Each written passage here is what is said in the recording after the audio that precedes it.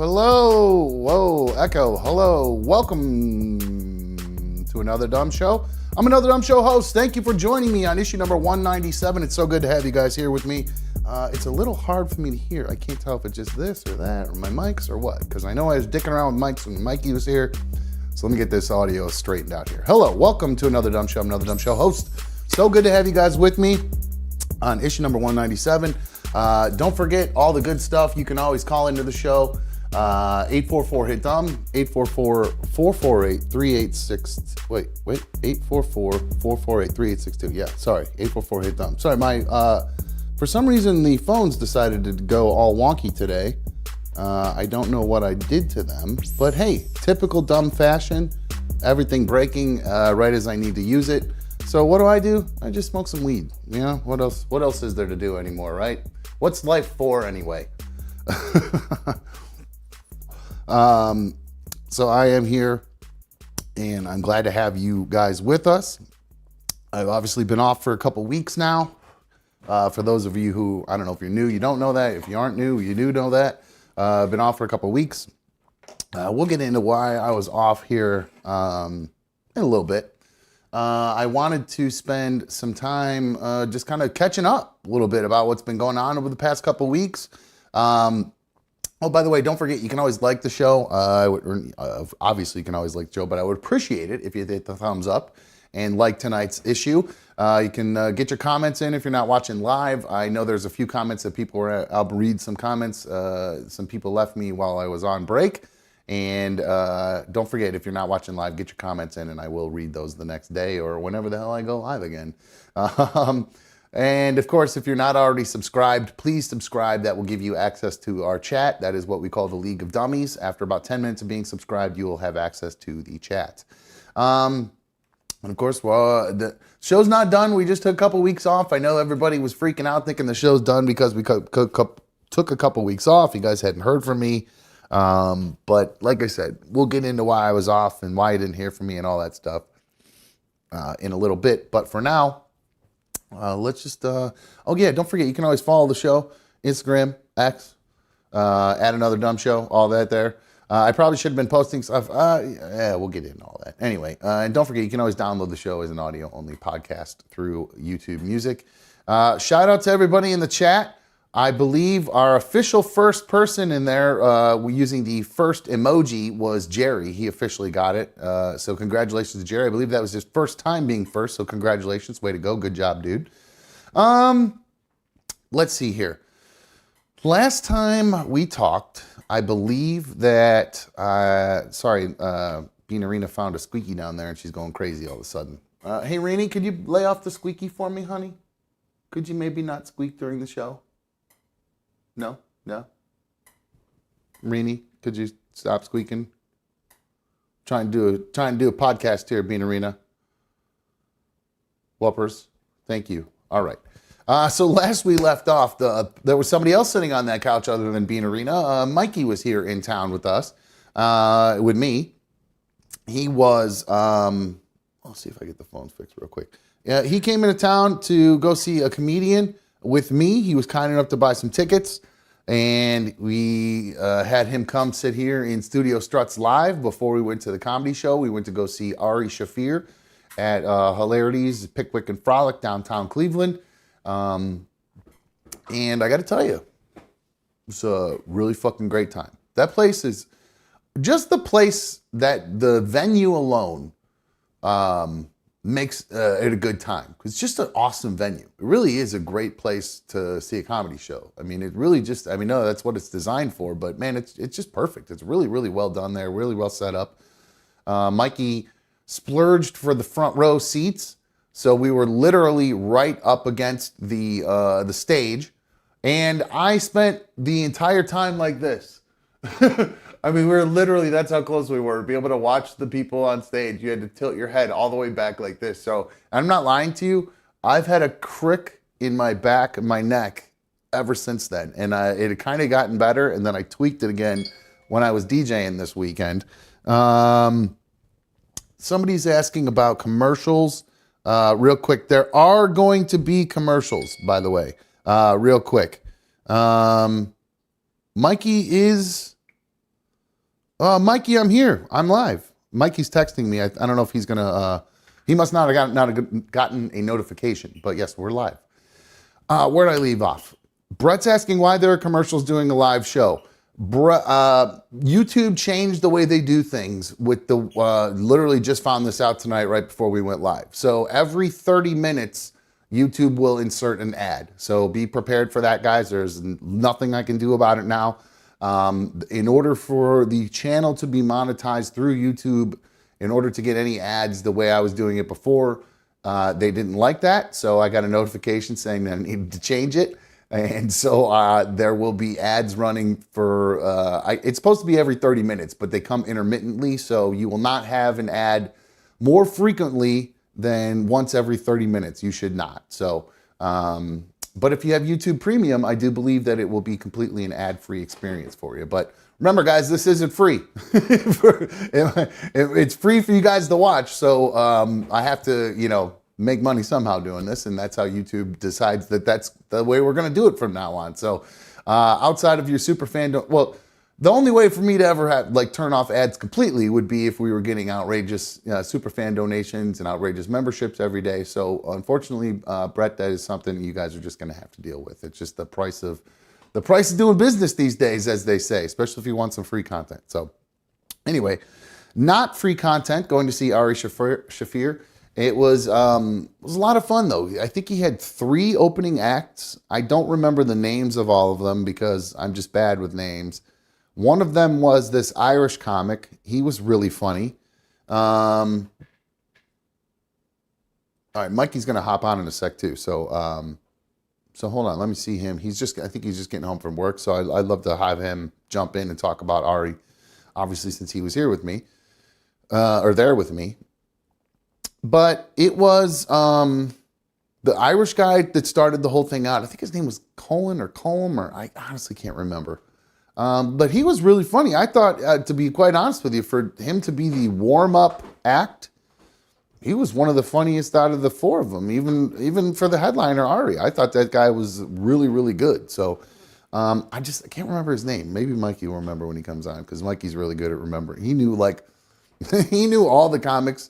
He knew every single one of them that were coming up there, which was pretty cool. It was fun watching, because Mikey is so passionate about stand-up comedy. It was really cool seeing somebody be so excited in their element, in the zone. You know what I mean? He was that dude was sitting there the whole time, just every time I look at him, he would be like this. This big shit-eating grin on his face the whole time. He was enjoying himself quite a bit. So we'll talk more about that as soon as he gets on here in a minute. I'd like to talk about, let's see, what else did I get into here? I'm trying to think. Oh, I did see somebody in there talking about the eclipse the other day. I'm sure you guys have probably eclipsed out at this point. But I haven't had a chance to talk to you guys since I saw the eclipse, and I found it to be pretty cool, obviously. My neighbors and everybody were out. Where I live, there's there's 8 houses, all kind of, we share a court, or it's called a parking lot, but we call it a court because we're fancy. Anyway, so it's like our parking area, and there's eight groups, eight houses, and everybody was outside. Their camping chairs outside. The neighbors had their family were all over, and it was like a big kind of communal event. It was really, really cool. I was really enjoying it. I rolled up a bunch of bleezies. I had some beers flowing, and then I got one of my big DJ speakers and I put it by the window, pointing out into the driveway, and I Googled what time to start Pink Floyd's Dark Side of the Moon to have it end right as they're singing, and the sun will be eclipsed by the moon. That part right there, it was awesome. And I was playing it, and we did it, and we're sitting there smoking blunts, and I'm getting so excited. And then the last song starts, and I look at what time it is, and I go, oh my God, I'm so close. I think I might have nailed this. So if you're not familiar with Dark Side of the Moon, obviously it's Pink Floyd. You got to play it from the beginning to the end. Basically, they play certain songs on the radio, Time and Money or whatever. But it really is the best if you're doing it from the beginning to the end. And the way I had it synced up, it was going to be perfect. We had our glasses on. We were all ready to rock.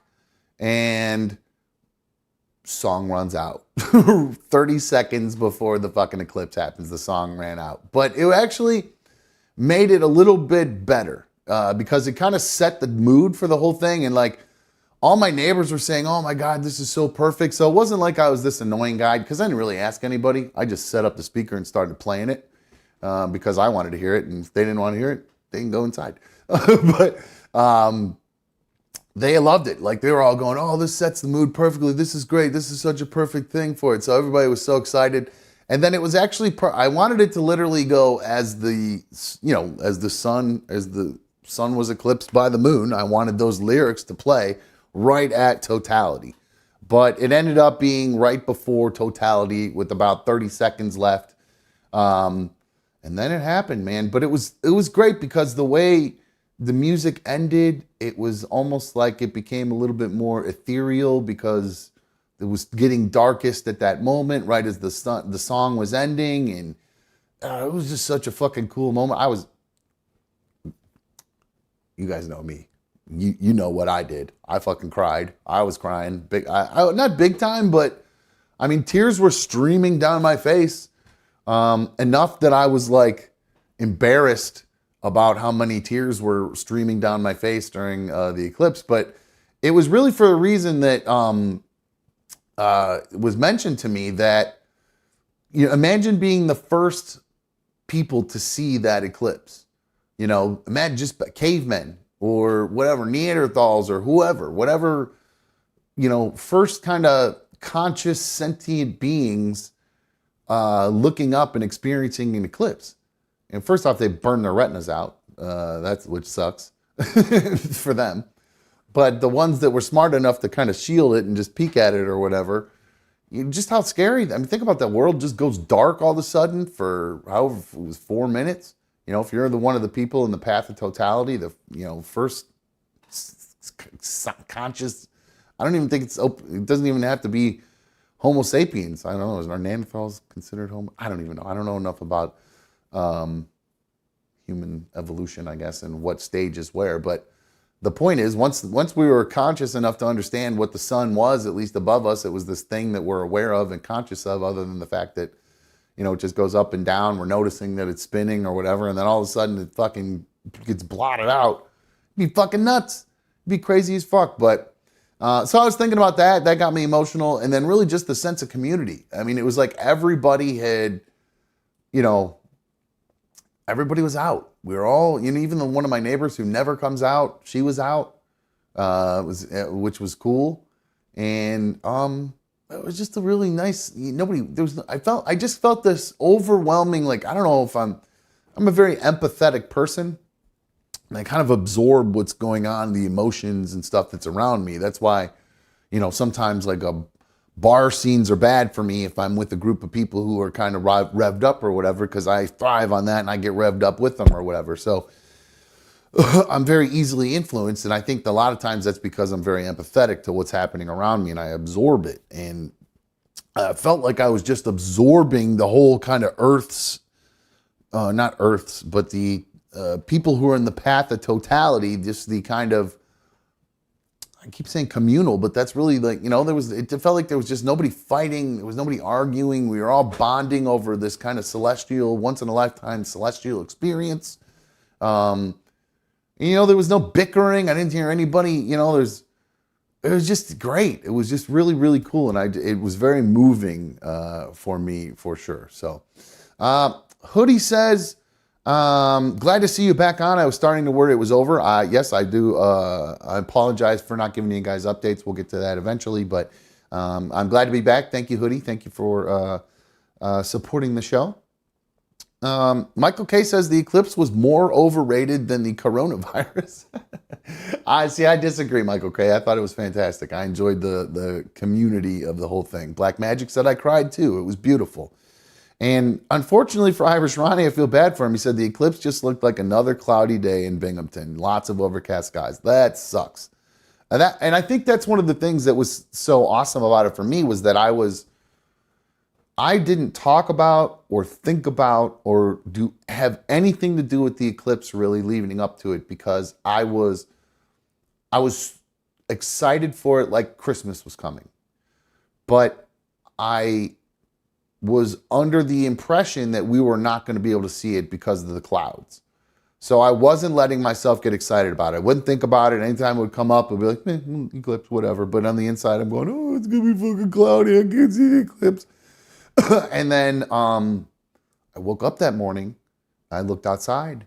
And it was fucking blue as fuck. And I was like, holy shit, this might happen.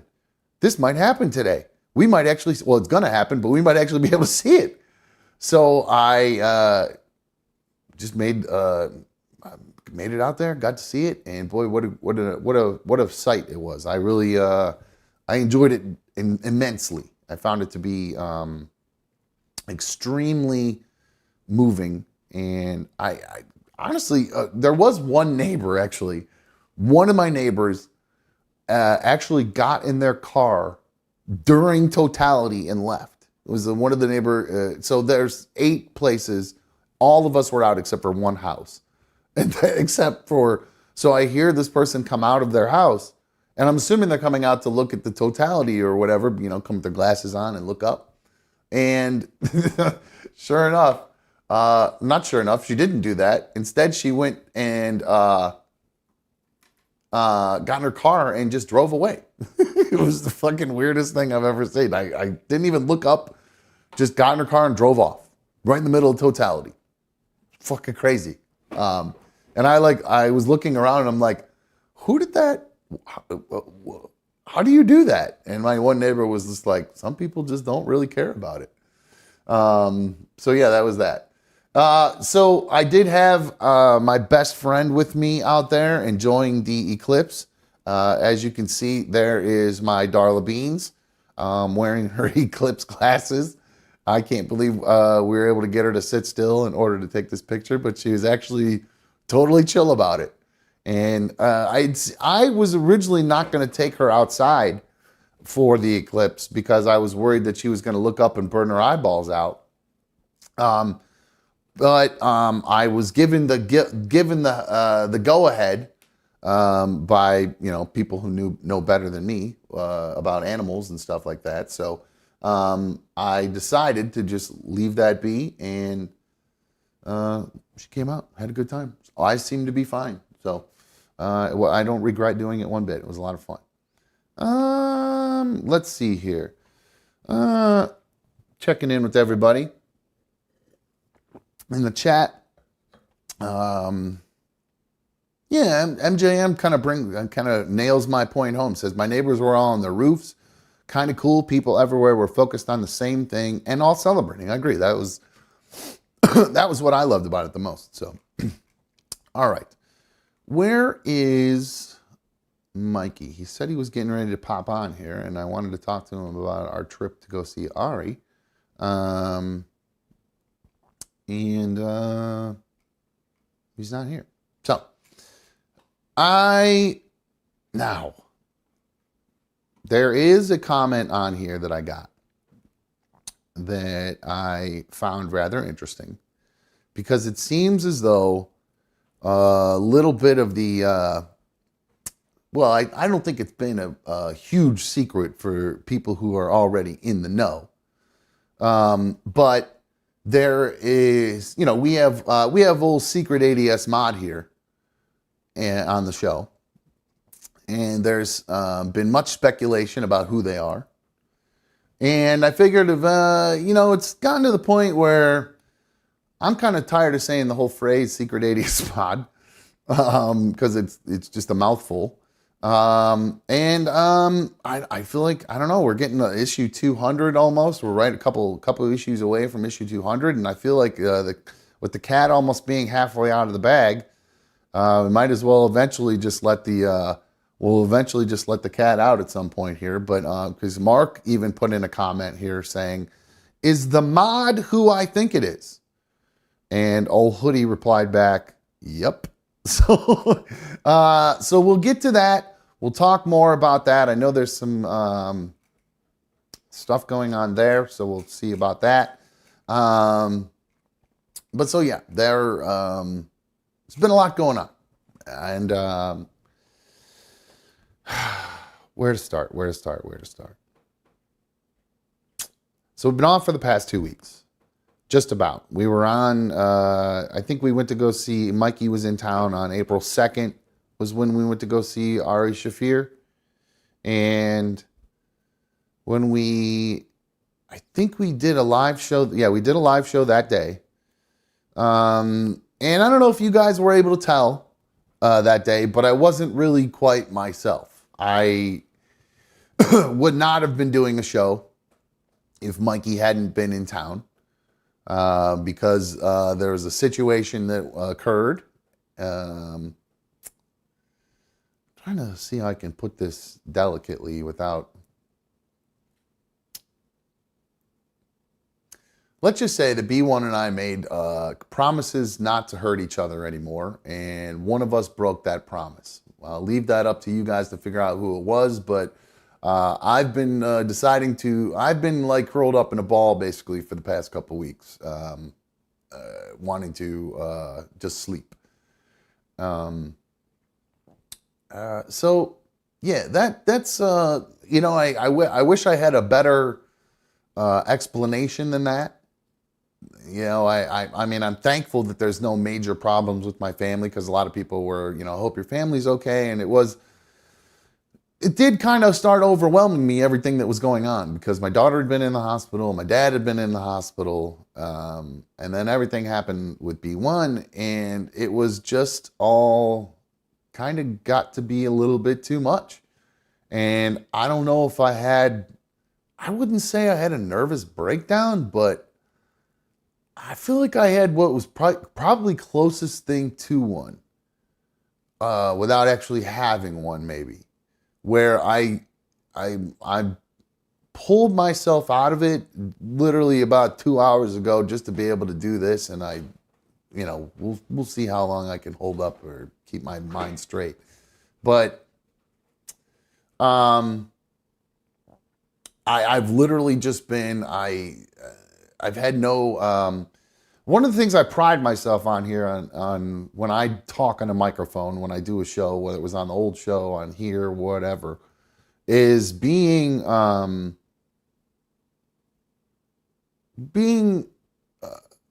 honest. You know, I tell you about what's going on in my life.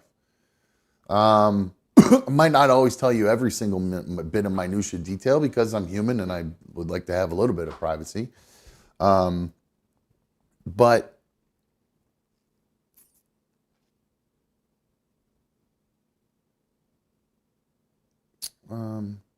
trying to think where I was going with that.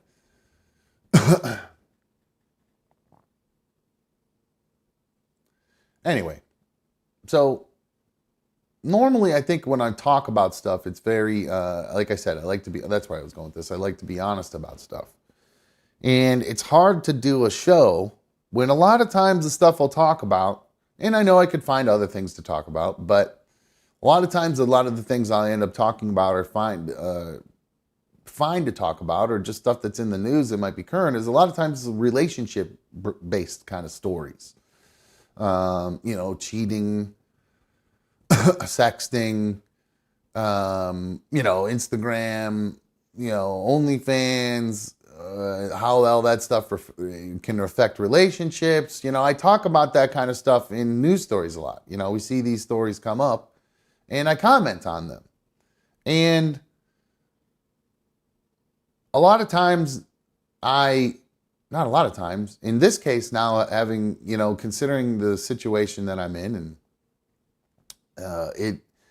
I don't feel like I can just be my honest self in talking about some of these stories anymore, because it's just, you know, I don't really want to talk about what happened beyond really what I've talked about.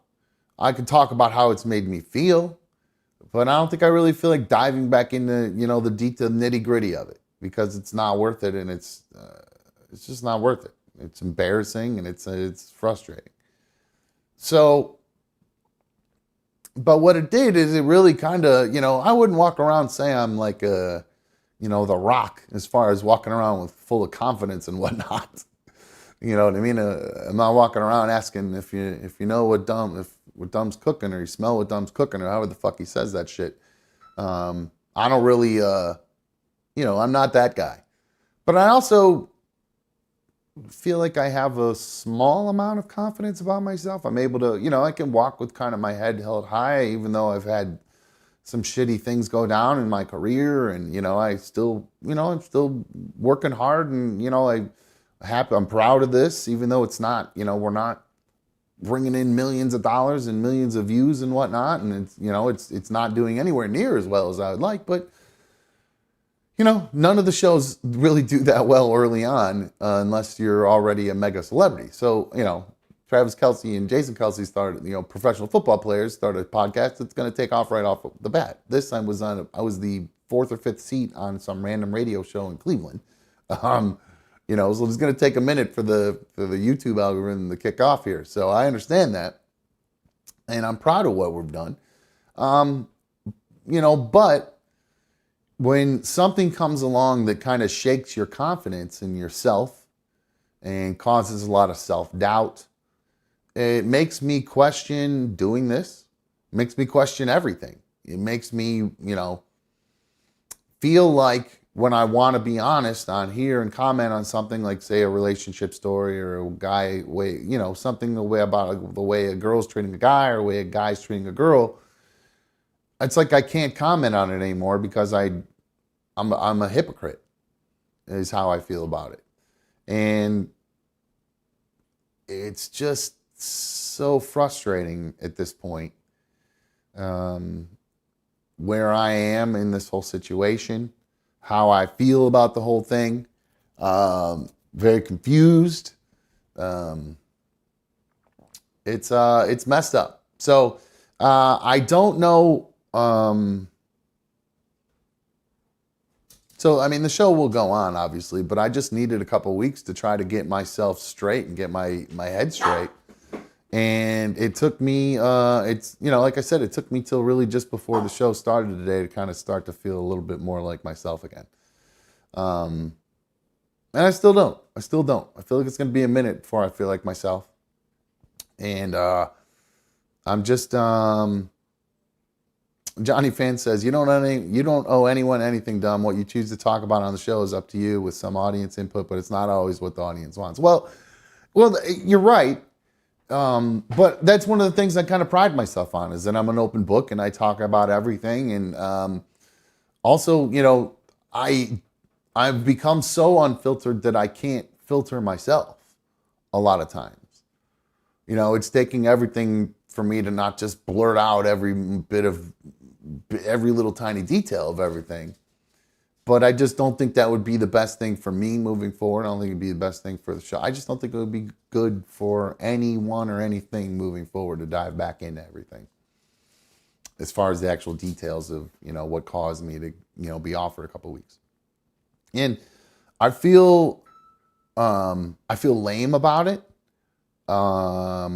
Because like if I had a 9 to 5 regular job, I would have probably gotten fired. I would have called off every day. I'm sick. I'd used up all my vacation days if I could, and then say I'm sick the rest of the days. Cause, there's no way. There was just nothing. The only thing I could do, I did DJ work to distract me, because work distracts me. This, while I treat it like work, all it does is remind me of stuff that I want to talk about and stuff I don't want to talk about. So it just was like, and I knew that in that 2 weeks, over the past 2 weeks, I knew there was no way I was going to be able to get through any single story or anything without just blurting out what had happened and getting emotional about it. And I just really, I don't want to do that. I just don't want to fucking do it, man. I'm fucking tired of crying about shit. I'm tired of, I'm just tired, man. Watched a really interesting podcast that I watched. I was watching Rogan today, and I've been going through all their different science episodes. And they had a relationship psychologist on, or something. I don't even know exactly what his title was, but he's some sort of psychologist, and he was talking about relationships and how all of social media and everything all affects all of it, and in this day and age, and how we're kind of really the first group outside. I don't know. We're like the first group of people who's had to really have to deal with relationships in the social media age, and it's just there was a lot of interesting. I'm trying to remember which one that was. Here, actually, let me see. I'll tell you which. I'll tell you what. If anybody has any sort of relationship issues or questions or anything like that, this was I learned a lot in this issue. I'm trying to remember, was it Bus? I think that was what the guy's name was. About relationships and men and women. And I really recommend people listen to this because it was an interesting issue. Or they call theirs episodes, I guess. David Buss. David Buss, a founding figure in the field of evolutionary psychology and a professor at the University of Texas at Austin. His primary research focuses on human mating strategies, conflict between the sexes, and the psychology of prestige, status, and reputation. He's the author of several books, among them The Evolution of Desire, Strategies of Human Mating, and When Men Behave Badly, The Hidden Roots of Sexual Deception, Harassment, and Assault. So I highly recommend people go watch that. David Buss is his name. And if you're interested in anything about relationships and men and women and why we do the things, why men act the way they act and why women act the way they act. And I actually want to tell BU1 to watch that. But I don't know. I don't want to tell her what to do. So I could recommend to watch it. I don't know. But I think it would be beneficial. I think it'd be beneficial for anybody to watch it, frankly, because I learned a lot about, like I said, why men do what they do and why women do what they do and how it all interacts with Instagram and social media and all that stuff. So Disaster says, Dom, don't be confused now. I've been saying probably exactly what happened to you. As long as you got as much as you could out of it, then it's a win. Move on to better planes. Alexander says, no one is worth losing your career and livelihood over, and if they feel they are worth it, you can do better. Yeah, you're right. That is the problem, is that I have not allowed anything I have not had such a high or a low in a very long time. Really, honestly, started since I started taking my medication. Once if, something is, I just kind of ride a baseline and I go a little bit here and I go a little bit down there. But like I was not doing huge spikes of, spending or, reckless drinking or that kind of crazy behavior. I'm not doing that anymore. I'm just, I'll get a little hills of excitement. Maybe I have a little wine during the week or whatever. And then when I was down, if something made me upset or unhappy, I would just kind of dip a little bit and I would realize that I was down. I'd pull myself up out of it. Like in the past, it would be shit like huge down valleys and then take forever. You're down here for a long time before you get back up out of that valley. I hadn't had that happen to me in a very long time since I started taking that medication. And, and it's a good thing that I don't have those super highs, which was what was so surprising to me almost too, that I went into such a big valley, such a low valley, because the medication has done a really great job keeping those huge spikes of mania under control where I'm raging out or whatever. And I've had my moments where I get a little, I get heated. I still can go 0 to 100, but I'm not like going 0 to a million. You know what I mean? Like where I know 0 to 100 is 100%, but you know what I'm saying? So this put me in a pretty big valley, and I think part of why, once I got into that kind of low, the fact that I was in that low was also making me feel worse. That I allowed myself to feel so bad I was like, dude, I mean, like, there's the one shoulder going, dude, you get up, quit feeling like this, and then the other one's going like, no, curl up in a ball and hide under your covers in the dark, like that's, you know what I mean? And the one saying curl up in a ball was winning. And curl up a ball isn't literally me curled up in a ball in a bed. It's me shutting off from the outside world for the most part and doing just like I play video games. Just fucking zone into that because it distracts me because nothing else distracts me other than work usually. And doing wedding stuff, I'm pretty caught up right now. It's a slow time. I got one event next week and it's pretty much ready to go already. So and I have, obviously answer my inquiries, but that takes 5 minutes. So, yeah, and weddings remind me of relationships, obviously. So that was hard to do. Prepping for this was nearly impossible because everything reminded me of everything. And so literally the only thing that helped was I just zoned into video games. I was diving. I was just drowning in video games. I wasn't even door dashing. So I stopped cooking, started Uber Eating again. Like I was on a good track for a while there, man. I was door dashing every day. I was working hard. I was grinding, man. I was feeling good about myself. Even though I'm just doing DoorDash, I was like, you know what? I'm making decent money doing it. If I'm consistent with it, I can make good money. I'm stay out ahead of my bills. I won't have to worry about, I don't need help from anybody. I can get my parents paid back, all that kind of stuff. And this just hit me like a fucking baseball bat in the face. It just literally knocked me down, and I really wasn't able to pull myself back up out of it. And that just kept killing me. Like every day I'd say, all right, today's the day I'm going to get back in the saddle. I'm going to get up. I'm going to go out and dash. I'm going to get the show. I'm going to be back at it every day. And then it would be, my eyes would open up. My immediate first thought would be everything that happened because normally, essentially I also haven't slept because it's all I've been dreaming about, because I dream about whatever's going on in my subconscious, and that's what I've been trying to push all of this to the back of my subconscious, and it's all I've been dreaming about, so I haven't been able to sleep. So then it's the very first thing that pops in my head in the morning. So, that voice that says, just curl up in a ball and just forget about it for today, kept winning. And it won this morning. And I didn't get out.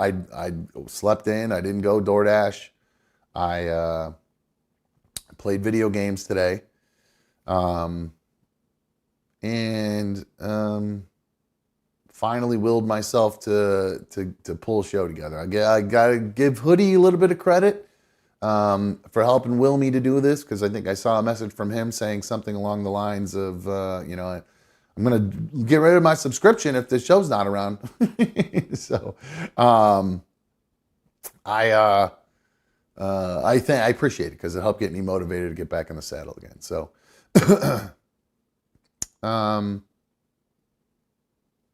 Johnny Fan says, doing just like, dude, it's pretty commendable that you've been able to stay so consistently even keel with and doing wedding stuff emotions for so long. Now there's that. So, yep. Okay. Disaster says, well, time to hit up the Philippines. Passports, my friend. You trying to get me to get a mail-in bride or whatever? Is that what you're going for there, Diz? No, I don't know. I don't feel like talking about the status where we're at right now. I'm sure you guys can figure it out for yourself where I did and what my reaction was and how we moved forward because of just the way I am and the way we are.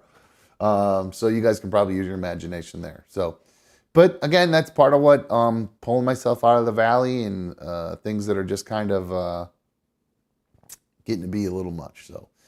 All right. I don't see Mikey here. I was hoping that by the time I finished talking about everything that happened, and he might be here.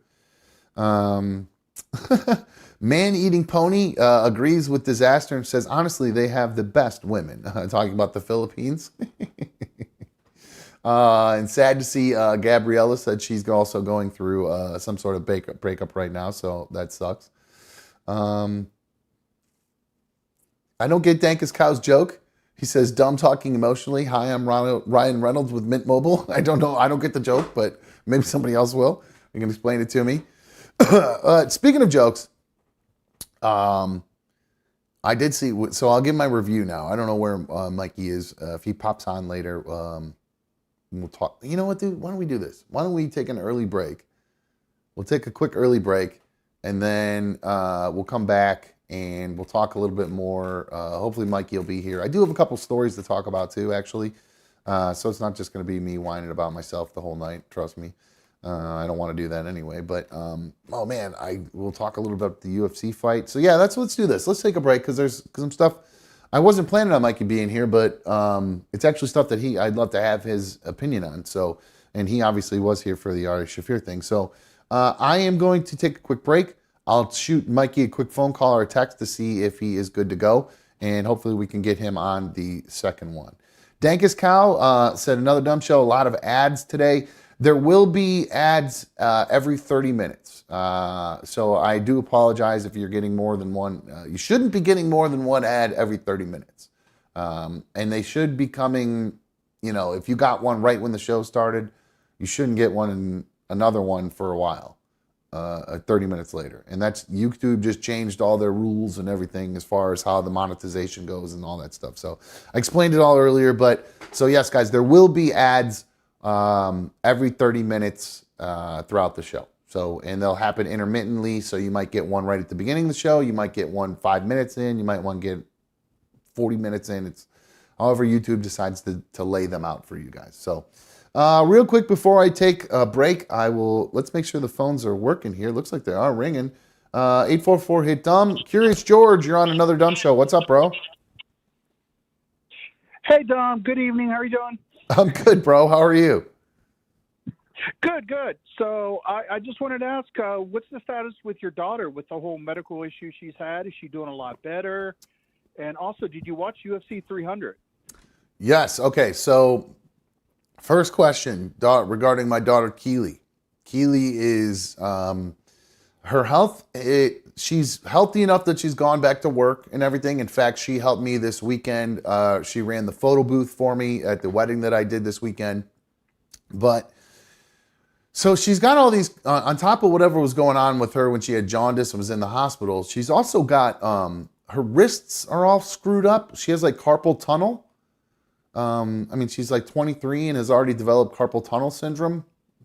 I'm assuming it was probably from when she was with that big black guy in high school and her hands probably got all fucked up. But no, she, whatever was going on with her wrists, they got worse too now. So now it looks like she's going to have surgery on her wrists, and they still don't really know. She's having trouble keeping food down. Like when we ate at the wedding, she literally took 3 bites of her food and that was it. So I'm definitely concerned about her. I do believe she and her boyfriend Austin are officially done. I won't air any of their dirty laundry, but she found out some stuff about him and decided that she's going to be moving on, and she's officially officially no more. So she's got a friend of hers that moved in, and so, but I think she's doing okay. She seems to be okay with that. She actually was pretty, didn't seem real broken up about it, to be honest with you. So good for her. She's stronger than I am, I guess. But she, so I do feel bad for her though with this wrist things, because it looks like she's going to end up having to have surgery on her wrists, which sucks. Second question: did I watch UFC 300? Curious George, that might have seen some of the best fights I've ever seen, ever. And I know I'm not as big of a UFC fan as you or Mikey, but I tell you what, dude, that Holloway fight was... Oh, yeah, engaging. Dude, that shit was so good. But I got to tell you, I don't even think that was the best fight of the night. Not even the main event. I think the best fight of the night... Really? The 2 Chinese women. Oh, Oh, Zhang And Yan. I forgot the other one's name. Really? Yan, Even yeah, better than the main event. Him loved getting it. kicked in the nuts, and he shoved the ref out of the way and knocked the guy out. That was After that. insanely cool, totally cool. I didn't think that Jamal guy had a chance from the get-go because I mean his belly was hanging over his over his shorts. Like, so I don't mean to knock the guy because he beat the shit out of me or whatever, but I mean he did not look like he was in that good a shape. Granted, I know he came back from an Achilles injury, but he didn't look like he was in very good shape. So I kind of felt like that fight was going to go that way, and it did.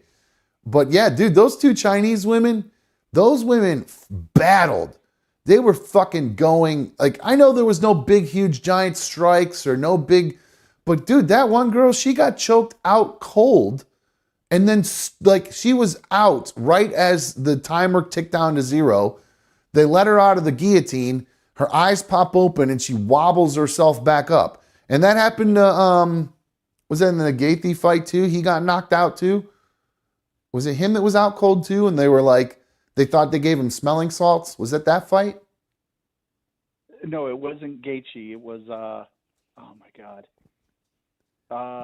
not Morano. I can't remember. But there was another fight. Give him smelling salts to get him up. Yeah, did they give him smelling salts? Because Joe Rogan was saying that that's not legal to give smelling salts. And I think they might have on Ariel Helwani's show. They were discussing it and stuff, and they might have slipped it. Oh. But I mean, it's all now controversy. So. Oh, it is? Okay, so there was, so that did turn into some controversy. I'll be damned. I believe so. George, did you, somebody's asking in here, are you a WWE fan? A little bit. The only thing that I follow on WWE is the WrestleMania, but I don't watch it live. I wait until it comes out on Blu-ray, then I buy it. So I'm aware of 40 that just happened. And oh, so you've not watched it though, so I won't spoil it for you then. I know about the Rock one, the Rock match, but if anything else, I have no clue until. That's really all that matters is the Rock match. Everything that happened in that was so cool. Even if you're a casual wrestling fan, like I haven't been into the WWE in probably 20 years, but that was even cool for me. Seeing all the Instagram posts and all the reels, everything that was happening, and everybody's seen it really at this point. But we had John Cena came out. Roman Reigns, which I don't know much about Roman Reigns because he came along after I stopped watching. But then the Undertaker, that was fucking sweet. Oh, yeah. That was really cool. I actually got chills. I know. Oh God, I saw the clip on that. I haven't watched the match or anything, but I'm aware that he did pop out and stuff. I was going to ask you something else. Okay. Son of a gun! It was important too. Not WWE. I talked about my daughter. We talked UFC. Has been announced. The Conor McGregor Chandler fight's happening in June. When did they announce that? They announced it during the UFC 300 post-fight presser or interview thing where they had Dana coming out and gave $300,000 bonus to Holloway for that knockout, and another $300,000 for a fight of the night. And then he says, "Hey guys," and then he said Conor is going to be fighting Chandler in I think it's like the end of June of this year. So is this Michael Chandler guy a good? Is he? I don't know him. Is he a good fighter? Oh yeah. He's really good at the mic, just like Conor is. But he's also just like a stand-up, swinging for the fences. If you YouTube him, you'll see a lot of his matches. Just standing up and swinging, just like what Holloway did. That's why I'm thinking if Holloway still has the belt for the BMF belt, that maybe Chandler eventually might fight him, and that would be the best match ever. Those two. I gotta say, why would anybody want any other belt other than the BMF belt? I would say take your heavyweight belt, take your any other belt and shove it up your ass. I want to be called the baddest motherfucker in the UFC. Like if I was a UFC guy, I'd be like, no, that's my belt. I want that belt. Good luck taking it from me. But no, that Gaethje, how do you say his name? Gaethje. All right, so Justin Gaethje and Max Holloway, they fought in the BMF battle, the baddest motherfucker belt, which I just love. That's so awesome.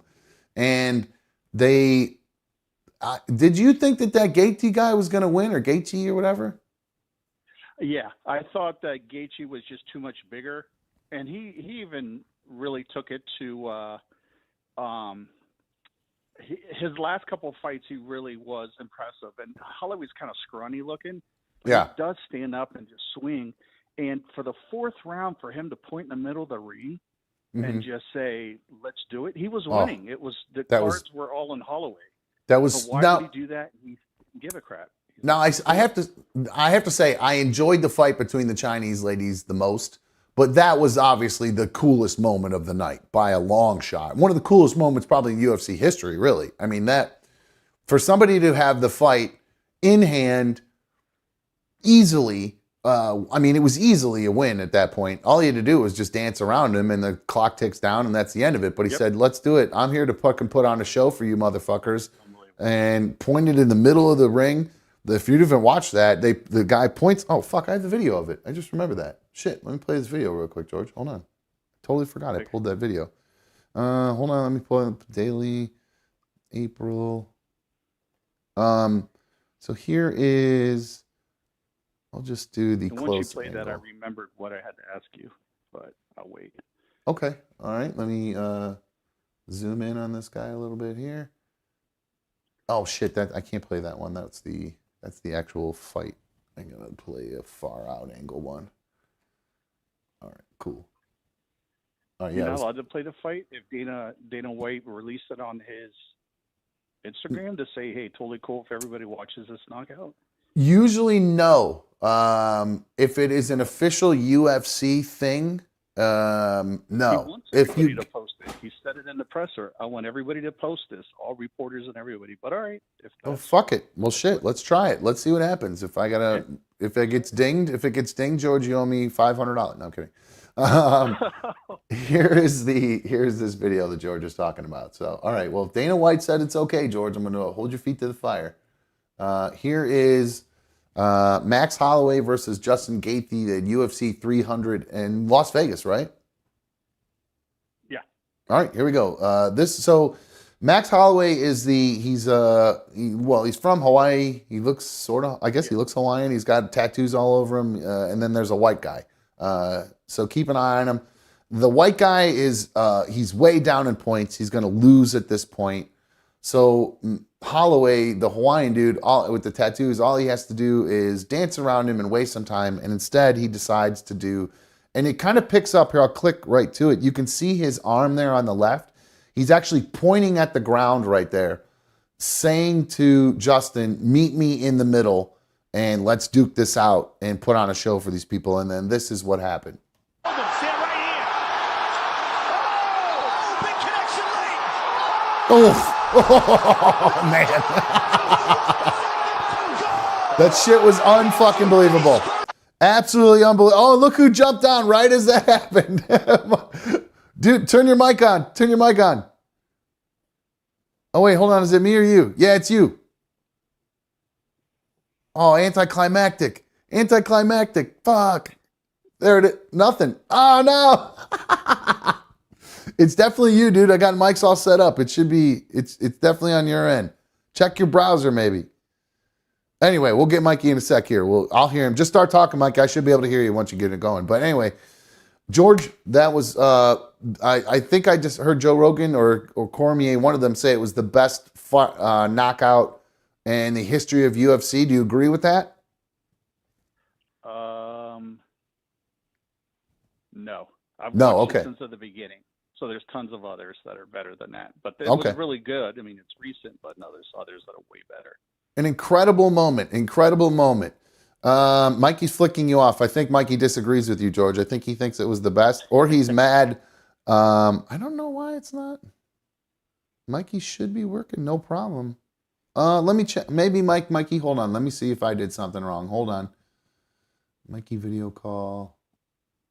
Let me make sure the audio's not screwed up here. Check the audio. Yep, you should. It's got to be on your end, my dude. Something's going on with the, check your microphone allowance. Make sure that that's, or if that won't work, try your iPad maybe, if you can't get your laptop to work. Oh, I feel bad. It's definitely not me because I'm turning him on and off. All right, George, what was your question for me? Okay, so the other thing was, and it's UFC related still. Okay. So if you had like a GoFundMe set up, Dom, and let's say it's like, hey, I need to pay my bills, guys, and and medical bills or whatever. So that's why I'm setting up the GoFundMe. And once you got that money, do you feel like you should spend it on that, or decide to spend it on something else and not what you initially mentioned in the GoFundMe? Oh no! Oh, there goes Mike. I hear you, dude. You're coming back in. There you go. My reply to that, George, is no. That would be totally shady. If you get Okay, go the ahead. reason why I bring that up is you saw Mark Coleman coming out, right? I Mark did. Coleman with his 2 daughters in his hands, and he comes out, and everybody's clapping their hands. He's the guy that saved his parents. Mm-hmm. I have noticed and I watch his Instagrams every damn day. I know what he wears. I know he lives with his daughter, and he doesn't have barely 2 nickels to rub together. I love the guy because he's from Columbus, Ohio. I've met him a few times. Yeah. But he shows up with the most expensive shoes on Ariel Helwani's show. Then he shows up with a really nice suit, and those are not cheap. Nice gold necklace. His daughters are tanned and dressed really well. And again, I've watched their videos. So I thought this was supposed to be, the GoFundMe was for his medical bills and also for his daughters that were going to be skipping work because they refused to work while they sat by and watched their father while he was in a coma or whatever. Mm-hmm. I show up with really expensive clothing. So I'm like, what did you do with that $100 and some thousand the fan gave you guys? Are those it some looks Louis? Like you bought clothes and all that crap. Hold on, Mikey. It's still you're really quiet, man. I don't know what's going on. It's louder as it goes for some reason, man. Yeah, but now it just doesn't seem like it's catching up for some reason. Hold on one sec. Let me see if I change something. Is that better? No? I boosted you a little bit, so. Better? Yeah, it's close enough now. We'll make it work, I think. How you doing, dude? Good, man. But you don't think that Daddy Dana cut him a giant check and helped him out? George, did you understand what Mikey said? He thinks that Dana White actually may have put out a check to Mark Coleman to show up for the UFC 300. I think no, just like I'm sure he got an appearance fee and everything like that to walk out and everything like that. I'm sure there's a lot of people in that sport and in that locker room that probably helped him out discreetly. Oh, that could be, but honestly though, Mikey, should he be going out? What is he wearing? Some Louis Vuitton shoes in this picture right here? It, man. I think it was Louis Vuitton. I think is what they said on Ariel's show. And then here is those expensive. Here's a picture maybe they're talking about. They're just like a regular Nikes in that picture, I guess, but he's got a little. All designer shoes, man. Here he is at UFC 300, rocking his suit. I mean, it's just I don't know enough. I wouldn't know a good suit from a cheap suit if it punched me in the face, to tell you the truth. So I couldn't tell you if he's got a good suit on or not. But I got a question for George now. What's the question? What knockout was better than that? When Rampage knocked out Wanderlei Silva in UFC, when he could not beat his ass in Pride. He was getting knocked out by Wanderlei Silva in Pride, right? Big time. And then he showed up in the UFC, and they went swinging, and then he knocked out Wanderlei Silva. Everybody went nuts on that. Rampage versus Silva. That was a great knockout. Second one was Chuck Liddell and Rashad Evans. Chuck doesn't get knocked out. Slept him. Which Silva? Right. Which? And then right after that, he fought again and got knocked out again against Rich Franklin, and then again. Yeah. Wait. Which Rampage versus Silva? I'll pull that shit up real quick. Rampage versus Wanderlei Silva, and Wanderlei begins with a W. Well, there's four fights between them. Which fight were you talking about? Yeah, not the ones in Pride. Those UFC. What is it? UFC 1 They've fought 4 times. 3 times in Pride, 1 time in UFC. So probably the fourth one probably then. Yep, probably. Bellator 206. No. Nope. Now you got to remember the background too, to really enjoy that. That's why Mike said, yeah, that wasn't too bad because he knew of the background of the Pride. But if you watch, you're going to say, yeah, so he punched and he went down. But it's the whole background. Yeah, Vanderlei Silva owned him. But exactly. I've never had a knockout that literally made me jump up and run around my fucking room. What, the one the other night? Dude, I lost my shit, kicked my table over, spilled my bong. Dude, I went nuts. I yelled so loud that all the animals jumped up and ran off. Yeah. Dude, I lost so much energy on that fight that the last two fights I just kind of sat there like completely drained. All right, so here's this knockout that I think George. Here's Rampage. Oh yeah, that was a good one. All right, so here's this knockout. Boom! That was a good punch. That was a hell of a punch, man. That was good. That was a nice power punch. Dumb, the best fight ever. And I know, Mikey, you have to agree, as being the best fight you've ever seen in your entire life, even the ones you saw on Saturday. It was the one where it was Don Fry versus that giant in Pride. Remember where they're standing up in the corner and they grip the back of each other's head and they Yoshihiro Takayama? I think you got it. I think that might be it. It's literally the best fight you will ever see. And it's been voted as the best fight ever by many MMA guys of all. It is up there. It's on my Mount Rushmore fight. Look at the size of this fucking guy. I didn't think that Asian dudes got that big. The guy's fucking gigantic. When they're made in a crisper, that's what happens. Jeez, oh man. Oh, I have seen this fight where he just punches him they just punch each other. I have seen this before. I totally forgot about that.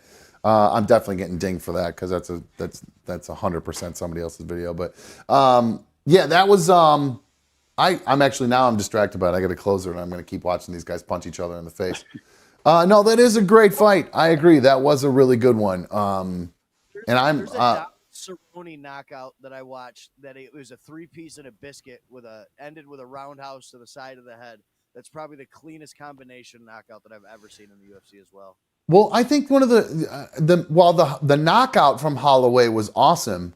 The combo that he had thrown earlier in that fight, where he threw about a 6-7 punch combo that every single one of them fucking landed. I mean, it was just like what the pop, pop, pop, pop, pop. And it was so fast and so hard. Like it was just such a war, and I think what makes that probably my favorite fight, I mean, at least the last 10 years, is the fact that Max is up 4 rounds to none. He didn't lose a round. He could have coasted, but in typical Max fashion, with 10 seconds left in the center of the octagon, let's bang it out. Like that's so cool. That's risky shit, man. Yeah, he could have gotten dropped. One good one to the chin, and he goes down. That guy is a power puncher too, right? Gaethje's got bricks on the end of his hands. It was great, dude. Yeah, thanks for hooking me up for the link because it was that was perfect, man. I got done with the wedding, and it was just in time to get home. What did you to watch it? What did you think of the 2 Chinese women fighting? Did you like that? I thought that was awesome. Oh, dude, that was a great fight. I cannot believe that girl didn't tap when she was choked out in that first round. I know. It was so awesome. And the heart that woman showed throughout the rest of the fight. And it was great to watch because I can't remember their names, but the girl that was in the red, Wiley I think that's her. I don't remember their names. Zhang maybe? Yeah, anyway, Zhang Weili, yeah. She came in so confident, when she was doing her intro with Buffer and everything. Did you see that? Which was pretty cool. I enjoyed that a lot. She was a little cocky. It's really cool to watch 2 genetically modified human beings really bang it out. That's part of why I loved it so much, because I know that these are just steroid freaks that are just being injected with God knows what. Drago versus Drago, man. That's what it was. Exactly. It was awesome. I love that very much. That was part of why I liked it. And they did both show a ton of heart. That one girl, the girl that got choked out, who ended up winning, she lost, right? Jan lost. But I feel like it could have gone either way. I know that she got taken down more times, but shit, she got out of more shit half the time than the other one. So, all right, George, anything else before I let you go, bro? Yeah, I was just going to ask you and Mikey. I don't know if you're aware. I know Mikey is. What do you think about Nate Diaz and Jorge Masvidal boxing in June? Masvidal's gonna kill him. You Are think those- so? Yeah, I agree with you. I love the Diaz brothers, but I Masvidal. do. I love it. Nate Street fighter. isn't fast enough. He looked really good against Jake Paul. But Yeah. Jorge is just, he's a different breed of human. Will we ever? Didn't he beat up a guy outside of a ring? Another fighter. Have those Colby two Covington. have those two since fought since that happened? No, Will they haven't fought. Will that Colby ever beat happen? Masvidal, and then they I met would outside a restaurant because he kept saying, "I'll see you out on the streets." So he finally saw him out on the streets, and Masvidal knocked his tooth out. So now Yeah, he cannot discuss him or get close to him, or he'll sue him. Oh wow, so they will never fight in a UFC ring though. But No, I I wouldn't don't be think so. surprised after Masvidal and Nate do this fight. Nate's coming back to the UFC, and I think Jorge is as well. After I listened to him talk on Ariel today, Same here. I heard it. I don't think Masvidal's done in the UFC yet. I think he's about to make this $10-15 million that he's about to make fighting Nate Diaz, and then they're going to come back to the UFC. Interesting. I agree. I'd like to see a Conor Diaz 3. That would be great. Is that the one? You know. Says he wants to do it too. That's the Conor and Diaz? That's the one where Conor was making fun of his wife, right? No, that's Poirier that he was making fun of his wife. Poirier, yeah. Well, we got to see that fight, right? Because that's where he broke his leg, and we haven't seen him since, right? Yep. Well, they're 2-1. Yeah. Yeah, Poirier won 2-1. So to have a fourth fight would be weird.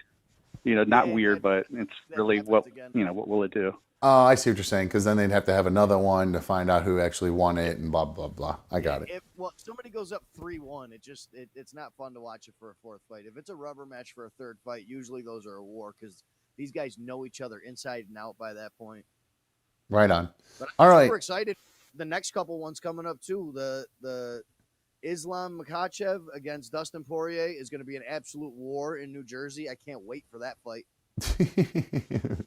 Right on. I don't know if anybody can actually hear you, Mike. I'm seeing a lot of complaints about the mics.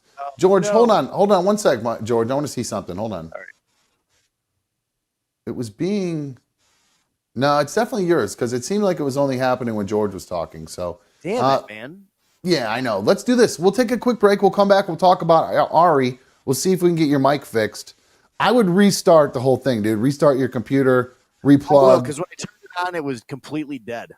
Okay, maybe that might be what it is. So, all right. So I'll let you go. I'm going to shut your mic off because it sounds terrible. In the meantime, George, thank you so much for calling in. All the UFC talk. You know how much I love. I'm getting more into UFC. I'm looking forward to seeing the one at the Sphere. That's UFC 306. So that's a ways off, but that'll be a good one, I think. Yeah. Sweet. So- All right, man. Thank you. All right, George. Good to hear from you, my dude. Take it easy, bro. Thanks for taking my mind off the shit. All right, cool. Again, I apologize for the issues with Mikey's microphone. I don't know what was going on with that.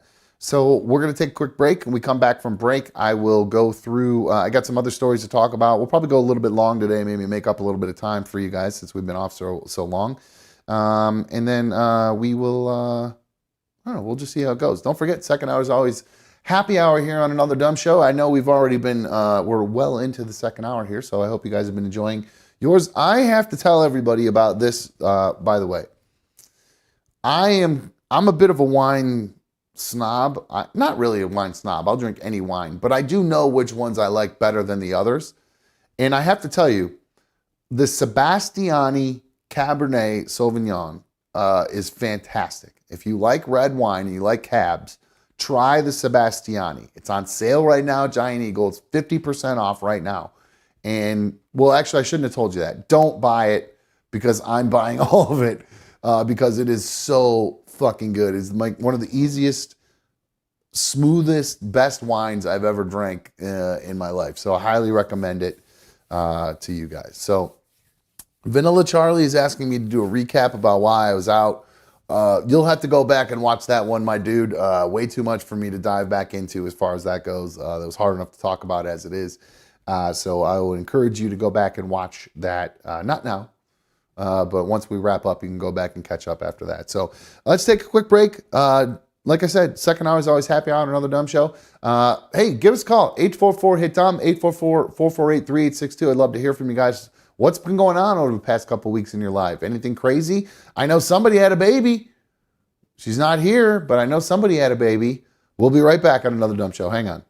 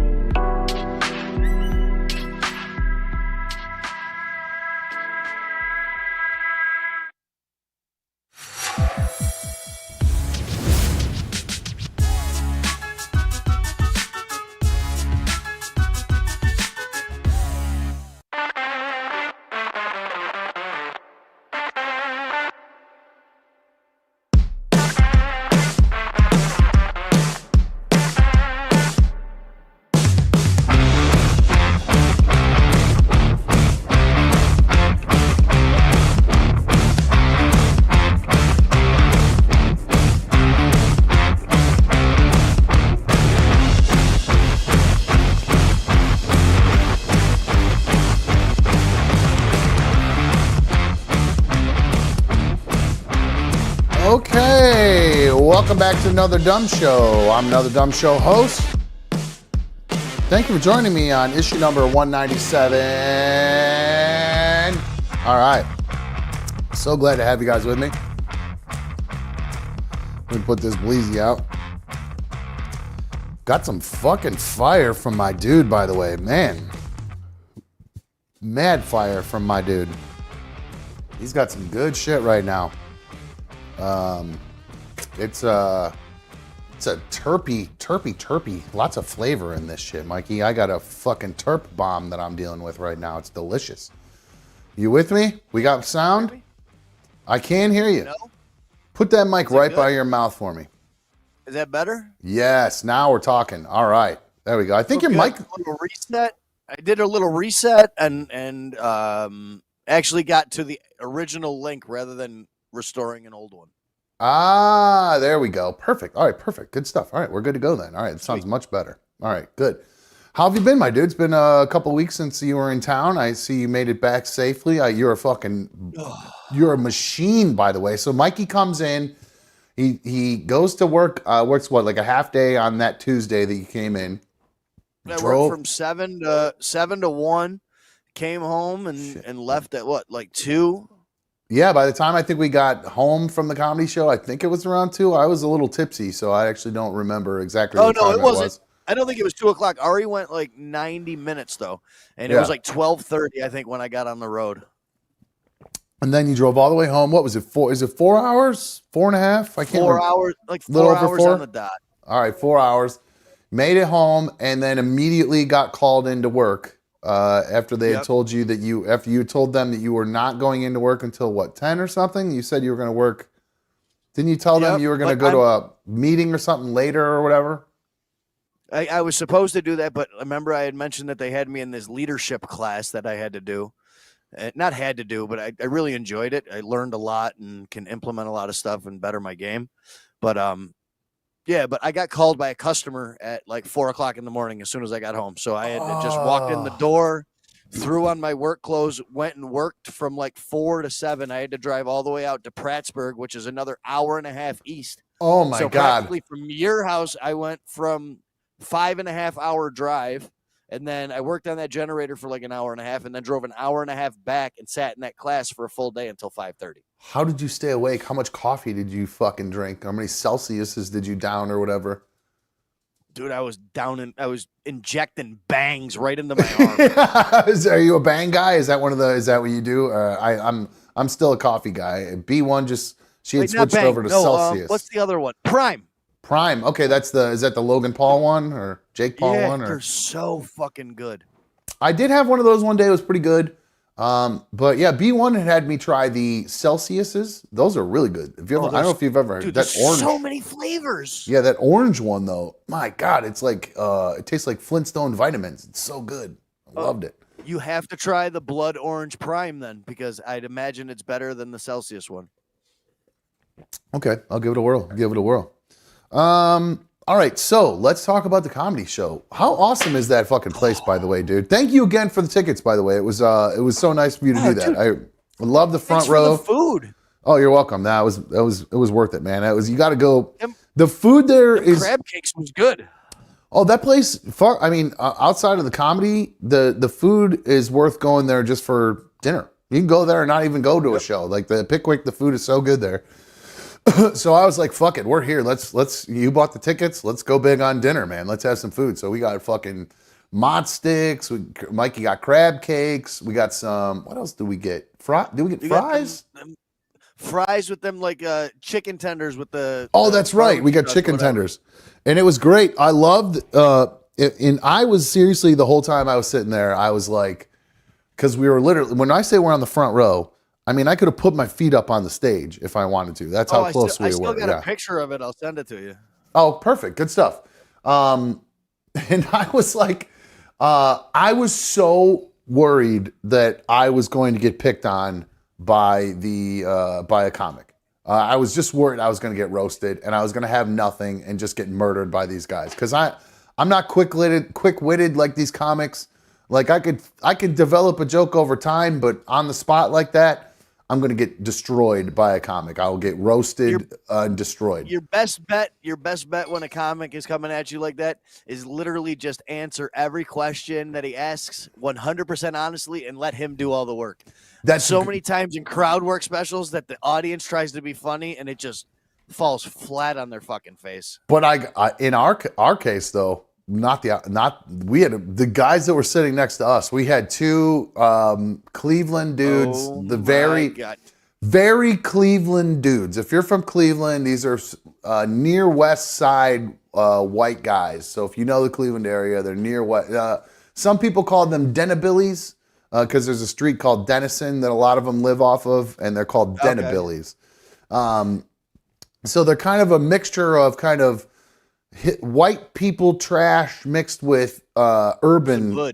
Some hood, exactly. And that's exactly, the guy sitting next to me smelled like an ashtray. Actually, that was the only bad thing about my whole night was he smelled so bad. I could hardly. Dude, that was like 3 hours. It's the first thing you said when they got up and walked away was like, dude, that dude smelled like cigarettes so bad. Yeah, and I mean, remember when you would go to a club in the 90s or early 2000s before they banned smoking in clubs, and you would come home and your clothes were just stunk. You were just disgusting.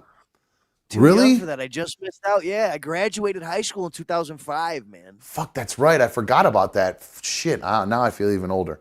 I mean, when I was a kid, though, and I used to go to the bowling alley and bang Chance's mom, I used to fucking... I almost spit that wine out. That was good. But I used to go there with my mom and dad every other Saturday night, and like it looked like a Cheech and Chong concert when you were walking in. There was like this tunnel and just smoke just pouring out. So that's what that guy smelled like, just your clothes after going out in a smoke-filled place. But thank God those two guys were right there, because every single comic who did any crowd work picked on those two dudes. Not picked on, actually. They were fun with them. They were actually a lot of fun with them. They weren't too mean to them. And then they tried to talk to one other dude who was from South Africa, but that guy wasn't playing along, so they didn't have any fun with him. But By these the way, other that two, dude never had a girlfriend. He was so full of shit, making up that story about his girlfriend the whole time. Kept trying to like tell a story about his girlfriend, and she cheated on him, but she didn't really cheat on him. She just like went out with another guy someplace. Was that the South African guy? I don't even remember at this point. No, that's the ashtray. The ashtray guy. Okay, yeah, all right, that's all right. He made up this. You could tell he made up a fake girlfriend that he had because that dude was definitely an incel. Yeah, here's actually the view that we had. Here's Mikey's view. I was just to the left of him, and that's where the comics were, right there, and the microphone, holding the mic, walking around, doing the comic shit. So, it was good. What did you agree that? Because I had said earlier before you got on that the Irish guy, I would argue, was the funniest of the night. Even as funny. Colin Terrell, bro. I love him.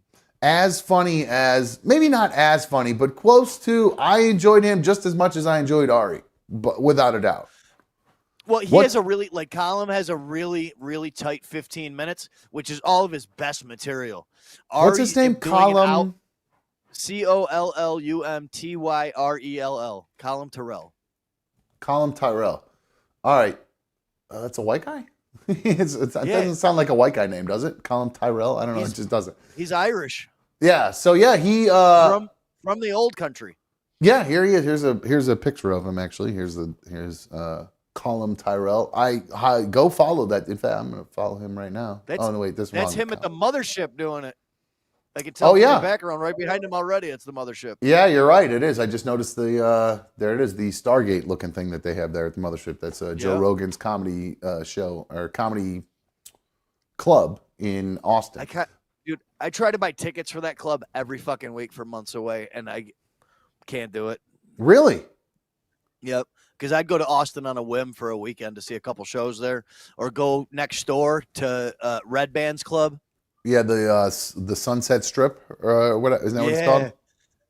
Whatever it is next door. But I thought it was so funny that Red Band bought a club right next to him. It's pretty cool, actually. I think the whole thing is I am very envious of the camaraderie amongst all these dudes. That you like watch some podcasts and stuff, and you can see how tight knit the community is. Yeah, I love it. It was, in fact, I think one of the things that turned me off because there's a long period of time. When I was younger, I loved stand-up. Loved it. Couldn't get enough. Like Eddie Murphy. I mean, everybody loved that. But that was like my shit. Loved that. I watched Def Comedy Jam. And then it fucking crashed hard. Yeah, it went 10, 15 years. Yeah, it went kind of downhill. I got out of it. Then there was a period of time where there was like comics were butting heads a lot. And I know Joe Rogan was with Mencia that he is guilty of that, but I mean, Mencia deserved it. But there just seemed like a lot of, it wasn't the camaraderie amongst comics. It was like, I've heard them talk about like East Coast versus West Coast comedy or whatever, or different cities. It was a big, you're right. It was a big competition. Now they seem to have said, well, that's dumb. Let's lift each other up.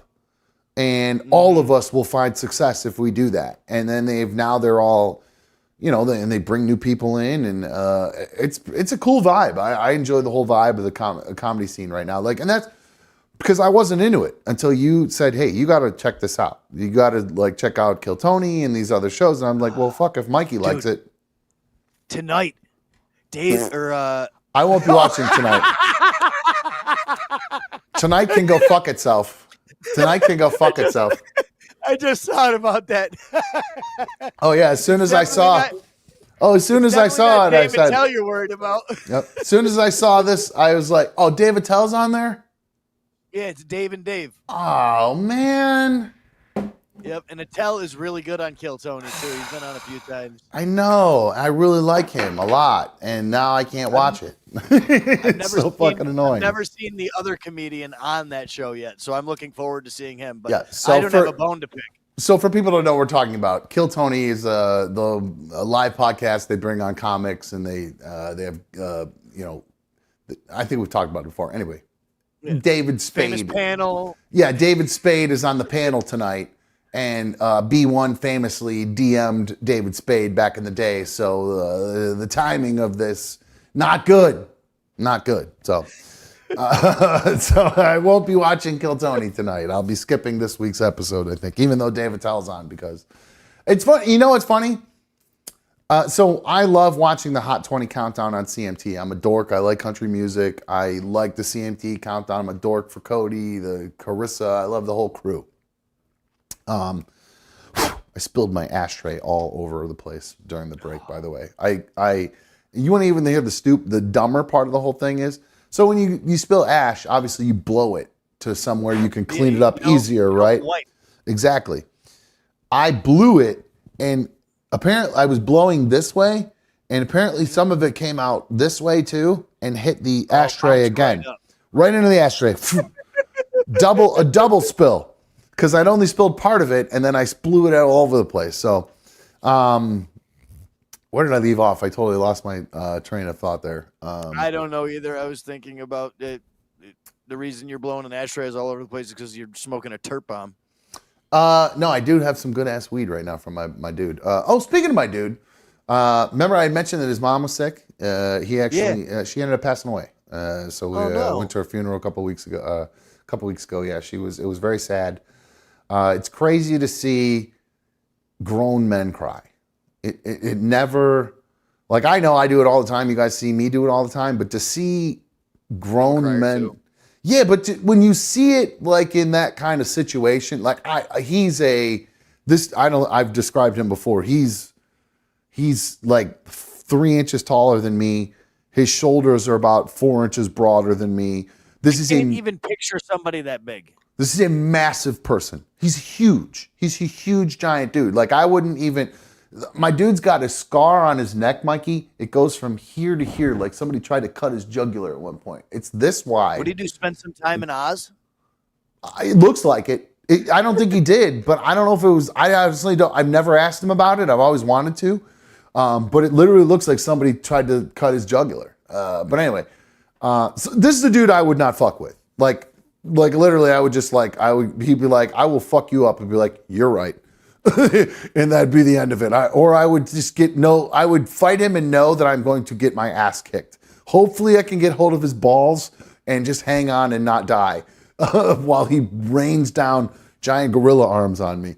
But thankfully he's like a giant gentle giant. He's not. I'm sure if you pissed him off, and he's been in plenty of people he's murdered, but he seems like a gentle giant kind of dude. Like when I go to his house, we talk about his kitten and his dog. You know what I mean, and his mom, and you know what I mean. So he's a total. It's all a ploy. He's snapping necks in the backyard for fun. Well, what's crazy is like the reason I feel so bad for him is it was just him and his mom. He took care of his mom. She took care of him. And now that she's passed away, like she's, you know, he's overwhelmed. He's a little bit lost, that kind of stuff. I feel really, really bad for my dude. So, but yeah, we went to the funeral and everything and supported him. I feel bad because he had a little party kind of on her birthday last week, but I just wasn't, you know, I wasn't in a place to be going out and not partying, in a mental so. space. Yeah, Nah, not at all. So, but either way, it was a good time that night at the show. We ate good. We laughed hard. Ari brought the R word back hardcore, which was really funny.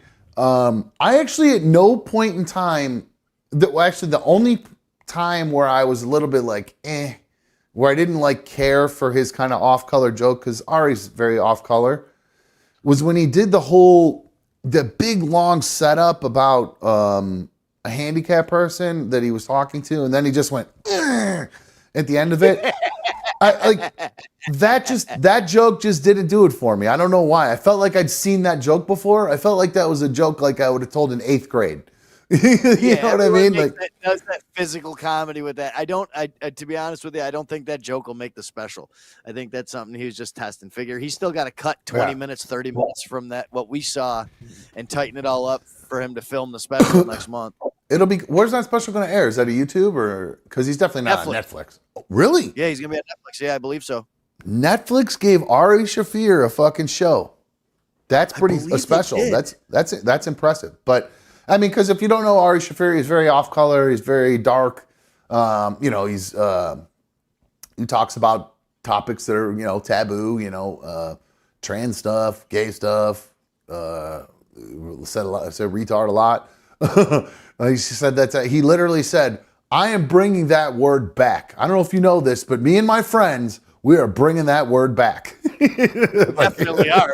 You watch any of the Adam Ray shows, any Kill Tonys, any of those guys. That word is back.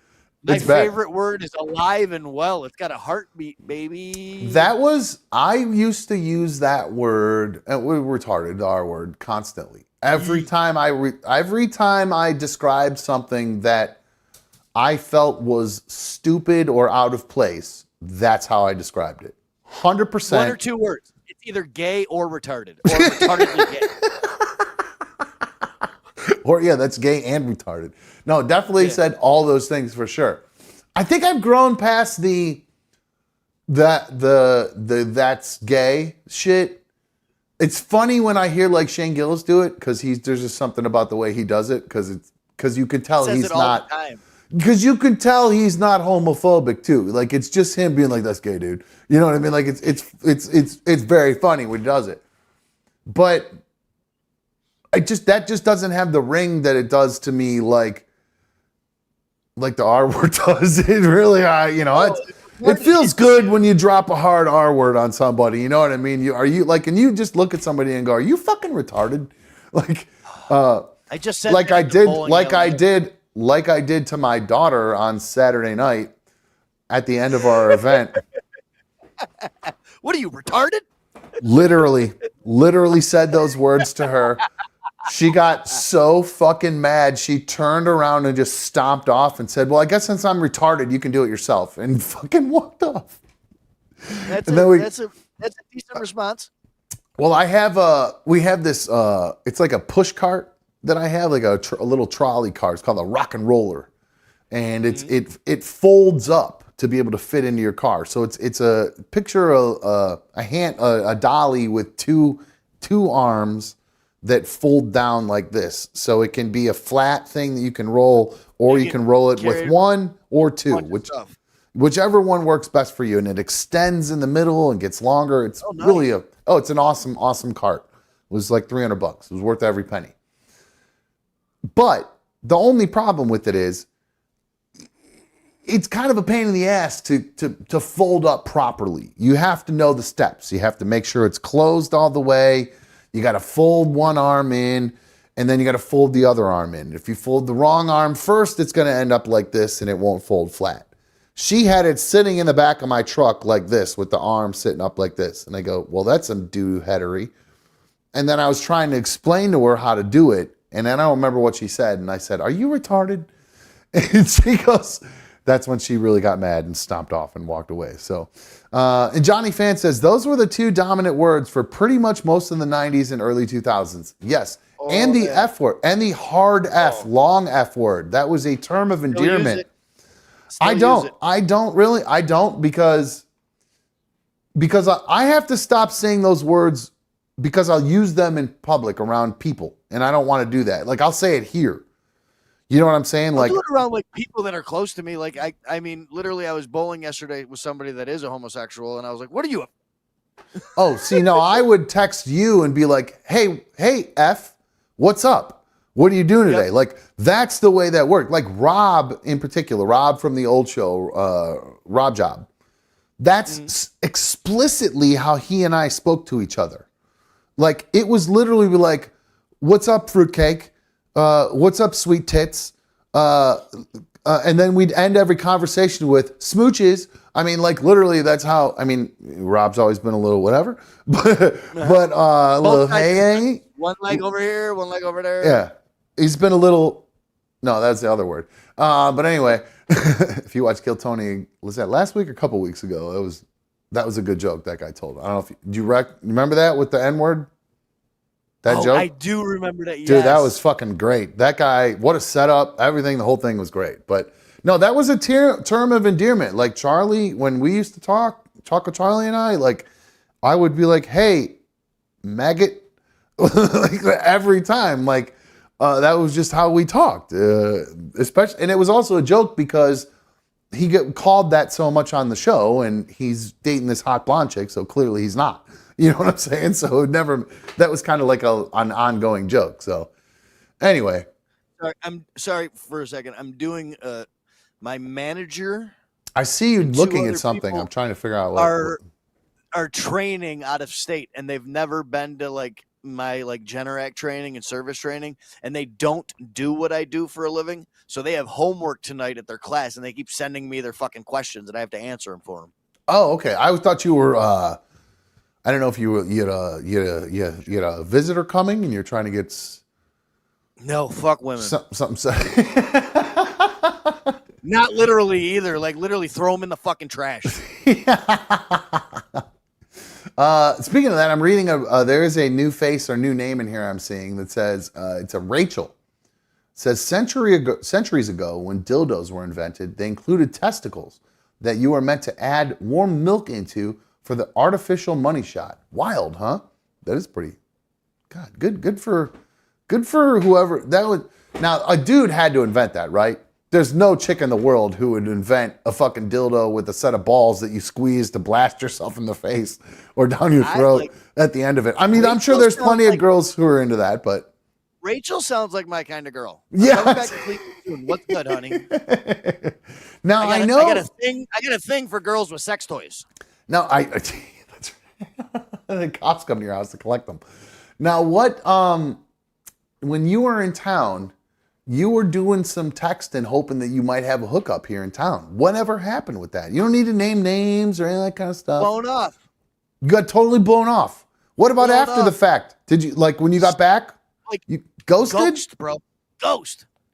What? I've got like one or two texts saying that there's a bunch of personal stuff going on. I mentioned like a little bit of, you know what I'm saying? Gotcha. So it's kind of been all quiet on the Western front. Gotcha. All right, cool. So Amanda wants to know, Mike, you gay now? Maybe you need to hook up with Amanda. It looks like I saw Amanda saying she's got all kinds of horrible things going on in her life right now. She said, I think Amanda, I believe she's going through a divorce, it looks like, or some sort of breakup with her husband. I'll for sure come out and star in a video for her OnlyFans. Let's go. I'll drop the hammer in a video. Oh my God, that would be so fucking awesome if you did that.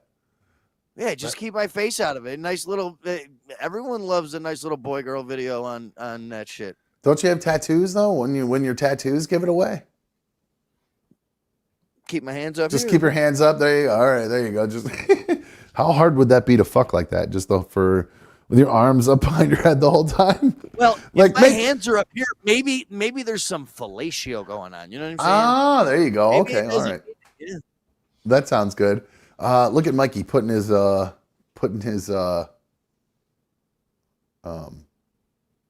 in. All right, there you go.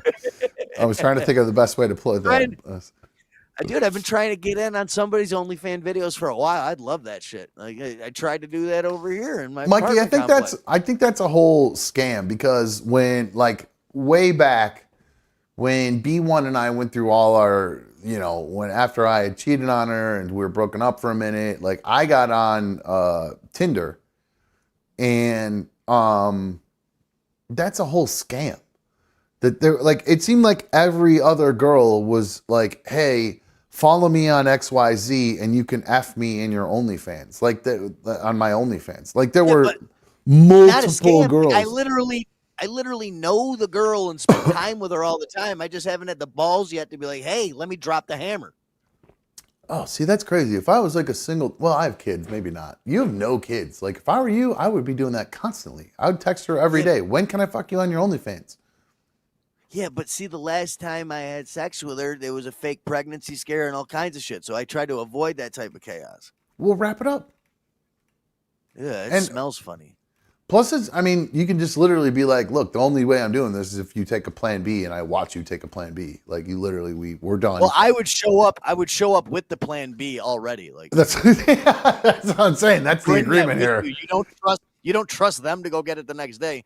You wait till the next morning and you feed them the pill like they're a cat that's fighting it. You hold their mouth open and shove the pill down their throat. Amanda said she's down. Let's bang, Mikey. Let's make videos for money. I'll do the work, she said. There you go. Amanda's not bad looking either, dude. There you go. I was actually into town for a few days. Yeah, we are in June. Actually, we just bought tickets to go see Cam Patterson in June when he comes into town. So that'll be pretty fun. If you like Kill Tony, you love Cam Patterson, dude. Why is he in the small room there? It's so weird. He's only a small act right now. There's not even a big act on that night. Yeah, he's only a small room guy right now. That's how you start. Small room, small room, small rooms. You don't make that big jump because you just don't. That's not the way it goes. It sucks to do it to a half-empty room, I guess. Maybe you want to have that smaller, intimate room, and I'm sure he doesn't have he probably does have a nice 45 or something like that at this point. I don't know who he's going to bring with him. I feel like he would have a longer set at this point. I feel like he would do. I wonder who he's going to bring with him. I think he'll bring who's he touring with right now? Not David Lucas. Who's the other dude? Gang Violence. David Jolly. Yeah, he's okay. He's okay. Favorite crackhead. He's more fun when they interview him than his sets. You know what I mean? Because he's funny when they fuck with him. And it's tough. It's tough to judge somebody on a 1 minute joke. Bethune-Cookman. He's talking about where his fucking kid went to school. Oh man, that was so fucking funny. No, I gotta admit, I'm so thankful that you turned me on to those two shows because I had the most ignorant, lowest opinion of Joe Rogan based on complete ignorance. Not because of CNN said he took ivermectin or whatever. That had nothing to do with it. I just literally went, that's a guy who hosted. Stigma around. That's the Fear Factor guy. That's the Fear Factor guy, and he does UFC guy. Yeah, what the fuck would he? That has literal Neanderthal in his 23andMe. Me too. I have more Neanderthal in me than 95% of the population. Oh, you're a knuckle dragger. Oh, big time. Big time. Look at my brow ridge. Look at this fucking thing. Yeah, I got a big ass brow ridge, man. I'm fucking Neanderthal as fuck. I think about fucking and eating. I mean, what the fuck else and drinking and getting fucked up. That's where my priorities lie. And being a parent. I do that too. I make sure my kids eat, so that's There you good. go. I was about to say that one. Yeah, Shuffle that around. That goes. it's in there. It's in there. You know, and it's like the cards. But no, and since because I love Origin of Life, I love cosmology, I love physics, I love all that shit. I'm a dork for that show, Cosmos with Neil deGrasse Tyson. I love all that stuff. I just never really talked about it before because I don't know, just nobody gives a shit. You know what I'm saying? Like everybody kind of likes that stuff, but I really like it. I could watch that. You go deep into it. You can talk about it with knowledge and. I watch it. Literally, it's all I watch now. Is I will watch the live Kill Tony. Then I Googled best Joe Rogan science podcasts, and I found a page that tells you all of them.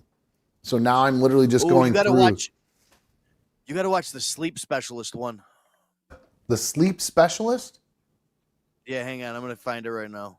All right, I'll check that out. Joe Rogan. Did you watch the one with the lady who drilled holes into her head? No. The psychedelic lady? So he had this really old lady on who's into LSD research. And apparently when she was younger, there's this thing called trepidation, which is something that's been around for forever. Trepanning. I'm sorry. Yeah, trepanning or trepanation is making a burr hole or a surgical intervention in which a hole is drilled or scraped into the skull. It's a fucking lobotomy? No. Do you know how babies, when they're young, their heads aren't connecting? Their skulls. Do you know this about babies? They have that soft spot. Yeah, like I had the soft spot on my head. My parents didn't turn me enough, and now I got a flat spot. Like if I did a fucking headstand, I'd be leaning like the Tower of Pisa. You're like Randy from Christmas Vacation with the. Yep. I got a piece of government plastic right here, but if I dent it, my part ain't gonna look so good. Yeah, dude, I can feel the flat spot. Like if I'm not gonna look good bald. That's so funny. Anyway. So I guess it has something to do with that, where it, here, you know what, I'll just pull this up, we can read it, because I found this to be absolutely incredibly interesting when I read about it, or when they were talking about it. Trepanning, also known as trepanation, trephining, or making a burr hole, is a surgical intervention in which a hole is drilled or scraped into the human skull. The intentional perforation of the cranium exposes the dura matter to treat health problems related to intracranial diseases or release pressured blood buildup from an injury. It also may refer to videos where they burr the hole and you watch the blood just fucking squeeze out of it. Oh, you've seen that? You've seen a trepanation video? I don't notice. I never know what it was called. I knew as soon as you read burr hole, I knew what it was. All right. Happens to people that have major head trauma. Right. But people are doing this, but people have done this in the past because it's supposed to allow more in ancient times, holes were drilled into a person who was behaving in what was considered an abnormal way to let out what people believed were evil spirits. It goes all the way back to Neolithic times. Prehistoric humans were doing this. They were drilling holes into people's skulls. Oh, dude, maybe I need to sign up for this along with the ketamine treatment I'm doing. Fuck. That's one of the things. That's why I was going to bring this up, because, I mean, it was going on in pre-Columbian Mesoamerica, ancient China, medieval East Africa, pre-modern Europe. So it's supposed to help headaches. But essentially, this woman on Joe Rogan said that she did it because it helps get more blood to your brain. Like a baby has that space, that soft spot where the skull hasn't closed up yet. If you drill that hole, it allows a little bit of pressure to be released and get more blood to your brain. And I'm assuming that in her mind, because she's an acid person, it makes her more enlightened. I don't know. Gives you a brain boner. I don't know, but I tripped a couple weeks ago. It wasn't a full blown trip. I just took. I did a little. That's coming up. Yeah, that's coming. We'll talk about that too. But no, I did a little micro dose of I have a strip, did a little microdose of it, like a third of the strip. It didn't do. It really didn't do. I can't candy flip that. I can't do that. That's too much for me. That's ecstasy and LSD and mushrooms, baby. Or MDMA and wait. I mushrooms, thought or that was. MDMA I thought and that was hippie flipping. combination of all. I thought that was hippie flipping. Was mushrooms and LSD. Hippie flip. I've never heard hippie flipping. Yeah, and candy flipping was ecstasy and acid, is what I always thought candy Candy flipping flipping was. for us was always just mixing psychedelics, whatever the mix was. Isn't that weird what different areas like have different vernacular for what the drugs are? Like Chasing the Dragon here was not smoking heroin. It was smoking coke. That's Smoke what coke off foil. Yeah, that's Chasing the Dragon. Exactly. That's what it was for us. The dragon tail. Yeah, exactly. We would take an index card, like a 3x5 index card, roll it up to a big tutor, like, a tutor. That's what you blow it with. But instead of something that's small enough to put up your nose, it's like this big long tube. So when you burn it off the foil, you just big ass breath. Goddamn, dude. Follow the lighter. I wouldn't recommend people do this, but goddamn. God fucking damn. It's a good time. That's what you call a bell ringer. That's called the best night of your life. Literally. I mean, That's like 5 minutes. Well, yeah. You gotta do it again. You're right. and again. And then it's fucking Tuesday morning at 4 a.m. and you have no idea where the fuck you are. Exactly. And the birds are singing and you're wide awake going, why can't I sleep? I just want to go to They're sleep. not singing. They're just saying. They're not saying chirp, chirp, chirp, chirp when it's 4 a.m. Dude, don't steal his joke. Don't steal his joke. Do you hear Andrew Santino's joke about birds chirping? Dude, if you've not cheeseburger special. No, it wasn't. It was on. I might have just Googled it, but you got to watch that, dude. It's one of the funniest fucking things I've ever seen. Because if you don't like birds, and I hate birds chirping, I fucking hate it. And it's probably because I keep my of windows open all night for them. Oh, it's probably because of when I used to do so much coke. Because it would literally, I'd be laying there trying to fall asleep, and then I'd hear the birds start chirping and going, "Oh my god, it's fucking 4:30 in the morning." Yep, I have to be at work. I would literally do the math going, the birds are chirping. I have to be at work in like an hour and a half. Fuck. If Then, I was still then it's a quick phone call. Then it's a quick phone call. Are you up? Can I come grab some before work? And then it would be, why are you calling me this early in the morning? Those are some days. Don't fucking miss that, man. Those are some crazy days, right? For sure. Leo is asking, hey, Dumb, ask Mikey why he doesn't call into RMG or the Aftermath anymore. I loved when he would call in to fuck with Jeffrey. I've been blacklisted. I wonder why. I think when you're on another show with an ex-employee and everyone knows that you're on that show, they don't even pick the phone up anymore. Yeah. Like I tried to call in today to the Aftermath for like 15 minutes. I was texting furiously. Oh, really? What were they talking about? Dude. I'll leave it. Not going to even bring it up. It's JLR shit. Oh, that's actually why I asked. I had a feeling it had to do with that. That's why I brought it up. Yeah, definitely did. Does it have to do with somebody else we might know? Yep. It does. Okay. Now, I did tease earlier. I don't know if you were listening. I didn't. I was on the phone with somebody, so I just was looking at your beautiful face while I was talking on the phone.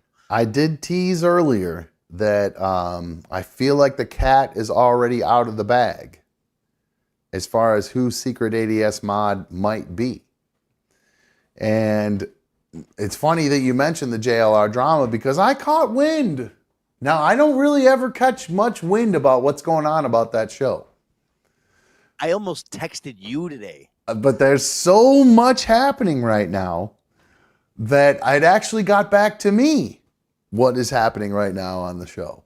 on the old show, Rover's Morning Glory, that he used to be on. And long story, so this is a crazy story because I was aware of most of this. Well, I take that back. I was aware of the previous incident that ended up leading to this one. The snowball effect. The snowball effect with the Buzzard first- Fest yeah. and the trips to Pennsylvania. I was aware of all of this. Now, so I guess I might as well just kind of get might as well just let the cat out of the bag, because I'm tired of kind of dancing around it, especially with everything that's going on the old show right now with somebody who's involved with it. So I've for a while now, we've had a moderator here on Another Dumb Show, really since the beginning of Another Dumb Show, first time around and then second time around full blown.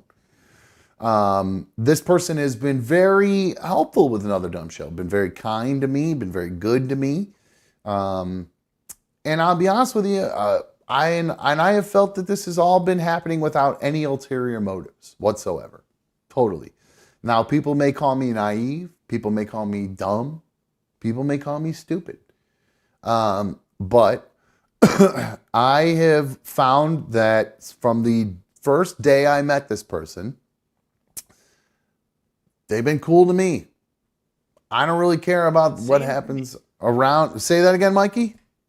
Same to me. Been a very genuine person, caring a bunch. Genuine and caring is a good... overall, I would say genuine and caring is a very good description of this person, of Secret ADS Mod. absolutely. Yeah, and again, Secret ADS Mod in various forms and various other entities of Secret ADS Mod has been accused of a lot of ulterior motives outside of just, having caring personality and, genuinely giving a shit about you or the person that they're dealing with. So, and that's how I kind of gauge people. I can't really, I don't like to judge people based on the way they treat other people a lot of times, because I can't dictate their interactions with those other people. I just know how I'm treated by a person. Now, I can look at something that this person may have done and have some opinions about it, especially recently. But I genuinely gauge people by the way they treat me, which is weird considering everything that's going on in my personal life. But anyway, if you treat me well, I will genuinely try to treat you well back. I try to reciprocate that. Now, if on the other hand, if you do something to fuck with me, I'm going to reciprocate that 100-fold, which is the problem with me. When people are nice to me, I will reciprocate it in kind, but I don't tend to over-reciprocate it, which is probably something I should do. It would help me develop relationships better. But I tend to only over-reciprocate when somebody's fucking with me and being an asshole, and then it's fucking game on. It's not a good trait. I need to work on it. But the reason I bring this up is I'll just cut to the chase here. I know kind of, I've taken a long walk here. But so Secret ADS Mod is somebody who I have known for a while. Yeah, drum roll there, Mikey. Somebody who I have known for a while. You sound like Ellen in Christmas Vacation. Trying to do it for Clark. Anyway. When he's trying to put the lights on and the mom's going I love that. God, what a great movie. If I woke up tomorrow with my head sewn to the carpet, I wouldn't be any more surprised than I am right now. Anyway, that's a kind of a perfect example Why of how is the carpet wet? exactly, Margot. Anyway, so Secret ADS Mod I've known for a while. I think most of you already know who she is. Secret ADS Mod is somebody who you guys know. Now, I know Secret ADS Mod. I've known her by a couple names now. I was originally introduced to her as Tammy Fake. That's right. Secret ADS Mod. Bum, bum, bum. Secret ADS Mod is Tammy Fake, Jeffrey's good friend on Rover's Morning Glory. Now, I don't think that's a big secret to most of the people who've been watching, but it might be. It might be a big surprise. Now, I know there are varying opinions regarding Tammy Fake. And I say I know her. I've known her in various entities because as I've gotten to know her more, I don't actually refer to her as Tammy Fake. I have fallen into the Jeffrey realm where I refer to her as Diana, her actual name. And I believe that that's just because, I've gotten to know her. Now, I know there are some varying opinions regarding Tammy Fake, Diana. Some people think she's a piece of shit. Straight up, think she's a piece of shit. A lot of that has to do with what happened on the New Year's Eve incident with Val Ray and the other fucktard who was trying to fuck with her and all that shit. While I agree, not the greatest look, the optics of it very bad. Knowing most of the story from what's happened from multiple angles of people involved there, I do believe that story got to be a little bit overblown a little bit. Not intentionally like overblown for the show or anything like that. Like people just kind of ran with a lot of details that they didn't know a lot about. It was a bad scene, right? Like everyone, the story gets told so many times. Everyone adds bad detail scene. there. It's high school, man. It's high school fucking drama shit. Well, it was, but it is in the sense that the way the story changed. We're dealing with people who are over 18. However, one of the people who is over 18 has the mental capacity of a 12-year-old, basically. Yeah. And that's where that's where it got hairy, I think. You know what I mean? It's one thing to say, yeah, they're an adult, let them do what they're doing. But when you have somebody there in the house who's not really, you get a piece of shit there. You gotta, not really like. Well, let's just look. I don't even remember what that dude's. I don't even remember all the details. All I remember was there was a dude there who essentially tried to take advantage of a girl who is who might be of age, but is not mentally of age, and that's shitty. That's shitty. And the fact that Tammy Fake got looped into that as if it was her fault because there was. I think it was at her house or whatever. I don't even remember all the details about it, to be honest with you. Yeah, I don't either. But the little bits, the stuff that and somebody could tell me different. You want to tell me that I'm wrong for thinking that about it? Please tell me. 844-HIT-DUMB. Comment, email me, anotherdumbshow@gmail.com if you can call in. I understand why people would be like, why are you associating with her? Because she's been presented in a pretty shitty way. I'll be honest with you. And in my experience, and ran over and over again. Say that again, Mikey. I cut you off. I said and ran over and over again, thrown in reverse and just dragged through the mud and unfairly just. Well, there's the optics of a lot of the things that Tammy Fake has done with Jeffrey can look bad from an outsider's point of view. Especially in the way it's being presented. And I'm not trying to fucking shit on Rover or Doogie or Dieter or anybody there. I certainly have zero dog in that fight. I don't care. I don't care what they think of me. I don't have any opinions of them other than it would be cool if we were still working together, but you guys didn't think I was talented enough to pay me enough to keep working there. So whatever. Anyway, I have nothing really bad to say about them. I have always been a little bit confused about the disdain for Tammy Fake. I've never understood it from day one. Because in my mind, she was bringing content to the show.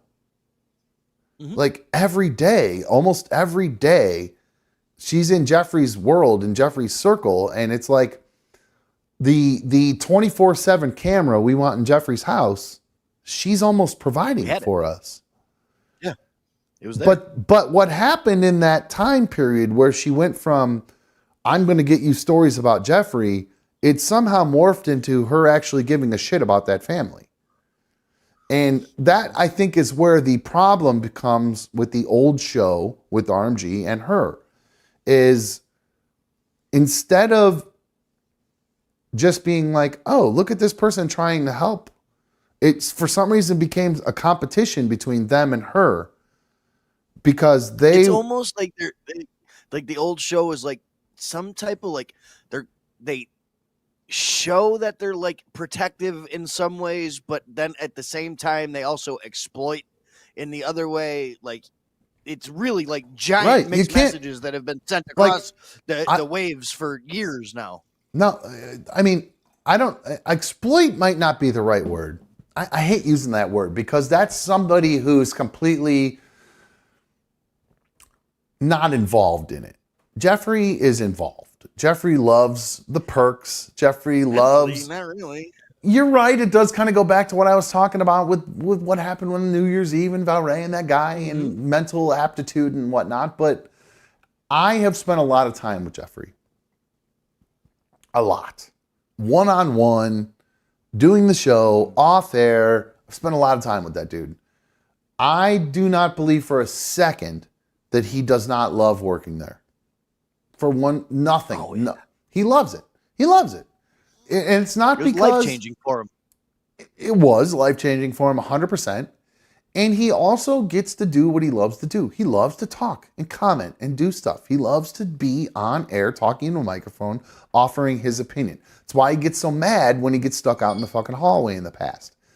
So, I don't know what my point was with all that. I got a little off track, but I don't believe for a second that he dislikes his place on the show. He just wants to get, he's just like me. He just wants to get paid more so he doesn't have to work at the fence company. He can work 5 days a week there, and that's all he has to worry about, because that's all that I ever wanted was, I don't want to have to work on Saturdays and Friday nights doing weddings. I just want to get paid enough to do this Monday through Friday, and that's it. Enough to pay my bills. I don't need to get rich. I just want to be able to pay my bills, pay my child support, and have enough to eat and smoke a little weed, and that's it. That was all I didn't want fame, fortune, nothing. I just wanted to literally get paid enough to do that job and that job only. And that's literally what I think Jeffrey wants. That's all he has ever wanted. But the difference with Jeffrey and me is his is a respect thing. He believes that he will get if he's in the studio or he's getting some respect. For me, it was truly just like, bro, I just want to take care of my fucking family. I've been working so fucking hard for this. Do you guys not understand that all I want to do is make sure my fucking child support is paid and I have enough to eat, smoke a little weed, and maybe go on a vacation? That's it. That's all I was looking for. Ever. That's it. I wasn't expecting to have a mansion. I wasn't expecting to make what the other people on the show were making.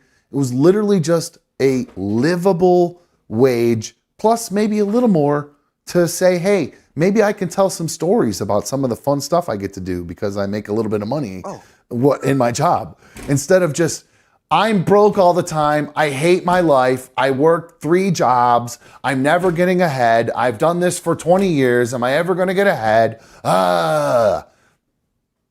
Anybody would get tired of that act. Listeners get tired of it. I got tired of it. They got tired of it. And it's not an act. It just is what it is.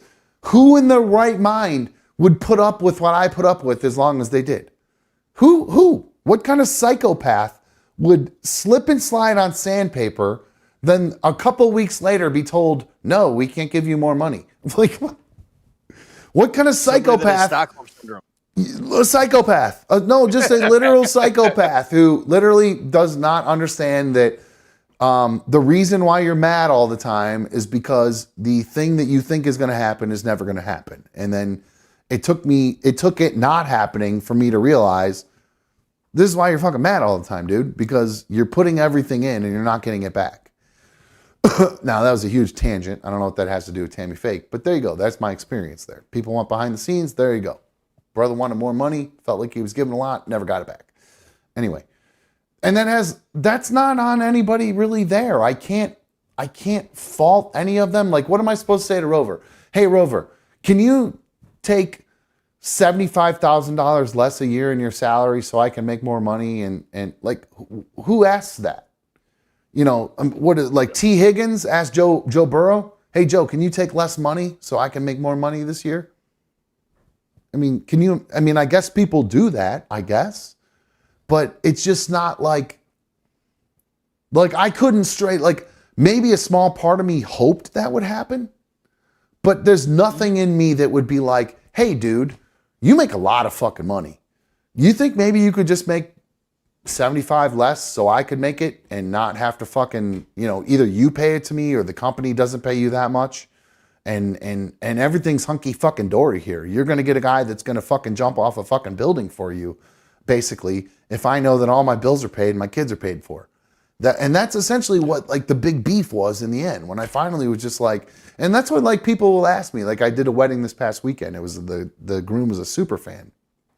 And so like his family and everybody knew who I was, and they were all asking me, like, they'd keep coming up to me like, so what happened with the show? What's going on? And my standard answer is, I was this squeaky wheel who was asking for more money, and they decided that instead of giving grease to that squeaky wheel, they decided we will just roll without that wheel and we'll be fine. Yeah. And they have been fine. Take that wheel off and replace it. Yeah, we can roll on 3 wheels. We don't need that 4th fucking wheel. We'll just keep fucking rolling. We don't need. And while they did replace it, and Crystal's great, and I think, I don't watch the show, I think she's great. Jeffrey loves her, so I'm sure there's a great dynamic there with that whole situation. But going back to the whole thing with Tammy Fake and everything, and that's kind of my point with her is I felt like Tammy Fake's goal was to always bring something to the show. And then it morphed into her having a relationship with Jeffrey and his family. And if you're an outsider looking in and you hear a story about Tammy Fake trying to get power of attorney for Jeffrey and his family, that sounds weird. That sounds weird. Mm-hmm. It just sounds fucking weird. I'll be honest with you. The first time I heard it, thought to myself, kind of weird. Not gonna be honest. I'll be honest with you. I thought it was a little weird. As I've gotten to know her, as I've gotten to understand the relationship between her and Mary Elizabeth and Jeffrey, I have come to believe that I genuinely think that this woman actually gives a shit about this family. I think there's probably a small part of her, like anybody else, who enjoys the little bit of notoriety she gets from it. But I think most people would agree she's not getting a lot of good notoriety. Like, most people don't walk around saying any nice things about Tammy Fake, like I'm trying to do right now. And the reason I do that, again, is because while I can judge people based on their prior actions and the way they've interacted with other people, I tend to judge people based on the way they've treated me. And she's been very good to me, very nice to me, very helpful with the show, wants to help. She's helped with the Discord. She's helped a lot. She doesn't have to do all that. She doesn't need to do all that. We don't have 1 million people watching. She's not going to gain from helping me. Maybe if the show grows, sure. So I don't really know if I have a point in all this other than, well, what I heard was what happened over this past. So she had called me the other day with Jeffrey and Mary Elizabeth on the way to go to Grove City to do some shopping. Okay. Right after. What is the new name of his card? It's not the Emerald card anymore. What's it called? The Spirit or Sprint or something like that? Shamrock. Shamrock. Something like that. Some kind of weird green. Some kind of green word like that. It starts with SH. I don't know. Anyway, so Jeffrey got his tax return. She said she was driving them to Grove City to go do some shopping for the family and stuff. That was really I don't remember. That was kind of where I left off with them as far as all that goes. Now, from what I've heard since then, somehow they all ended up back here. I don't know if they ended up back at her house, Mikey. Is that, I think, part of the story? They ended up back at her house. They went to Pennsylvania, like, I believe after all of this happened on Sunday. Oh. Wait, you're talking 2 weekends ago. It wasn't this past weekend. This past weekend was a whole different story, I think. Yeah, 2 weekends ago is when they went to Pennsylvania. I think, right? Yes. Okay. Yeah, and there was Jeffrey. Okay, Jeffrey actually outed himself on that phone call with Tammy Fake. She was trying to get him to tell me. She goes, Jeffrey, tell him what you did with Mary, what you did. Meaning, tell him, because apparently he had docked with her in the mothership. He had fucked his own wife in her bed, I guess. The story, according to him, is he banged her 2 times. Yes, she came. Twice. He never did. So I learned that night. But when Tammy Fake brought it up to Jeffrey, he outed himself for some inexplicable reason and said, oh yeah, I actually drove that girl from Buzzard Fest home.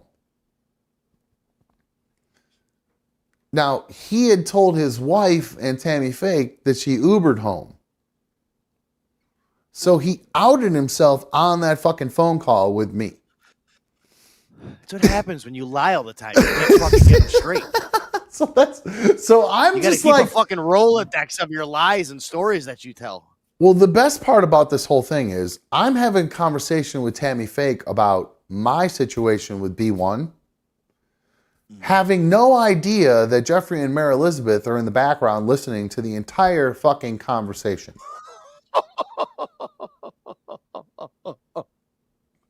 Oh no. So literally, I'm like, oh no. I just, I'm dumping all this shit on Tammy Fake. And then I hear Jeffrey in the background go, well, that's terrible, Tom. No.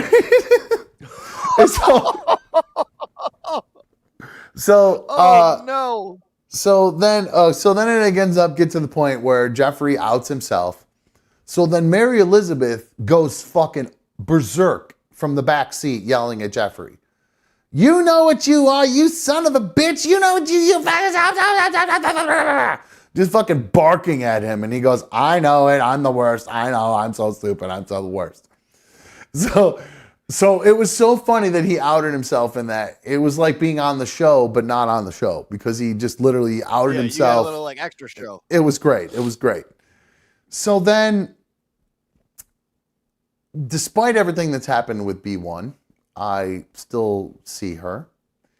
And she was over at my house.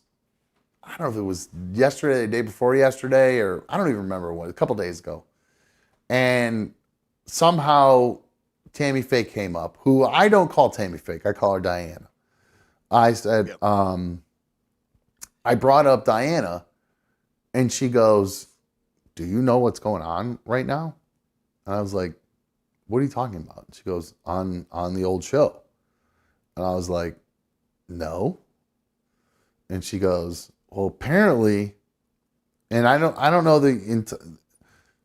know exactly all the story, but all I know is essentially Jeffrey posted a bunch of shit on Facebook talking shit about Rover, and something weird happened there. Like a bunch of his bios changed and.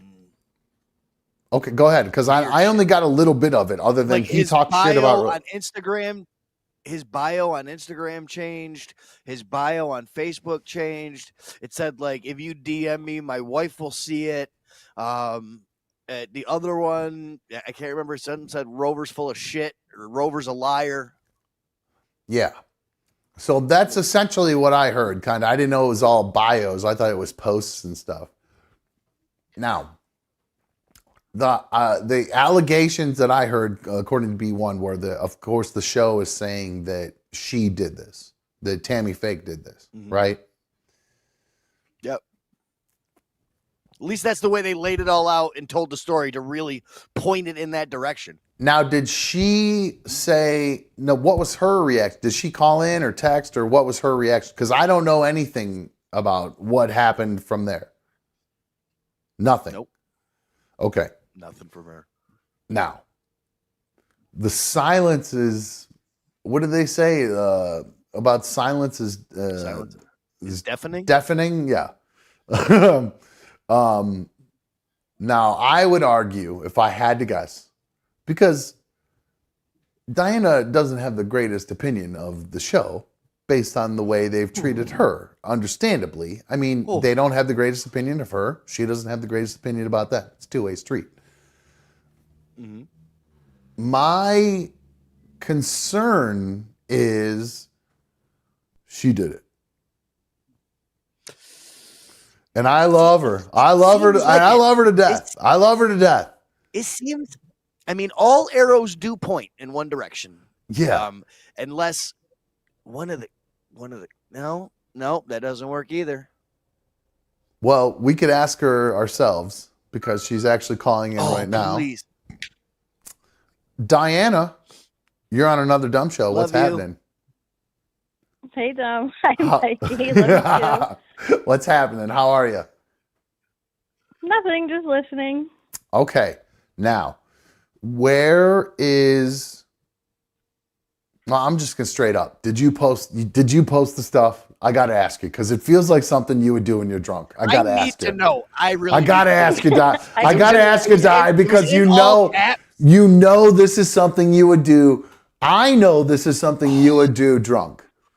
I know it. Oh, and that's the first thought that I had. I was like, yo, Diana. They was pissed her off. Got that phone from him, and she went off. Yep. That's exactly what I was thinking.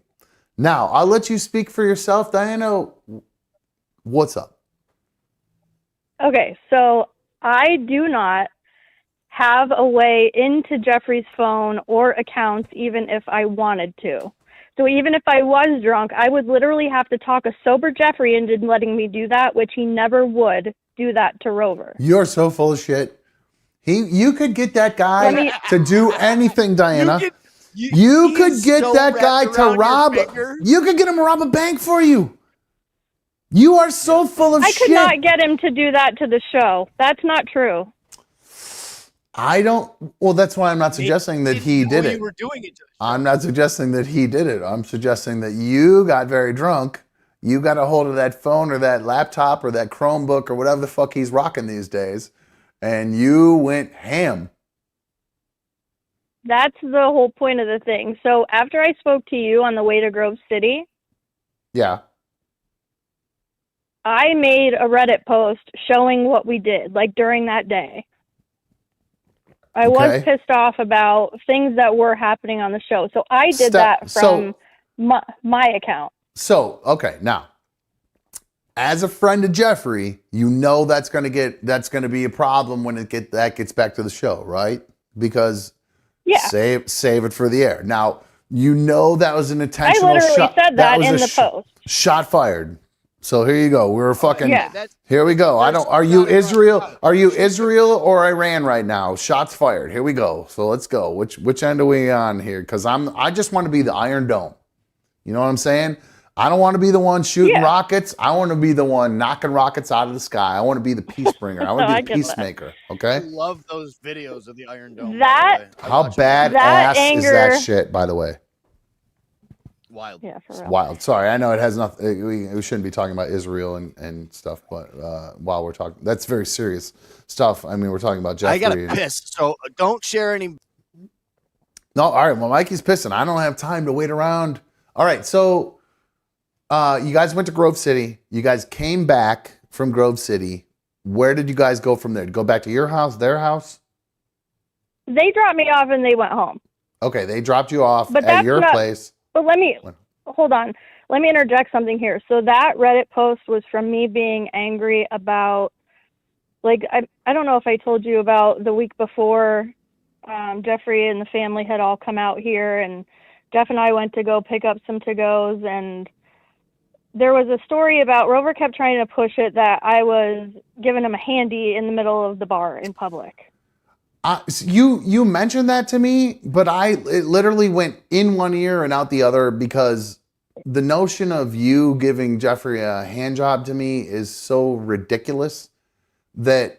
Well, doing it to anybody in the middle of a bar after he had been recognized by like two people already, like I'm not sure just you've him, jerked. but anybody. I'm sure you've jerked off plenty of guys in a bar. You're not fooling me. But I'm just kidding. I really honestly haven't. I know you have. I'm having fun with you. Stop. My point is,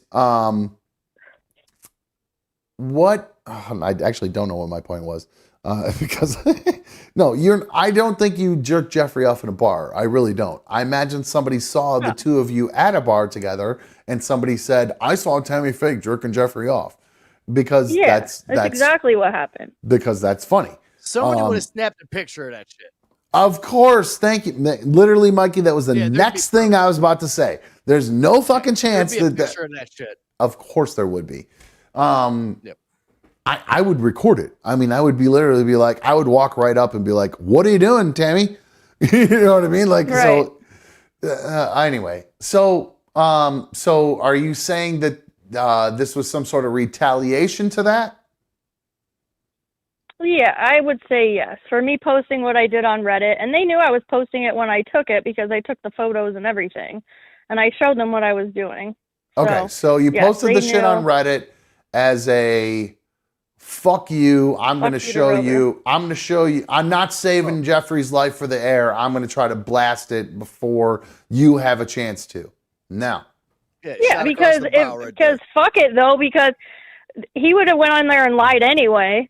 I mean, that's one part of it. And the second part is, hey, fuck Rover. I'll say it first so that the story's already out and then people are going to ask. Well, do you remember the night that you came over here with Jeffrey? And which one? On St. Patrick's Day, yeah. Yes, Mikey's like, what? I explicitly, this was one of my favorite moments too, because I remember your reaction in particular. I looked at Jeffrey and I said, Jeffrey, keep doing weird shit and keep lying about it. Straight up. Keep doing weird shit and keep lying about it. Period. I said, Jeffrey, that is why you are on that show. I go, I appreciate your commentary about people who die in airplanes, but you are on that show because of the weird shit you do and the lies you tell about it.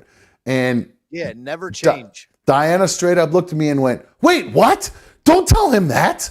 I was like, tell him the biggest rule is don't fucking lie. Yes. Yeah. This is what I'm trying to tell you. This is why he has that job, is because he is a goofball who lies about being a goofball.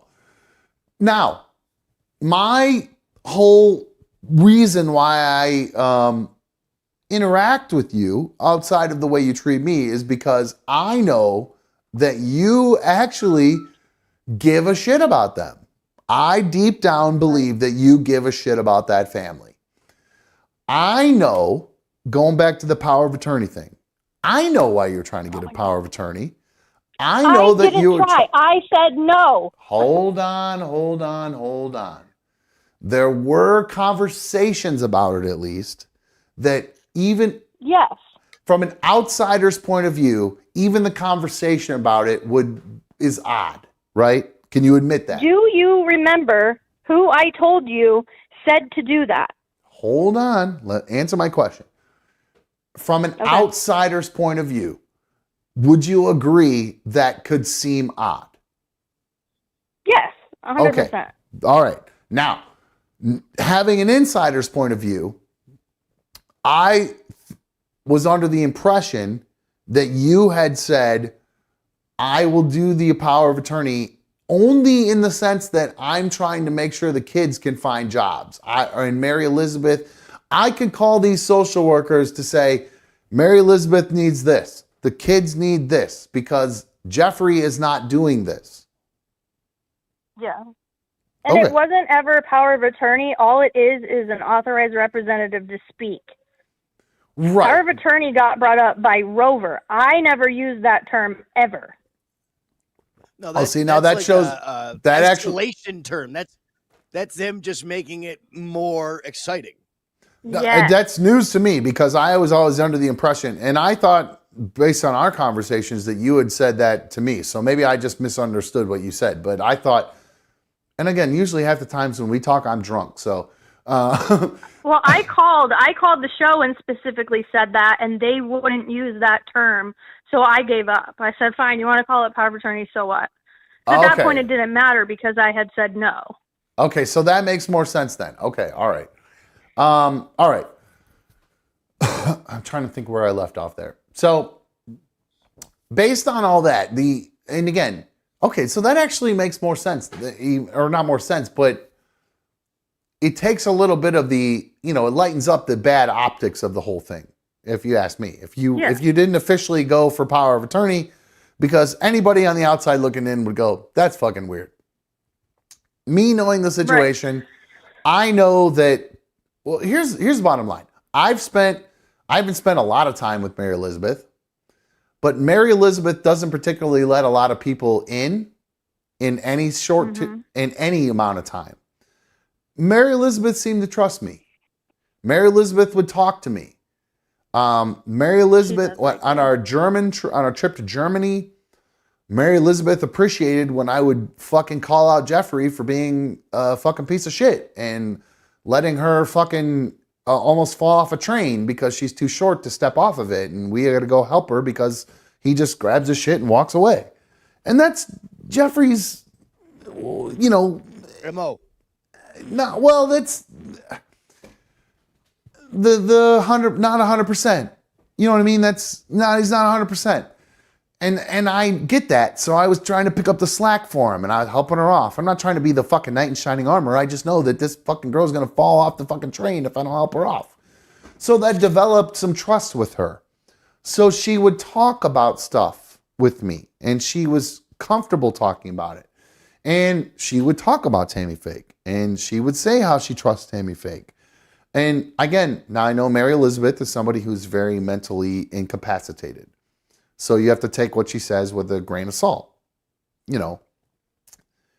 But I did not get a vibe from her or from Tammy Fake or from Jeffrey or from the kids, all of people who I've had many interactions with, that they felt at any time that they were being taken advantage of by Tammy Fake.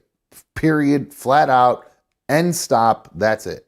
Or whatever, stop, full stop. And taking advantage for what? Like, that's the part, people always say that. You're taking advantage of what? What am I gaining?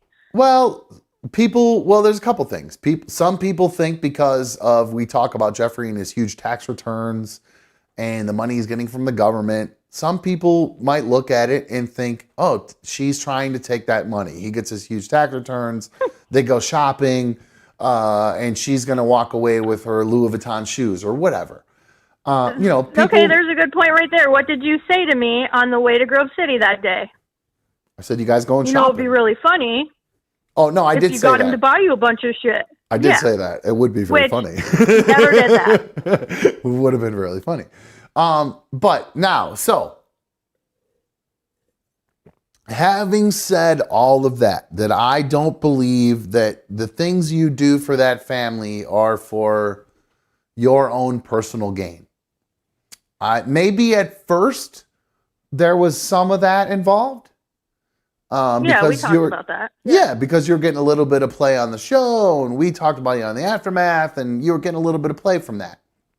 But I truly believe, as you've gotten to know them, you have decided that you have a role in potentially helping a family who might need some help.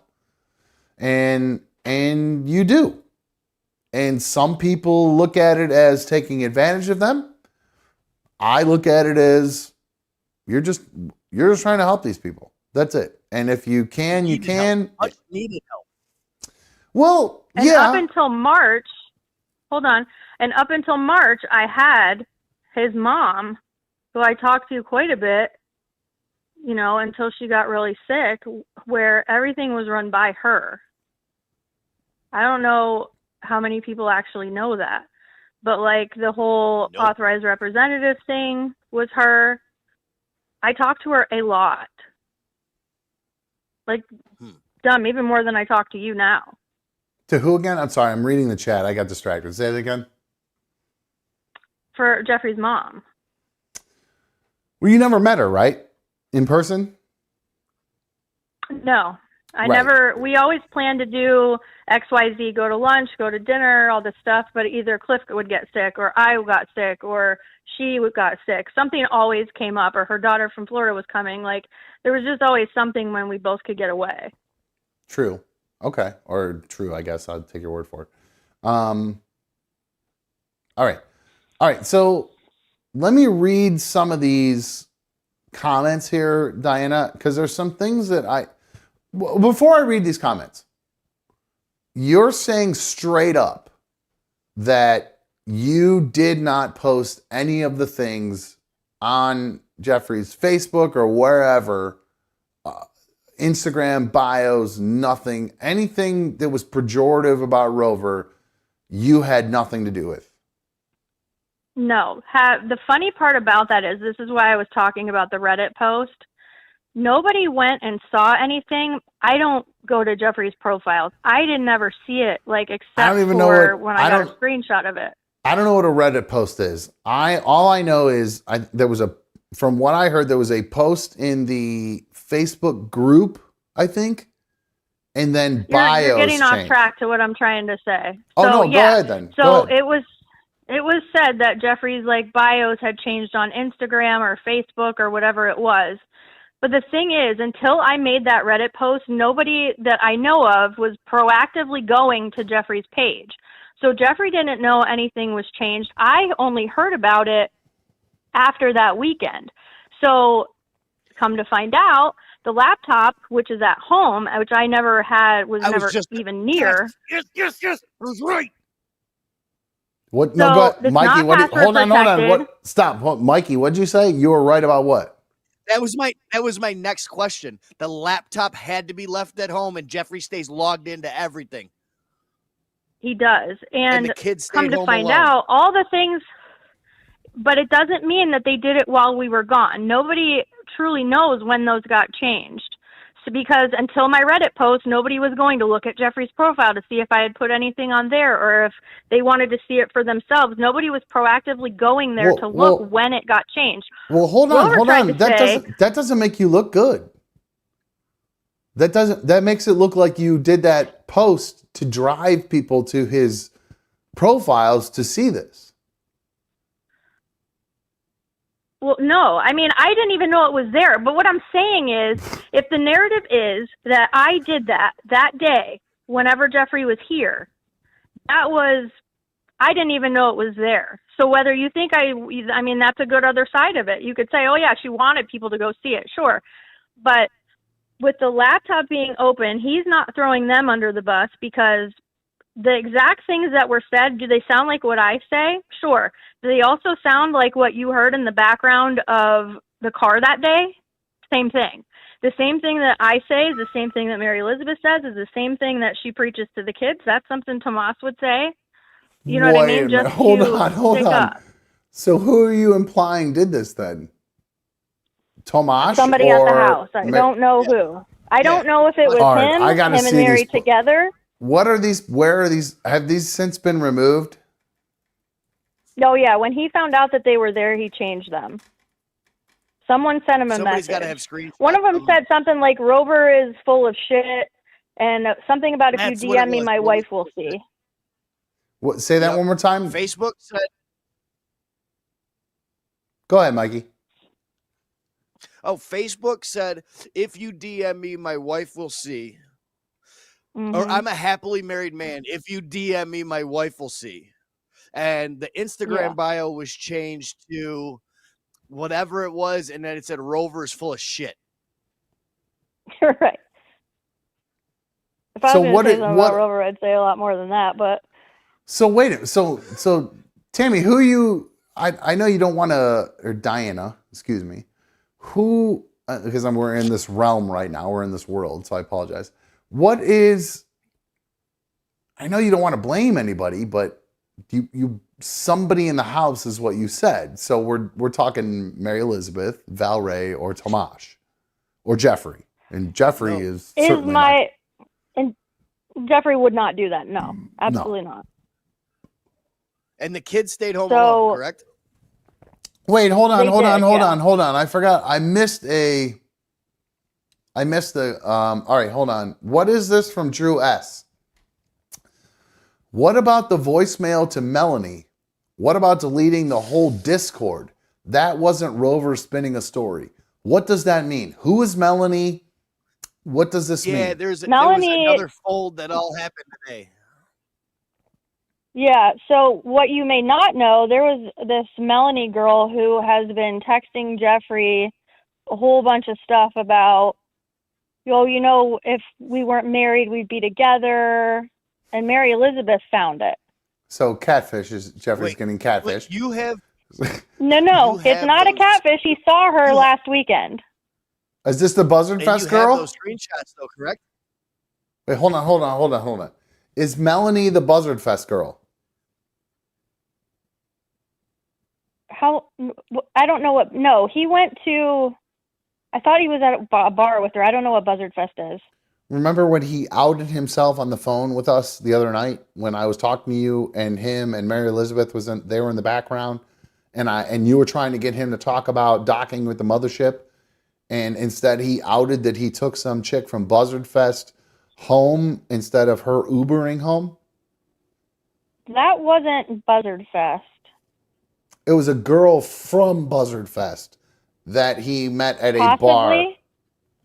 That's because he kept saying Buzzard Fest. That's why I'm saying this. Do you not Yeah, remember I don't this? know the correlation with Buzzard Fest. I don't know. I know that he's known her. Do you remember what? Hold but on. Do you they remember what? recently saw each other.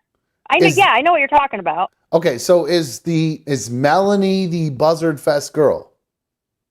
I don't know. Ooh, All my I know God. is that he saw her. God damn! Don't hate the player, hate the game. God damn! This guy's got so many fucking hoes. Holy shit! I don't know how. I There was can't keep another up with older this guy. lady. The Buzzard Fest is stop was in the showering. summer, right? Yeah, literally, I need to stop showering, stop brushing my teeth, talk about having a dick No. that is only soft and short.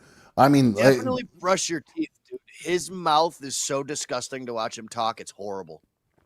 Mikey, I've literally had it right here talking like this, bro. I get it, man. This is Melanie you're the said guy. that I've I'm been the guy. harassing her. She messaged me, Hold on. and I responded. Who is Melanie? Who is Melanie? I don't know.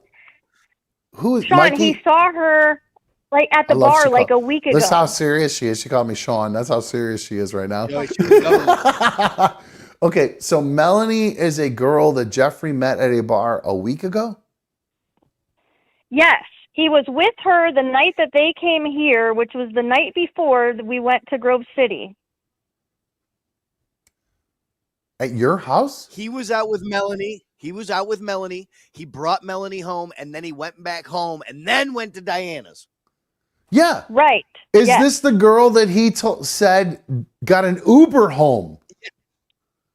I'd assume so. Diana, All do you not arrows are remember pointing this? to- yes, that is. I know what you're talking about, but you're interjecting Buzzard Fest from the summer, and I know that there was another girl at Buzzard Fest that he saw. Okay. He said The Uber thing, yes, she was supposed to get an Uber Melanie. when she met him the other night. Yes. Okay, so Melanie, okay. So let's establish this. Yo, Jeffrey got his knew lies wrong. Jeffrey knew or that. Either Jeffrey knew Melanie from Buzzard Fest or he's mixing up all his hoes. He mixed up his I lies. don't know about the guarantee Buzzard you Fest thing. he I really meant to don't. I think he meant to say she didn't Uber home from the bar. I drove her home. And No, that's why what he Mary said. Elizabeth flipped, 'cause she was. I know, but I think that's where he messed his lies up. I know he did because he wasn't even being asked about that. Tammy Fake was asking him, "Hey, what did you do last night?" Trying to get him to say, "I docked with the mothership." Instead, he goes, Yeah. What did you do last night? I drove her home from the bar, and he said Buzzard Fest on accident. Oh, But he hadn't have been. That's where the He hadn't been in trouble yet. But he got himself in trouble by saying that in front of Mary Elizabeth. So we established where he met Melanie. He met her at Buzzard Fest first, and then now he's met her at a bar since. Okay. Right. So she's been texting him all this time saying things like, did you tell Diana about me? Did you tell Mary Elizabeth about me? Why can't I meet your kids like she does? And I'm not trying to be a dick. It's weird. But this is a girl who genuinely is interested in Jeffrey? I don't know, because it got to be, can you say hi to me on the show? That was one of the messages. Is that what you were saying, Mikey? Same thing? Yes, she's a psychologist, so whatever she's doing is working him over for some clout.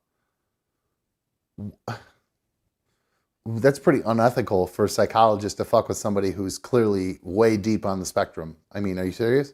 Mm-hmm. And we're mad at Tammy Fake? That's my opinion of it. And then I've got another question for Diana. Let's see the screenshots. Of what? Melanie and Jeffrey's conversation, because he sent you their whole conversation, 15 pictures. Mary Elizabeth has it. He texted them to you. That was not true. She had them and I read them. So when I left her, I don't have the screenshot. You are the worst liar in the world, by the way. I love you. But you're a bad liar. You're a bad liar. Yeah, she's got him. You're a bad liar, dude. You know I love you, but you're a bad liar. The silence is deafening. You can't keep using that excuse. What excuse? Pin just dropped in my kitchen. Excuses like assholes. Everyone's got one. So I'm confused. So, God, this is a new wrinkle. I wish I would have been listening to the show to learn about this Melanie chick. I know nothing about her. What is Melanie bringing to the table? I'll give you my login. Well, she's new now because we all just found out about her. What were you saying, Mikey? I'll give you my login. You can rewatch the aftermath from yesterday and get all caught up. Oh yeah, hook me up with that because I would love to see my dude. I'd love to see my dude every once in a while. I want to watch the aftermath so bad because Charlie's my dude and Snitz is my dude and I love those dudes. Got to bring up so many bad memories though. Well, that and I'm not about to pay Rover for fucking access to the aftermath. There's no fucking way. So you don't really have to pay him. I don't pay him. There's so many people that haven't paid for RMG Plus in forever, and because he won't update the app, people just don't pay, and you can just watch it. Oh, that's not cool. Yeah. That's not cool. As a content maker, I don't like that. That's not cool. If you watch the dudes, you watch this shit, there's pay a the specific dude. reason. There's a specific reason why he says make sure you sign up on the website. No, I know exactly what the reason is because Apple and Google take 30% of every fucking subscription. Or you can also just sign up with the app and it never charges you nothing. Wait, what? Oh, the app just doesn't work at all? Never get charged. Are you serious? No. Are you? Oh my God. Boom goes the dynamite, bitch. It's not very often that I feel bad for him, but I actually feel bad for him on that one. That's fucked up. That sucks. Sorry, I really don't. The dude's got a multi-million-dollar condo in fucking Miami. Get the fuck out of here. No, he's doing all right for himself, but just, even if you say the show took off and I was a fucking multi-millionaire, I would still be really annoyed if I knew that people were getting the show. Then you just reinvest in your app and fix the fucking problem.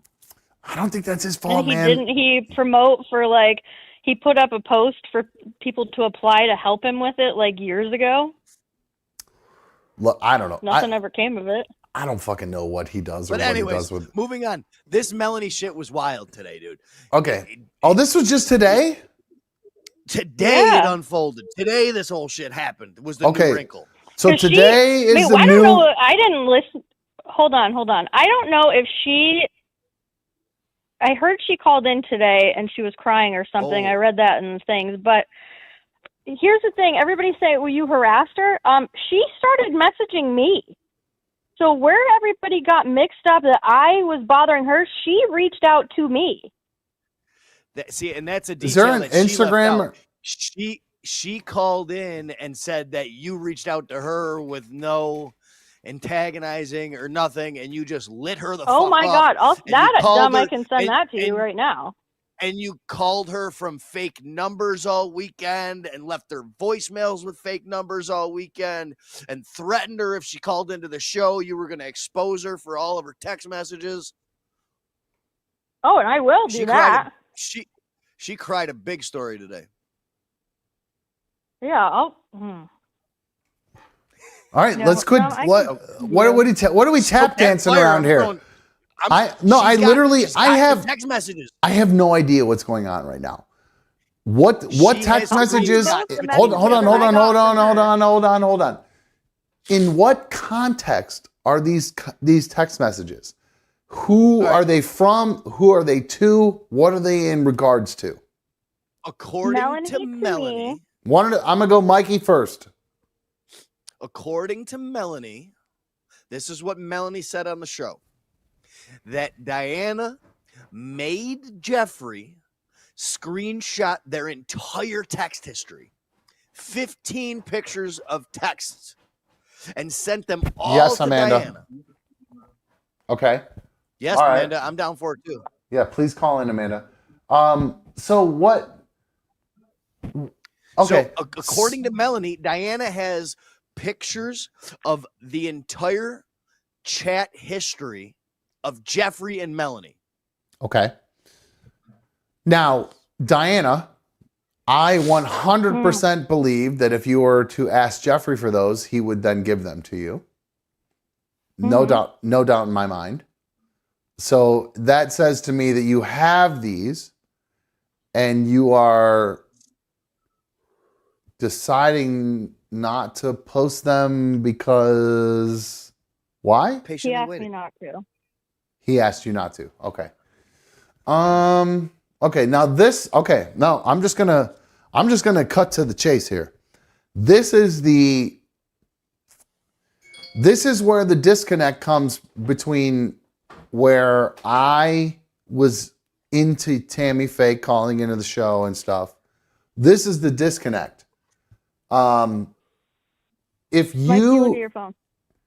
What's that? I told Mikey to look at his phone. You have him too, but okay.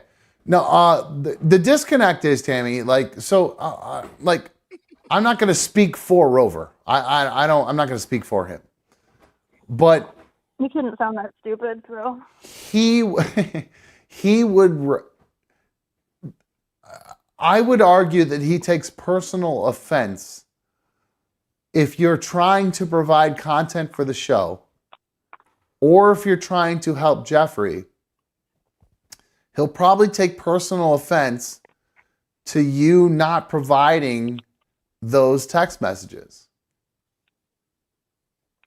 To who? To him? Yeah. Pay me.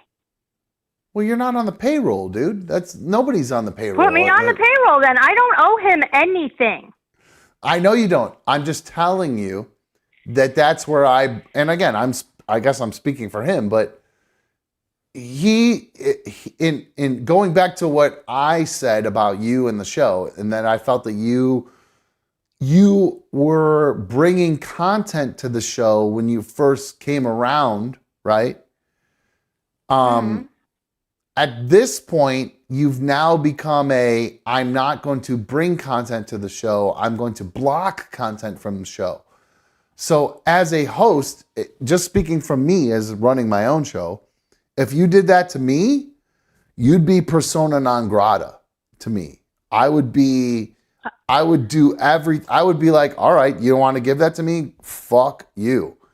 So that's just kind of where I think he's probably coming from. Right, but you're not an asshole to me. Like, he's done this to me for years. So at some point, I stopped giving a shit if Rover was going to be pissed. I can't do the right thing without him being mad and talking shit. I can't do the wrong thing. So fuck it is what I said. Like after really I snapped when he did the hand job and the bar thing. I don't even know what happened in my brain. I just snapped. So I was done. I was pissed and I did it. What are you reading over there, Mikey? What am I missing here? Because the chat's going fucking crazy right now. I'm just looking at nudies. That's all. Oh, I thought you were reading the chat because the chat is actually going so fast right now. I can't keep up with it right now. You're getting so much flack for not paying for your shit right now. People are giving you such a hard time right now.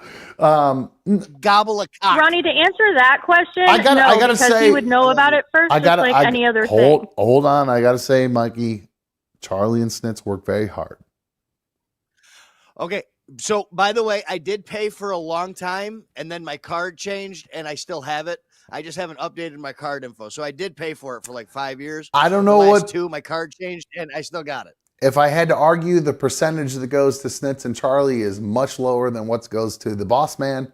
But still, those dudes are putting in their work. They're putting in a lot of I know Charlie has a lot of fucking.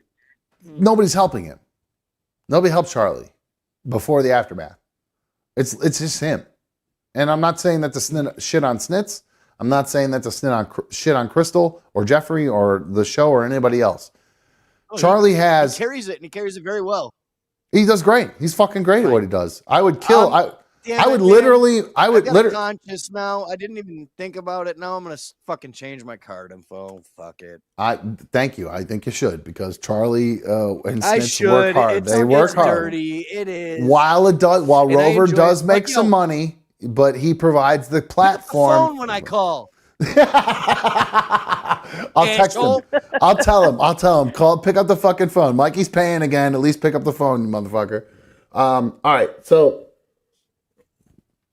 right. Back to what we're actually talking about here. So, Diana, you are saying explicitly you did not get into Jeffrey's accounts and post the things that he posted. Okay.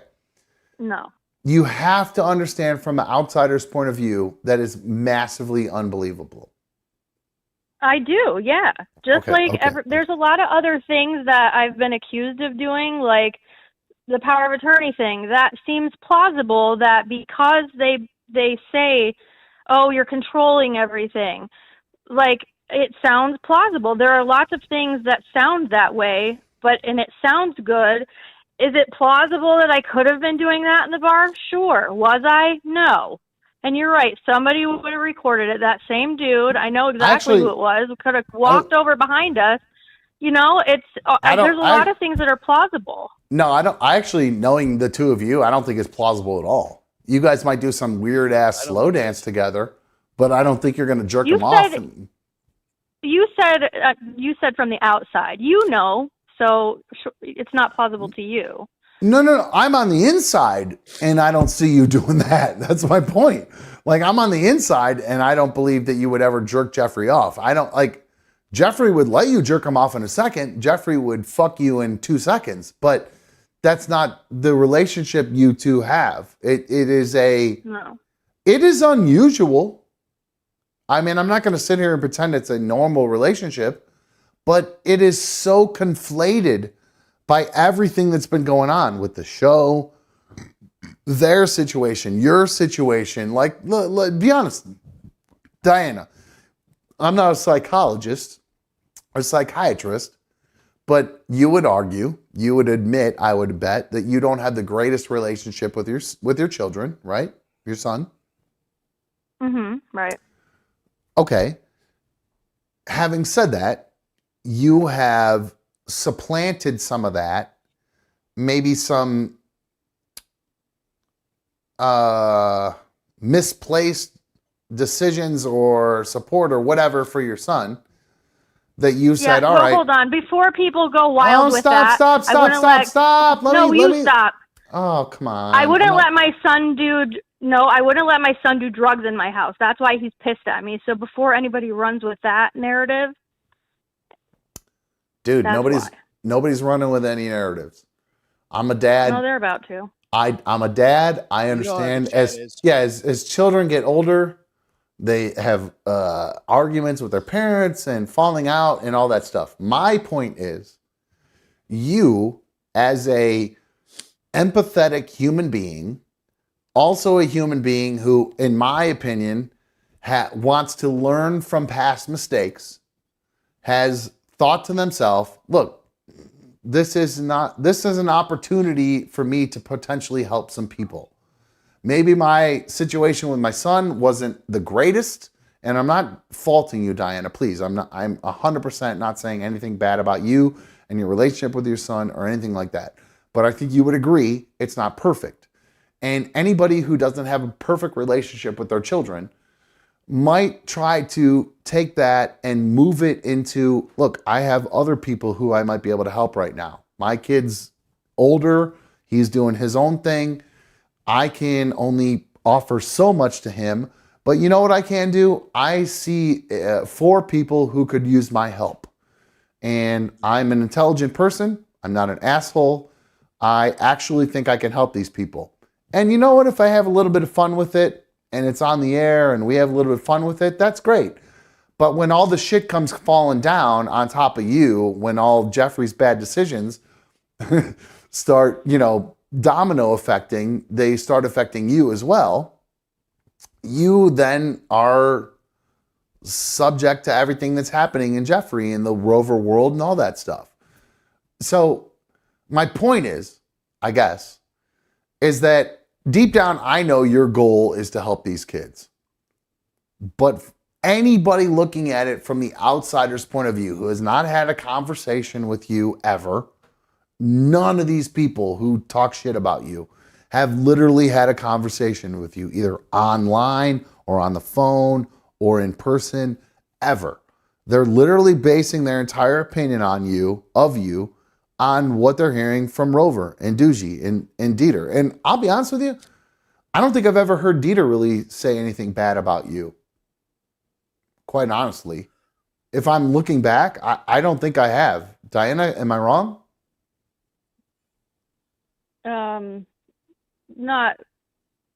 Not to the extent of everybody else, no.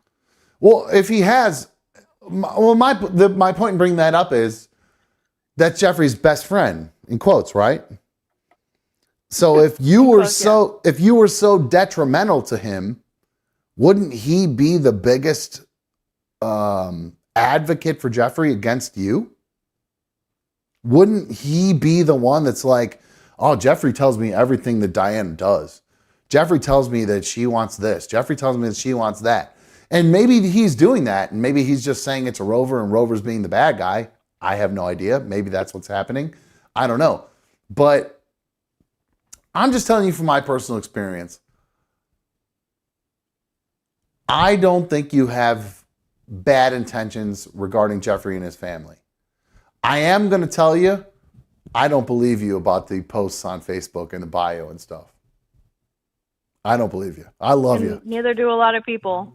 But who did it then? I know more than I'm willing to say. That's all I'm going to say. Okay. Now I'm going to read from outside the lines here. That's essentially her inferring it was Valray or Tomash. Because obviously... No, that's not what I said.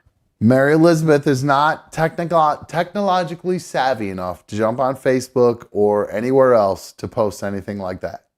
So that leaves 2 other people.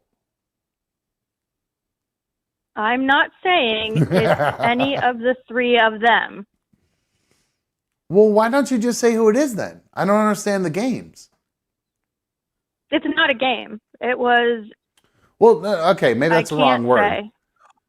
But why? Jeffrey can answer that question. Jeffrey can answer that question if Jeffrey wants to. So Jeffrey knows. Was it me? No. So Jeffrey knows. Jeffrey can answer that question. I'm not going to. Because Jeffrey swears up and down he don't know shit. It's hackers. Right. That's why Maybe it was. It wasn't hackers. It wasn't hackers. Diana, come on. I said maybe. Okay, look, you're not on RMG right now. You're on my show. So why are you like holding back? Like, if you know who it is, just say it. Like, I don't understand. Like, who's gonna get in trouble here? Me, Mikey? Me? Well, that means you did it then. Okay, sure, yeah. Well, why that's what would you want to take from what I said? Well, why would no? Listen. I'm trying to be rational with you, and I feel like you're being irrational. I will talk to you about it off air, but I'm not talking about that part on air, and you'll understand why when I explain it to you. Oh man, that sucks. Oh, that sucks. Amanda, call back. And by you the won't way. want to say it either. I won't want to say it either. Well, no, I mean, I don't believe there's anything you could tell me about who posted that I would not, like, if his kids posted Then it. blame me. I would rather take no. the blame. If you want me to say, yes, I did it. Yep, I took his phone. I turned the light on while Jeffrey was sleeping and got his Face ID or however he gets in his phone. Yes, it was me. No, I don't know why. I mean, it doesn't. Everybody's going to say that anyway. So. Wait, but hold on. That's not what I was saying. I was saying that it's either Mary Elizabeth, Thomas Aaron, or Valerie. And I say Valerie because I get yelled at when I say Valerie. Amanda, I'll grab you in 1 second, I promise. I know you're getting mad at Grab me right her. now. I need a break. I can feel you getting. Break. I can feel you getting angry at me right now, and I don't understand who you could possibly be protecting. It's okay if the kids have that feeling, or Mary Elizabeth. But if Jeffrey posted that, then Jeffrey needs to pay the piper for that.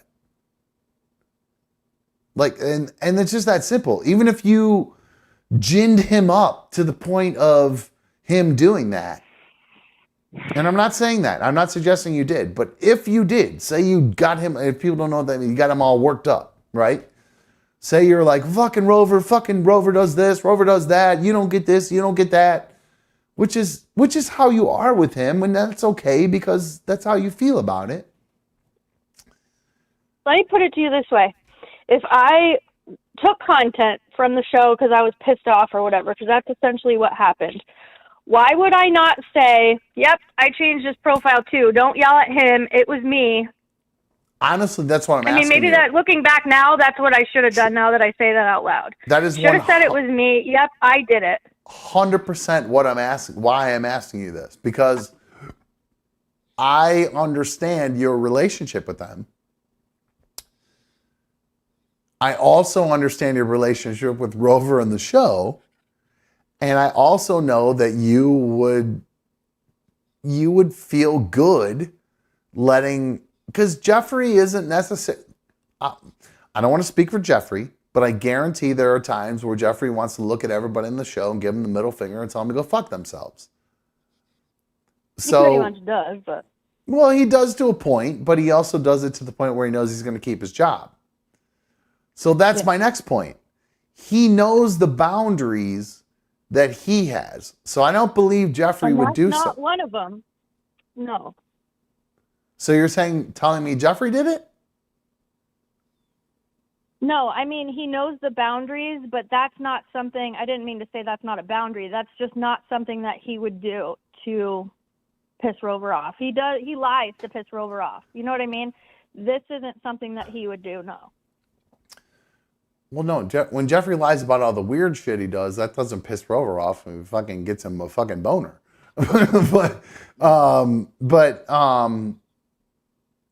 So, okay. I'm okay. Will you text me who did it, and then I can decide whether or not I should talk about it or not? No. Right now, no. Why not? Because it's not just the name. By the way, I can I'm taking give my you. meds, everybody. Good job. Oh, med check. Yep. Spruce card. Okay, that's what it's called. Oh, there you go. Wait, so can I read these texts or no?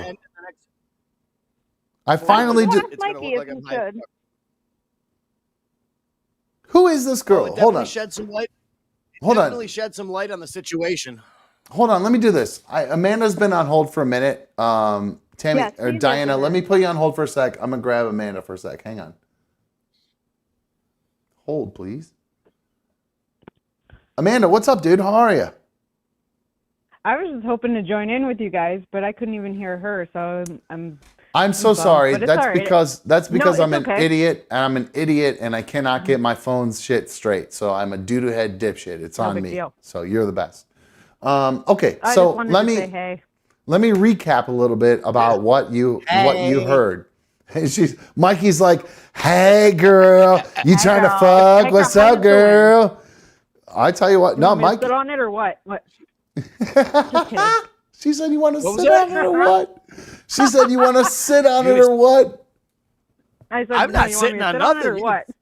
Or you want me I to sit said on you it? want me face to or my sit on You it. want me? You want me to sit on it? Get the You want shit me out to of sit here. on it? Your face, your cock, whatever you want. It sounds like you guys are made, a match made in heaven. I love it. Anyway, That's fine. so Amanda, do you know anything about what's going on with this Melanie situation? Jeffrey, Diana, do you know anything about what's going on with this? I have no idea who this Melanie girl is. Never heard of her before. This is all brand new to me. I haven't heard from Jeffrey in a minute. But it's irritating hearing people like talk shit on Diana because her and I bust our ass for that family, and nobody knows the shit that we've done to the extent that we've done. I mean, what the fuck? I see it as they need help. They need help so bad. Nobody else is helping. So her and I go balls deep with this family. And they're like, grateful and everything, but it's like they don't want to, they accept the help, but it's really hard to help people that don't want the help, So Right. it's They're really a frustrating little. when people shit on her because I'm like, you guys, if you want to shit on her so much, you go fucking do it because I'll tell you what, it's not fun. It is not fun to help people that don't want help. There's nothing to gain from it. I don't know if there's I don't nothing. think. And by the way, I put Diana. You are on line 2, I believe. Are you there? Oh wait, hold on. Are you there? Me? Yep. Okay. Cool. So you guys should be able to hear each other now too. So I picked you Amanda? guys. I don't hear her, but that's fine. Oh wait, why not? Her. I I can hear her now. On. But I'm an echo. How about now? Amanda? Yeah, there you are. There we go. All right, perfect. All right, I got you guys conference now. Okay, There's a big echo, but I can hear her. So It's fine. I apologize. There might be a small delay or small echo, but all right. So we have Diana / Tammy Fake on with Amanda, Jeffrey's hairdresser / friend. All right. So let's get to the bottom of this. Both of you guys are Jeffrey lovers. You want the best for Jeffrey. In my opinion, I don't think either of you are clout chasers. I don't think either of you are trying to just get notoriety. I genuinely don't believe that. I know there are probably people who do. I don't. I think both of you guys actually care about Jeffrey. Amanda has cut Jeffrey's family's hair for a long time. Diana has been helping Jeffrey's family for a long time. Where does this see you next Tuesday, Melanie, come into the fucking picture? That's what I need to know. Who is Melanie? Does Melanie have big tits? She had a nice ass. What the fuck does Melanie bring to the table? Because Diana brings a lot of love, a lot of caring. She's got big tits that Jeffrey loves. Amanda's got a bunch of tattoos. She's got a nice ass. So I know why Jeffrey's interested in the two of you. What's Melanie bringing to the table? I have no idea. I've never heard of her before. She came out of nowhere in this past couple weeks. Okay, how is she not a catfish? Has she talked on the air, heard a woman's voice? Yeah, she called in today. They put a picture up of her a week ago. What does she look like? I have no idea. I mean, I don't trust her, to be completely honest with you. I don't like the shit that I heard today. I'm very confused about all this. I don't understand. He doesn't listen anyways, though. He'll do what he's going to do. I need to know. I need more information about. Okay, can I read the text messages, Diana? Yeah. Yeah, I don't care. Oh, I can? Really? Okay. All right, I'm gonna put you guys. The things that I just sent you? Yeah. That was to me. Okay. Okay, what I'm about to read is our direct messages from Melanie to Diana / Tammy Fake for the rest of you guys. Okay. Time out, Mikey. Before you do it, I took my night meds, and I'm going to get off the air before everyone starts accusing me of being fucked up again. Oh, come on. You're fine. Everybody knows you're not fucked up. Stop. You're fine. Nobody thinks you're fucked up. It's about... I just took 2 really strong sedatives about 10 minutes ago, or 5 minutes ago. So if you start... Are you prescribed to? If you start nodding off, yes. We'll all know what it's from. Don't worry about it. You're fine. I can't lose you right now. I won't nod out or anything like that, and my eyes will get heavy. But I took 2 trazodone, and I'm about to be sleepy. All right, perfect. All right, cool. Yeah, that's the other thing that pisses me off. What they're doing, they're telling everyone that Diana's taking the Adderall or some shit. What? Oh, that's like, an old story. That's old news. Yeah. No, that's new today. That's why you were up all night. You're getting the prescription and taking all the Adderall from Tomas. That was today for sure. That's called grasping for straws, guys. I'm actually prescribed that shit. Do you know how hard it is to get that shit? I am prescribed it. Yeah, there's an Adderall shortage. There's an Adderall shortage right now. It's actually hard to get your own for people prescription. That need it. Yeah. All right, let me put you guys both on hold for a sec, and then we'll come back to that. Let me read these. I believe they can hear while they're on hold. Hold on one sec. You guys can hear while you're on hold, right? Yeah. Okay, cool. Hang on. Okay. All right. So these are looks like Instagram messages that Melanie sent to Diana. God, this is so fucking weird, dude. Right? Okay. This is so good. I wish I could just show this to you guys. All right, here we go. Mikey, don't pass out on me. I'm issuing this formal... Hold on. I got to show this to you guys. I'm sorry. I can't fucking... You guys got to read this along with me. Oh, there are my text messages. Shit. Fuck.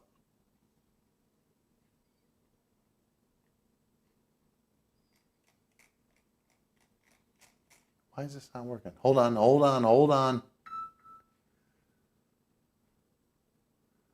Okay. I just got a million texts. Wet shoelaces, that is not happening. What does it say? What shoelaces said, hell yeah, nod off, Mikey coming back for a fucking cameo.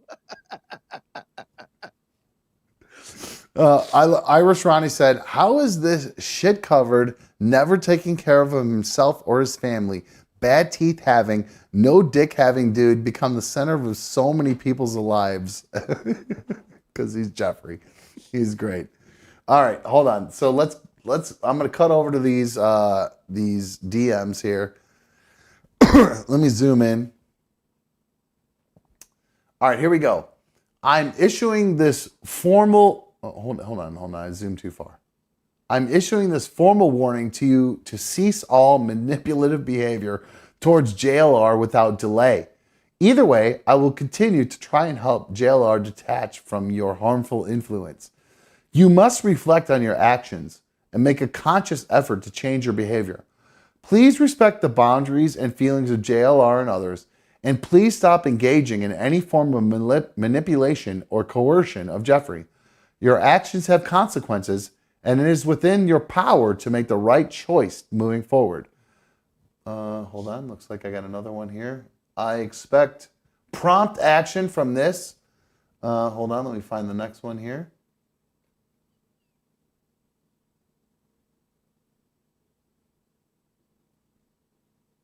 Oh, wait, hold on. Apparently I started at a bad spot. I'm writing to address this matter of significant concern regarding your behavior toward JLR. It has come to my attention that you have been engaging in manipulative actions that are affecting JLR negatively, and I don't think you care. This behavior is unacceptable and must cease immediately. Manipulating someone's emotions, thoughts, or actions for personal gain or satisfaction is a form of emotional abuse and intolerable. especially from someone JLR considers a friend. He deserved to be treated with respect, honesty, and integrity. And your actions are in direct violation of these principles and something place of friendship you have with him. All right, so this girl's using lots of big words. Lots of big words here. What's what it sounds like? Like you think I'm a yeah. Oh, hold on. So let me zoom in here. I got another one. Who are you to dictate JLR's life? What kind of woman tries to control and manipulate a married man? I urge you to stop immediately while you are ahead. Just know Mary Elizabeth knows who I am. And I talked to her on a few occasions, and she was okay with JLR and I meeting up. Likewise, okay with our friendship. So now this message comes from a place of care and respect for Mary Elizabeth as well. Oh, shit. Mikey, we have gotten down to the motherfucking nitty gritty of why this motherfucking matters to these girls. This has turned catty at this point. This is so good. It's the new Poon Posse. This is so good. This is literally Poon Posse fighting over Jeffrey. But Diana's not trying to fuck him. She's trying to help him. Now there's like a new. Yep. And same with Amanda. Oh, I Just love trying it. to help. And then there's one just trying to insert herself for whatever reason. She must be bored in her life or I got to call this whatever. girl. Like, Hold I on. can't- Hold on. I need to call this girl. I'm going to try to call this girl on Instagram right now.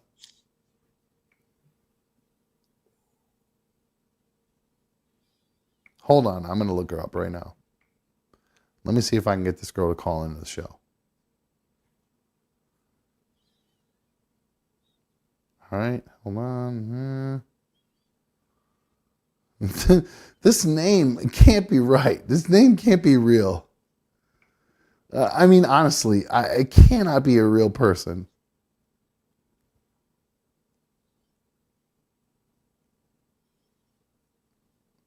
I think I might be blocked from this person. Seriously, I'm searching this person's name on Instagram right now. Yeah. It won't pop up. Oh, I wonder if she deactivated her shit. That's crazy. Why is this person gone?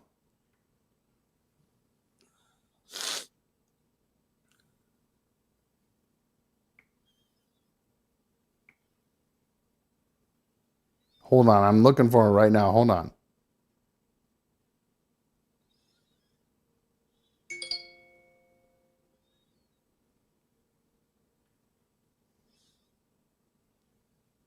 No, this person doesn't exist.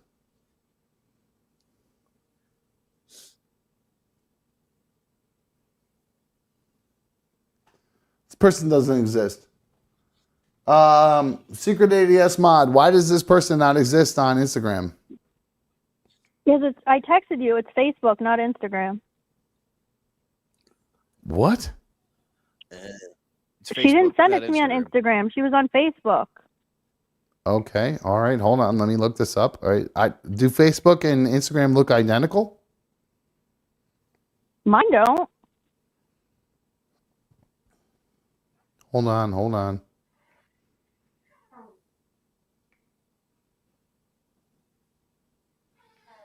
Are there pictures of this person on her profile, or is it just all these weird ass, like I'm looking at Snoopy in an eclipse? I blocked her, so I don't know. Oh, I need to know. Hold on.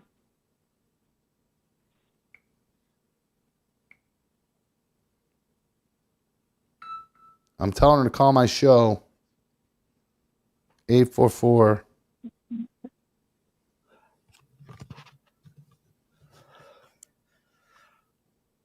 Oh, hold on.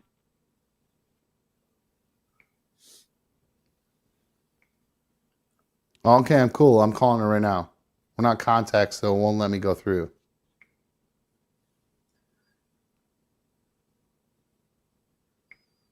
All right, I'm trying to get a hold of Melanie right now. I need to know what's going on with this Melanie bullshit, because this guy can't have all these women in his life.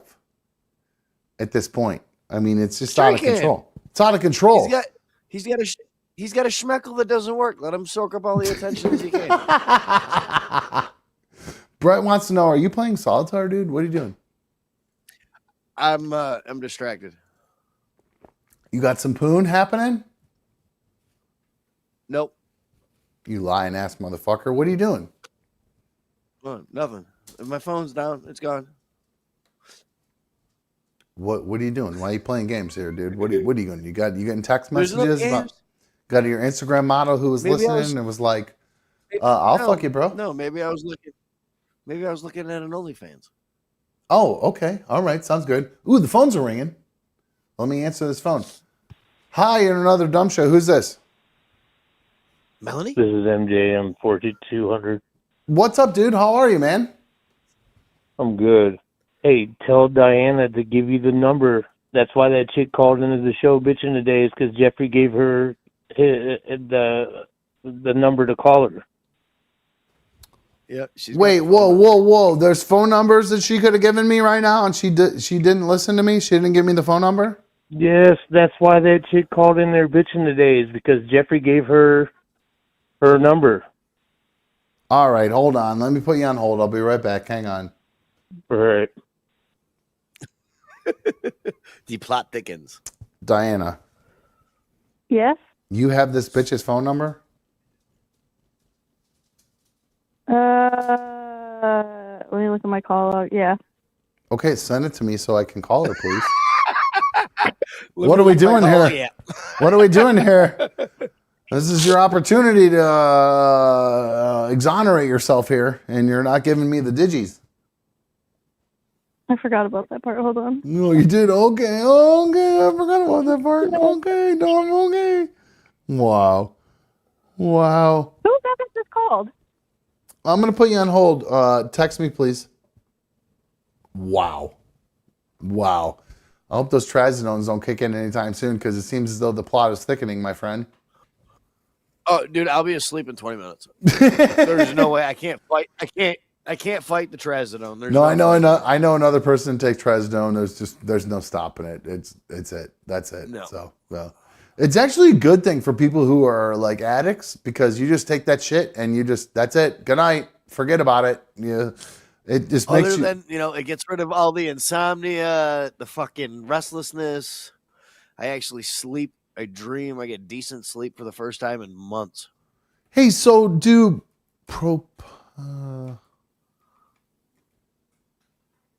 Hey, so do beta blockers not work for you with your anxiety?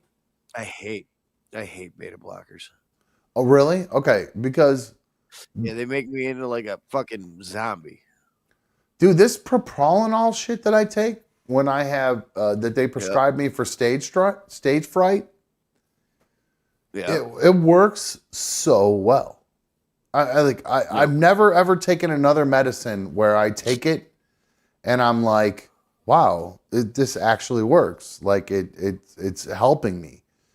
Like my bipolar medication, like I can actively feel it working, but like every time I have a wedding, 2 hours before it, I have a massive anxiety attack. No matter what, no matter how prepared I am, no matter what, every time, every single time. And it's always because of stuff I can't control. A speaker blows. My computer stops working. Like just weird shit that I can't control. Say the wrong name. No, I can control that. That's something I can control. It's the stuff that's out of my control. Something like breaks. A cord stops working, and I don't know. That's the problem. You know what I mean? That kind of stuff. But I take this medication 20 minutes before it happens. Like 20 minutes before I leave for my event, I actually forget I'm having anxiety. I forget about it. Really? It just goes away. That's dope. Dude, it's good. fucking... You feel calm, cool, and collect. No, I don't feel any of that. I just forget that I have anxiety. Like I just feel like normal. That works too. I just feel normal. Like I don't have any, like, cause dude, I'm literally like this sometimes. I'm fucking like, it's bad. Oh, that's it's bad. Fucking, dude, it's bad.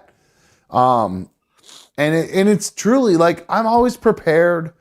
I always know what I'm supposed to say, when I'm supposed to say it, all that kind of stuff. But it's genuinely because of things that are out of my control. A speaker blows, an amp blows, shit like that fucking just fucks with my head. Like my microphone's not going to work this time. Like the batteries are going to die, even though they're brand new. It's just insane shit.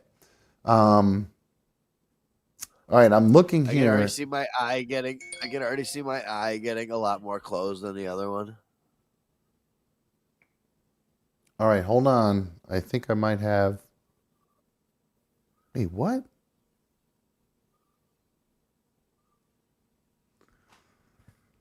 I love Secret DS Mod. She literally Googled the girl's name.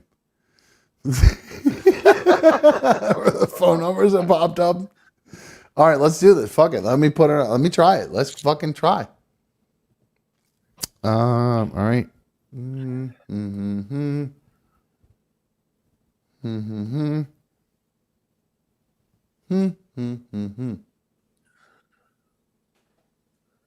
Oh wait, hold on. That was the wrong number. Damn it. Come on. Sorry, I'm a little tipsy, guys. It's hard to type.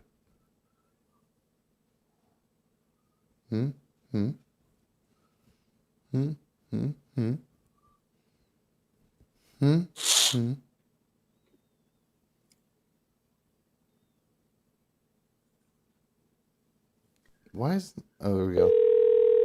Okay, here we go. Phone's ringing.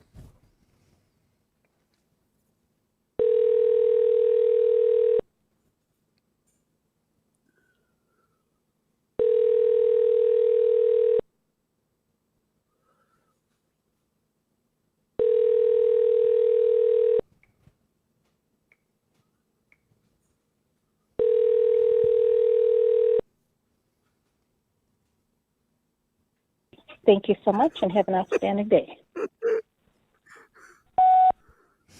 Hi, Melanie. How you doing? My name is Sean. I'm a good friend of Jeffrey's.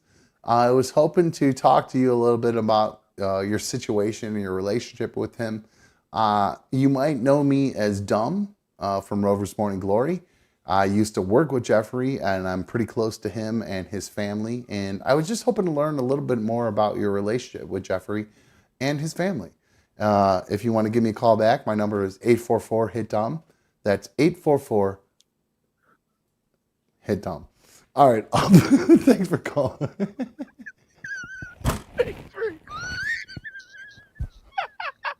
This motherfucker said, thanks for calling.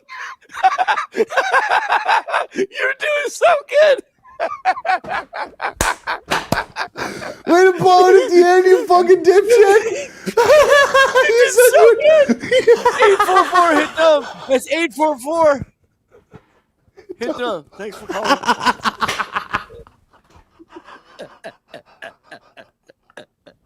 Oh my God, I suck. I suck so hard. Holy shit, I'm the worst. Oh my God, that was so great. God damn, that was fucking hilarious. Oh, God damn. I can't believe her voicemail says her actual name. Wow. Wow. Mine has my full name in it. For real? Are you serious? Yeah. You gotta change that. Who does that? My personal phone and my work phone are both the same voicemail because I've called so many customers from both phones in my last 15 years of this job, where both voicemails are professional voicemails if they need help with their generator. Brett just says that was amazing.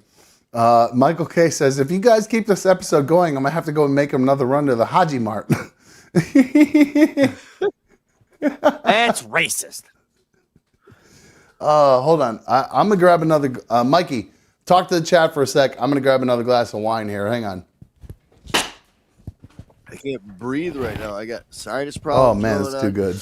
Wet shoelaces. Hell yeah, brother. There's heavy lids. Mikey, what do we got going on way down at the bottom?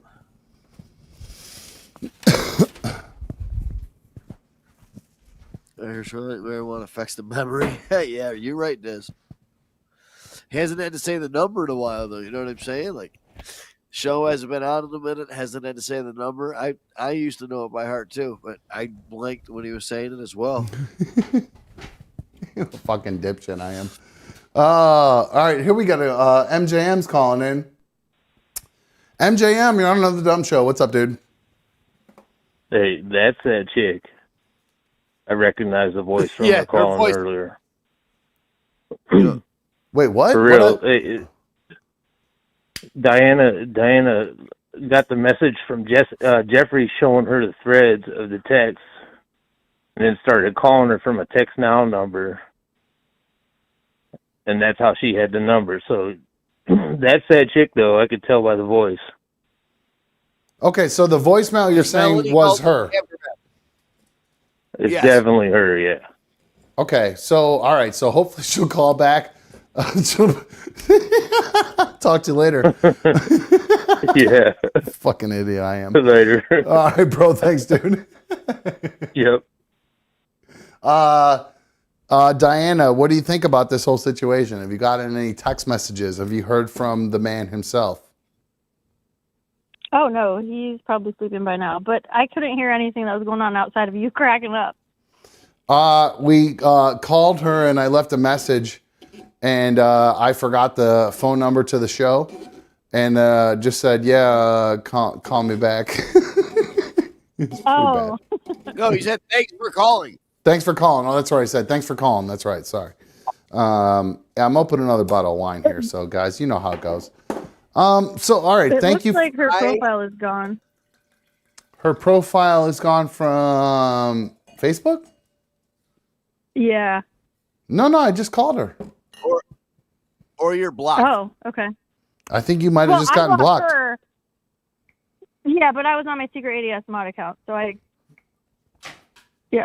just went over there to look just to see, so I didn't have to unblock her. But I was trying to help you find her, but I don't know.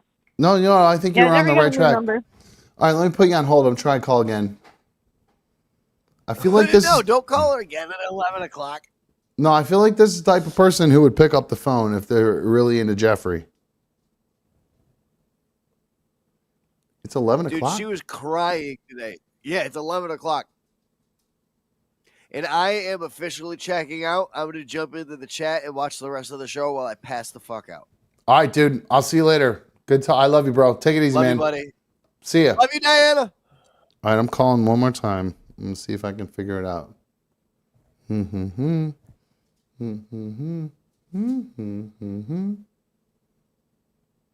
it keep doing that?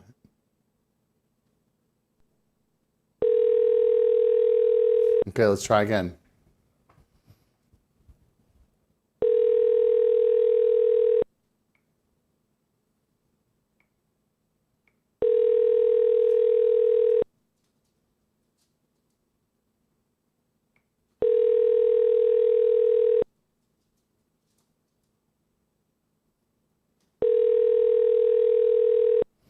Nothing. We got nothing here. I don't want to give her name out again.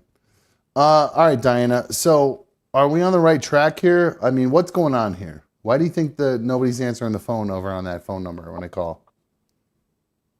Well, because you're not Rover. I don't know. Wet Shoelace says Melanie Call her is from the... private. She really likes that.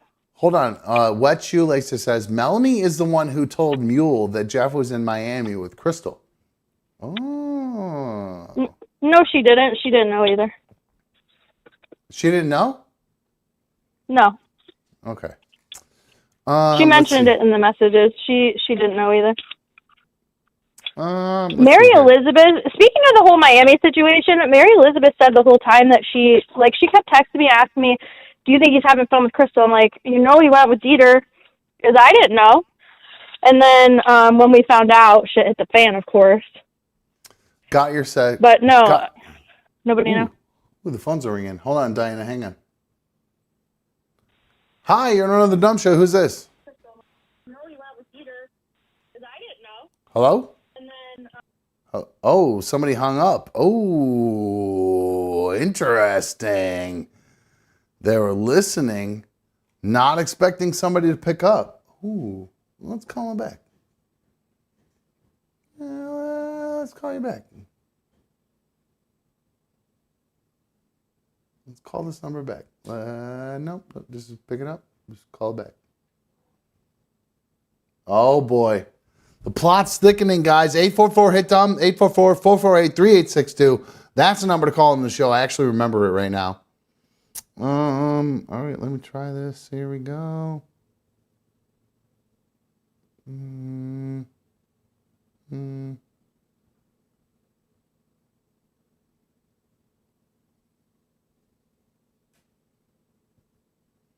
Why will it not let me just click on that number? All right, hold on. Your call has been forwarded to an automated voice messaging system. All right, automatically went to voicemail. All right, never mind. Wait, what? Holy shit. Okay. Voicemail for that one. All right. So Johnny Fan said, "This is it. Don't get scared now." Gabrielle said, "What is on Do Not Disturb? Will it ring through?" Wet Shoelaces wants me to spoof JLR's phone number when I call. I don't think I want to do that. That's pretty mean. Scott78 says, "She had some crazy bitch calling her and texting her crazy shit, Diana." Did the cat fuck with the camera? I just saw that Boomer always pointing out my insufficiencies. Now the cat is fucking with the camera. Yes, I know. Gabriella wants to know, what are the chances she calls the main show tomorrow flipping out? Well, we're the main show. That's the old show. Diana wants to know, Dumb and Mikey just got the messages. She reached out to me first. And Johnny Fan says, the plot mother trucking thickens. It sure did. There's somebody who I don't even know at this point.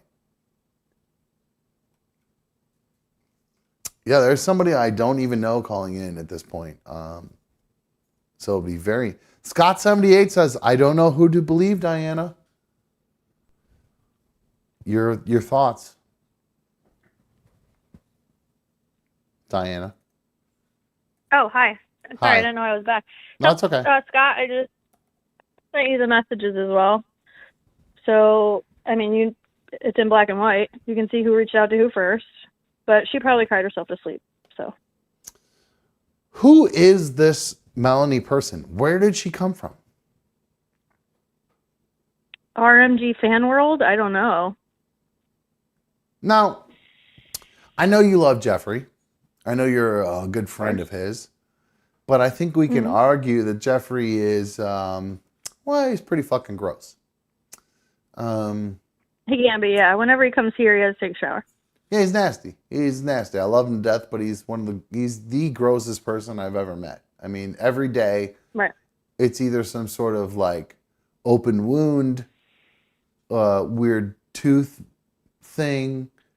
It's always something with Jeffrey. The thing about Jeffrey, and I will say about him and Mary Elizabeth both, and you can agree with me here, they are like the nicest people you ever meet in your whole entire life. Jeffrey and his wife? Yeah. Yeah, they're good people. For me, you say that he would rob a bank for me in a bad way, but to be there just as a friend, he's so incredibly kind. Mary Elizabeth even more so than him. He lies a lot and stuff, but she's so nice. She just doesn't know any better about a lot of things. You know what I mean? Yeah, I think Mary Elizabeth is aware of her surroundings, is aware of what's going on. I don't like that you called her incapacitated, because she's not. That was the wrong word. I actually felt bad after I said that. That was the wrong word. She's limited in her capacitation. How's that? Socially, yes. There you go. No, but I don't think... She's very smart. Yeah, I don't think she's dumb. She's not going to cure cancer or anything, but she is aware of her... She's much more aware of what's happening around her than you guys might be aware of. Many people only know what the show shows, and Well, it's a lot more than that. It is a lot that, sure. I think I think it's funny how I can relate to this. It's funny how Mary Elizabeth made her kind of debut on the old show with some of her Magic 8-Ball stuff. We don't talk about that.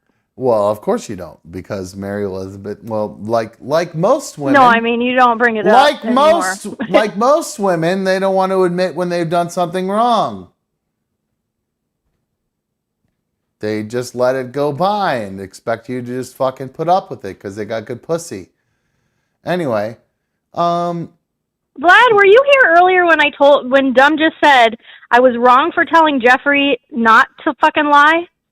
Who did you call out there? I didn't hear what you said. Vlad just said Jeffrey lies a lot because you fucking force him. I tell him to tell the truth. You saw that. Oh yeah, no, I straight up tell him, Vlad, in Diana's defense, she tells Jeffrey to be honest with the show. When he was here at my house, I told him straight up, keep doing weird shit and keep lying to the show about it.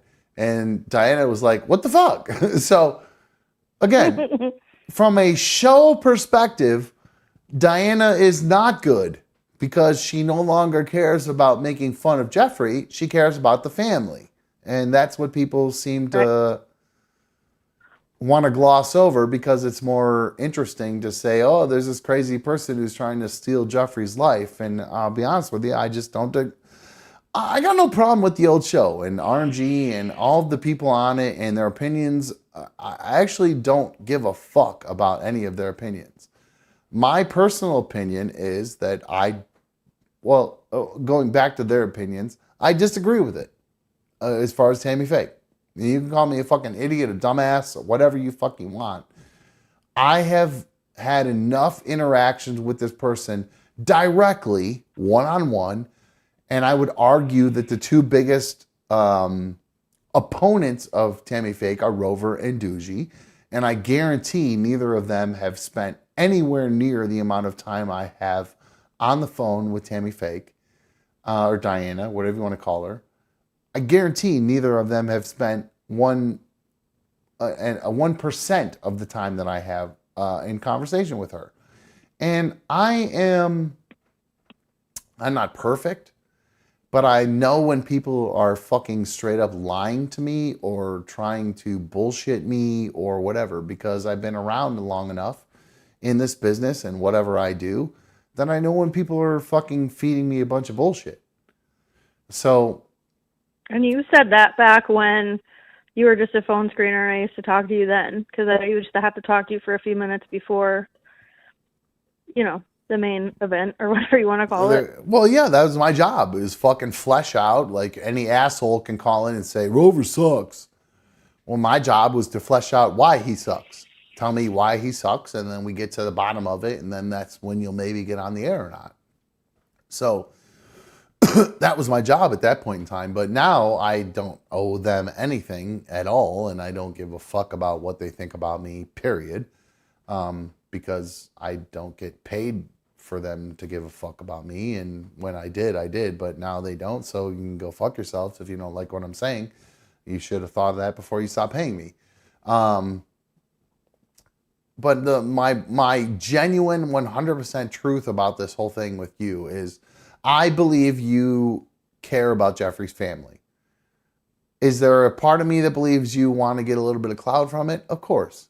Not major clout. You know where we're at. We're in Cleveland on a fucking low-end radio show with a couple cities we're syndicated to and a fucking weirdo who wants to play with your tits. I think you realize all that. But in the end... Well, yeah, and we talked about this a lot in the beginning. When Tammy Faye was first a thing, it was funny. We made a joke out of, Tommy Faye at the time. I was his sister, and it was a big funny joke, and then it all went downhill, and I did. I'm the first to admit, I made a lot of mistakes. Well, you actually turned out to be interesting. Tommy Faye was boring as fuck. So you actually were bringing stuff to the table. You know what I'm saying? That's where I never understood the disconnect between what, I always like, oh, wow, Tammy, she's telling us stuff about Jeffrey's life. We're getting the camera in his house that we wanted from another person. Who cares if it's not an actual camera that Rover fucking paid for? We're still getting it. There's a little bit of... Jeffrey and I told you that one night. The thing that a lot of people don't know, everybody thinks that I threw him under the bus, but every single email that I sent or every time I was going to call, Jeffrey knew ahead of time. That's why he doesn't get mad. He knows what's going on. I don't hide that from him. If I said, if you lie, I'm calling in to tell him. Whether he decided to lie or not, that's when I would call in. So it's not like he didn't know. Yeah, no, I know. I understand that. I just don't think it's just I don't know. I just think that there is a disconnect between you and the show regarding what's best. What of course, I know that's your and they say fuck you too. So it's a two-way street as far as that goes. But which is silly to me because it doesn't need to be that way. It could be they look at, you see a whale and it's got like a little fish that like suck on the side of it. Some people look at that as a parasite. You know what I mean? It's a parasite sucking off the side of it. And other people see that that's a symbiotic relationship. It's actually cleaning the bacteria off of the side of that whale or whatever. They choose to look at you as a parasite. I choose to look at you as a symbiotic relationship between us and Jeffrey. And I'll be honest with you, I think they've taken the wrong approach. I really do. From the day one. And I don't often criticize Rover or Doogie or the show or any of that, but I'll be honest with you, I think they took the wrong approach with this. I really do. I think that they could have embraced you and, for lack of a better term, used you to get out of Jeffrey whatever the fuck we needed to get out of Jeffrey and his family. I think it was a missed opportunity. I'll be quite honest with you. Based on whether it be ego or whatever else, you were a missed opportunity for the show to connect more with Jeffrey. And they decided to instead make you public enemy number one. And I get it. Yep. That's just the way the show works. It's this. It's just pounding and banging into whether it's a debate or a topic or whatever. One person has to say this, another person has to say this, and we do this. And it's a great formula that worked for a long time. But I'll be honest with you, I don't think it works anymore. I think people have evolved. Well, at least most people. Not everybody. A lot of people who still live in the bubble.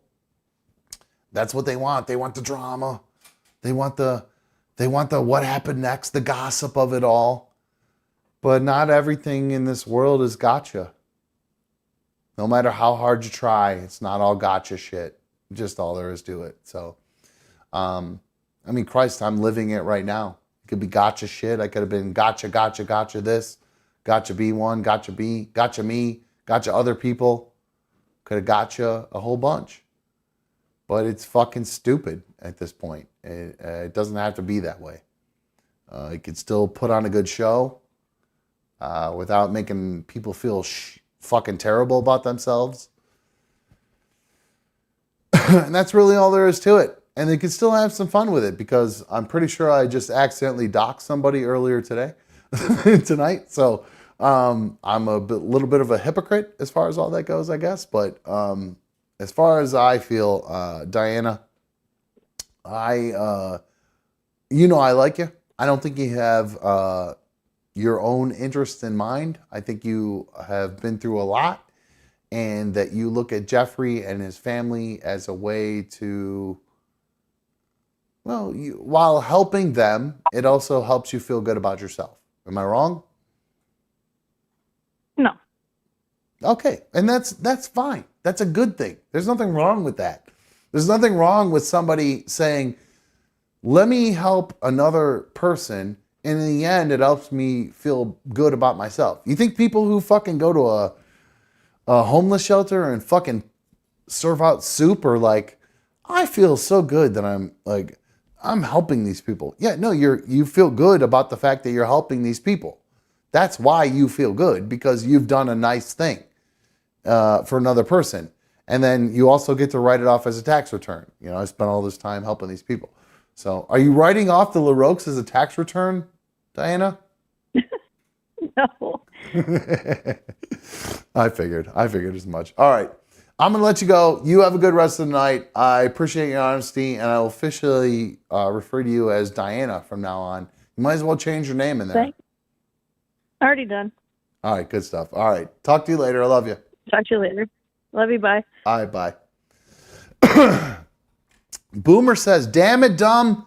I have to work in the morning. Stop entertaining me. Just put a huge superfan donation in there. I appreciate it. I hit the wrong one. Shit, superfan. That's one I'm supposed to hit when we do that. So, those of you who have been talking in the chat, I see the chat has been very active. I very much apologize if I have not read your comments. There's been a lot going on in there. Irish Ronnie says, Rover wouldn't give Dumb the respect to even mention Dumb's show at another Dumb show. I don't think it's not a respect thing. I think should the show grow outside of anything having to do with Rover's Morning Glory, I 100% believe that he would give me credit for it. But any kind of piggybacking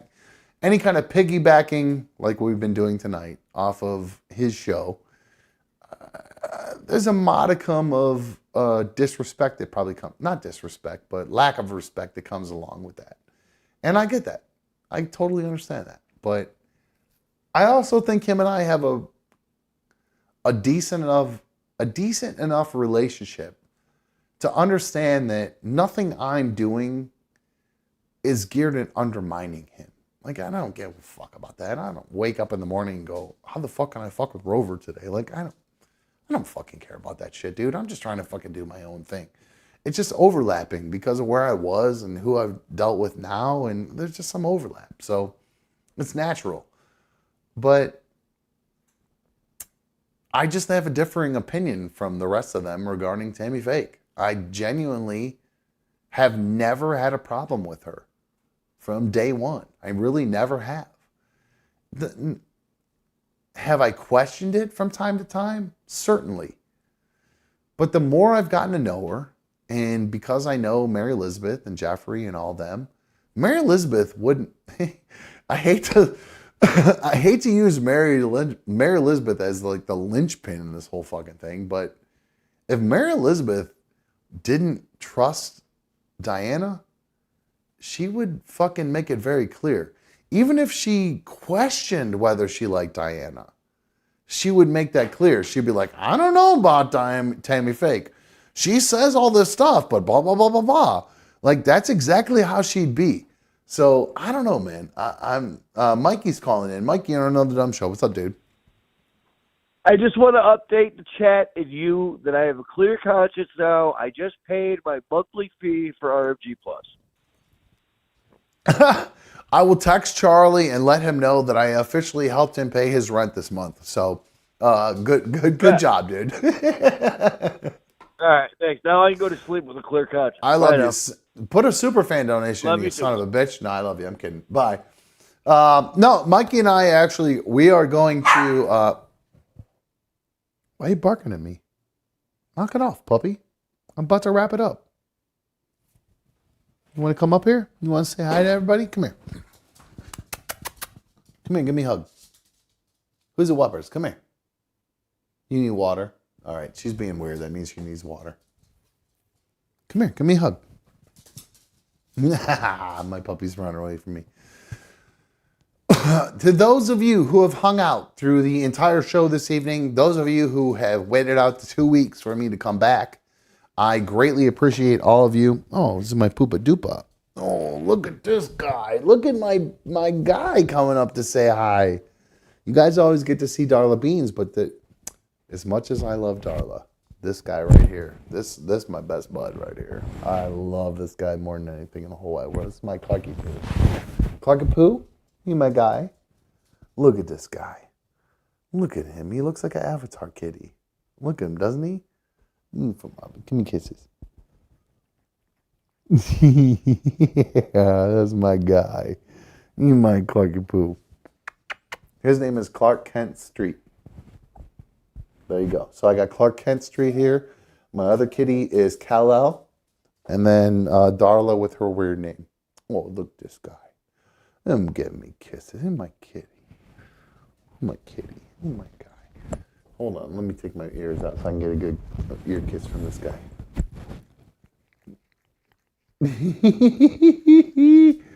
This is my favorite. I love this more than anything in the whole world.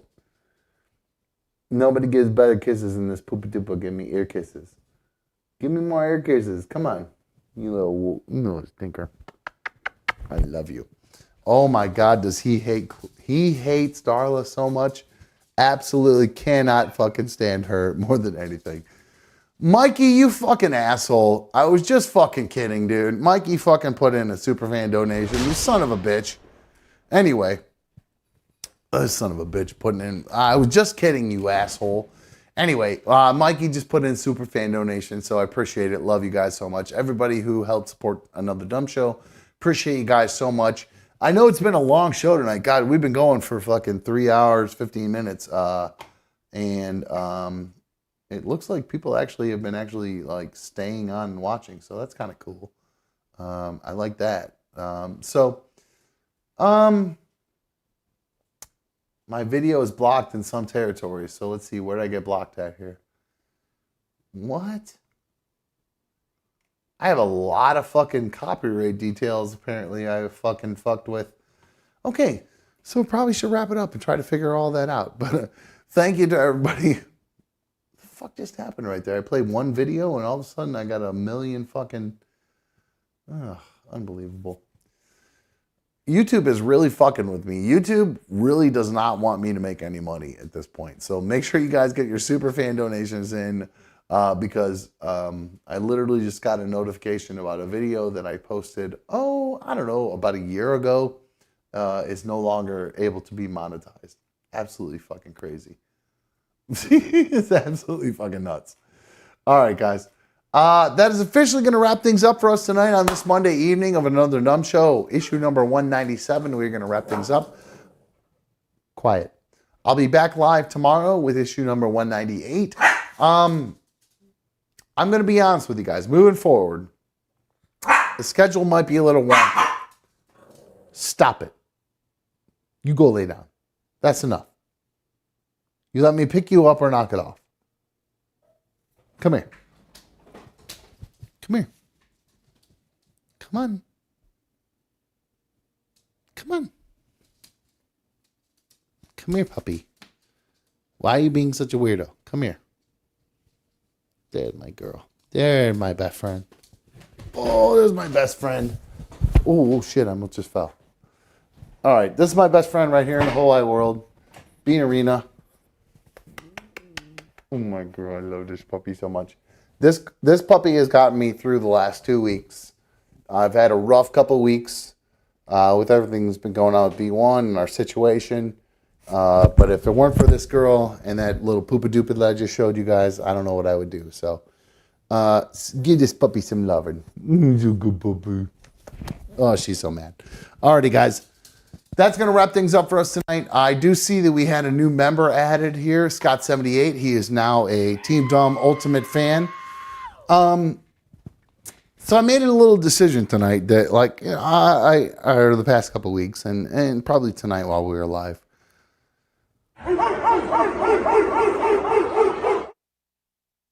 Oops, wrong button. No, I have decided that I have spent a lot of time kind of worrying or giving a shit about what the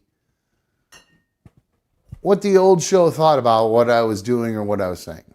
A little bit too much. Like I would just, worry about it like I was ruffling feathers. I'll be honest with you, I don't give a fuck anymore.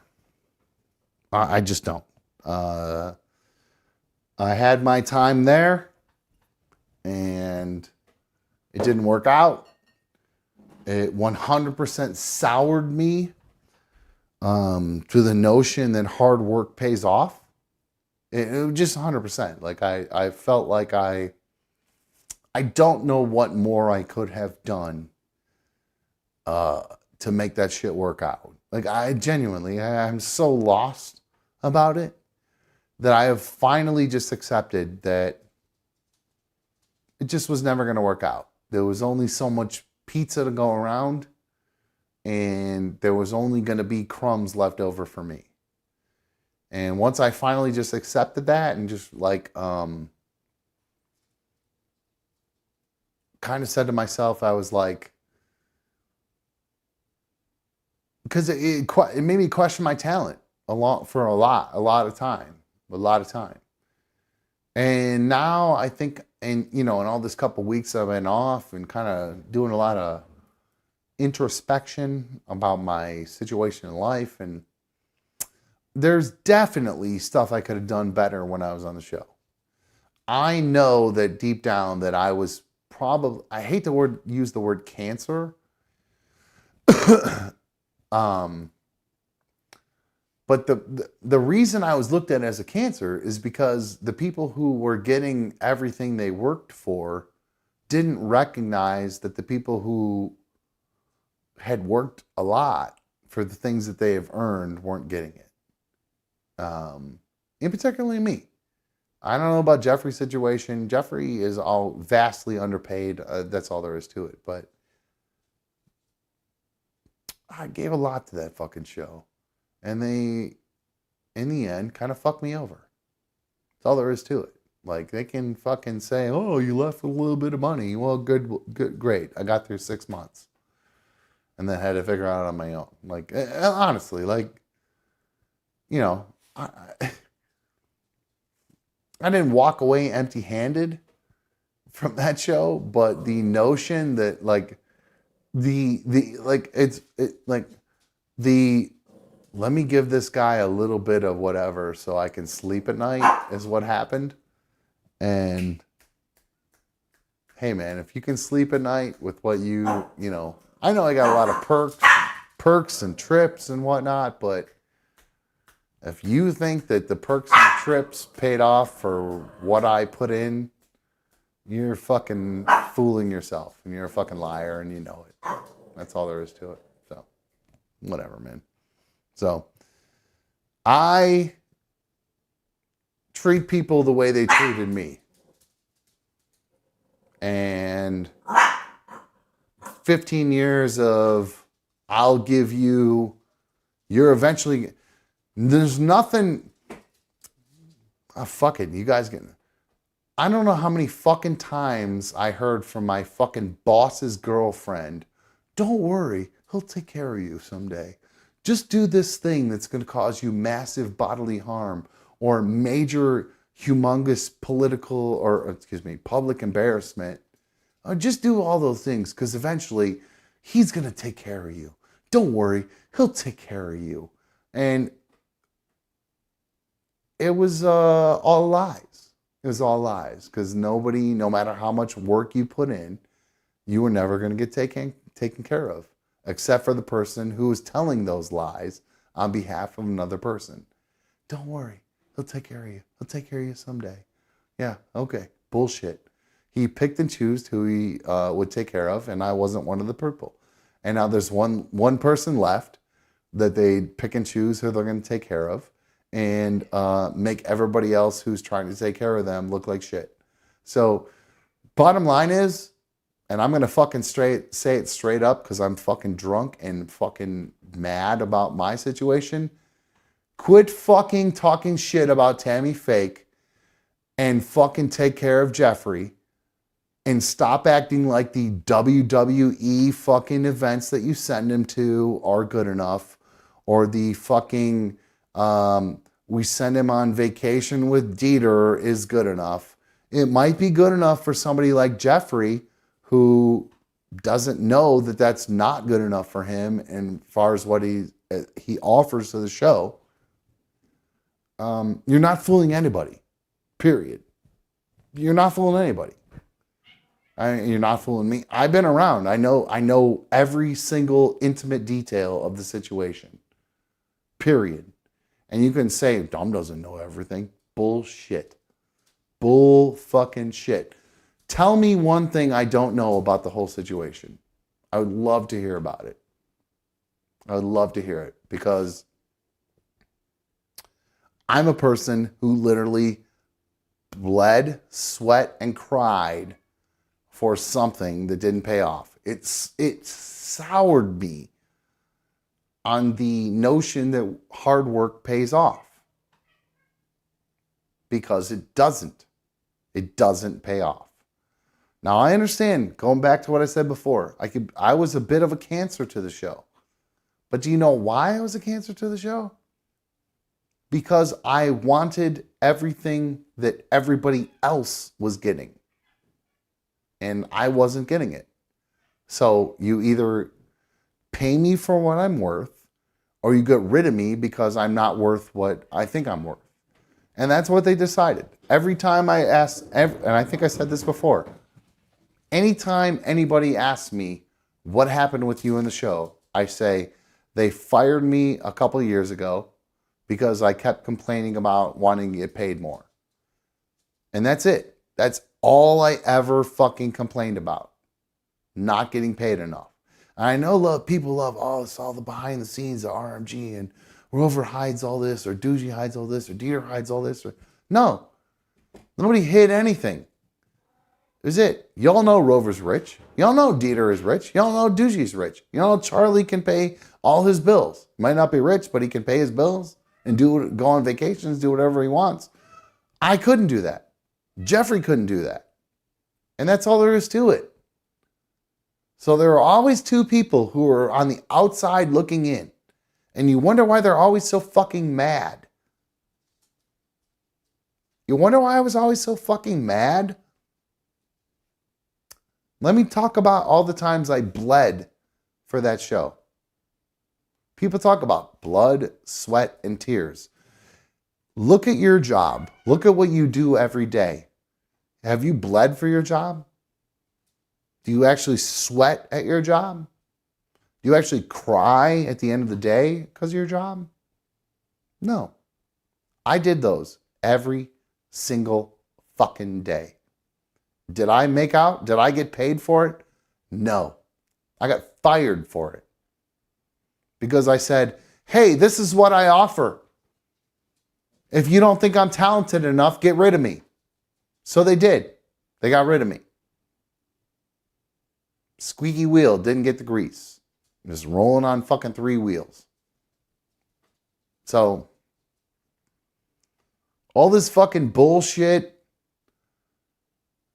it just sucks, dude. It just sucks. I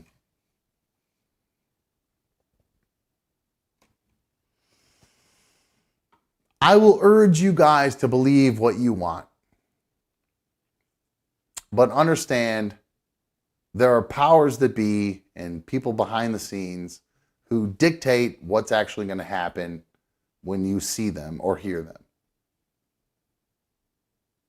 And that's all there is to it. And some people will benefit from it and other people won't. And I have kept my mouth shut for so fucking long. But I got to be honest with you, I'm fucking done with it. I don't know if it's what happened with me and B1 or whatever, and I finally feel like I need to stand up for my fucking self. But I gave everything I could to those fucking people, and they fucked me in the end. Give me a little fucking payout and said, go away. And I know he regrets it. He'll never admit it, but I know he knows that that show is better when I'm on it. And he will never admit it because of his own ego.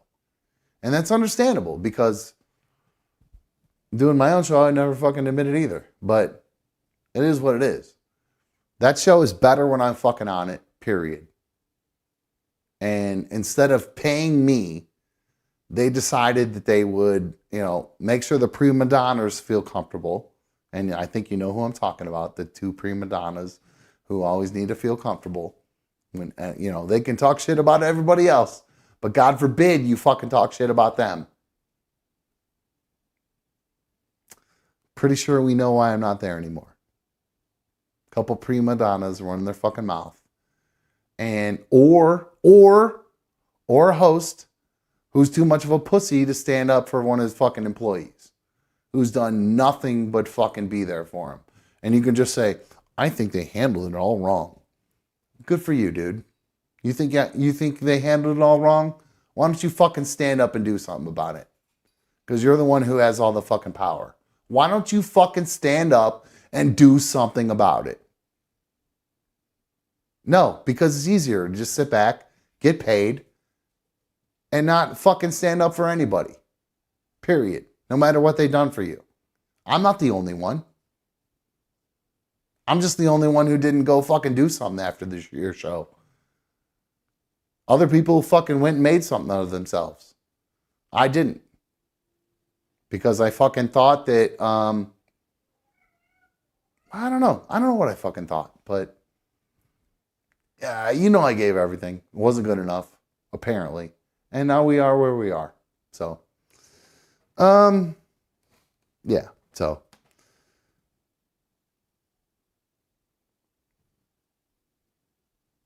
I think you guys know where I stand about things right now. I loved where I came from. They shit all over me. And they can fucking say whatever they want after this. I have not said one thing that is untrue, one thing that's embellished, nothing. Everything I've fucking said is true. Whether they disagree with it or not is another fucking story. But I have held nothing back tonight except my own fucking personal situation. And I don't really know what else to say to you guys, to be honest with you, because I'm annoyed. I don't know who this fucking Melanie bitch is.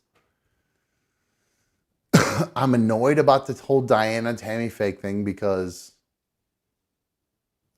I really don't think she...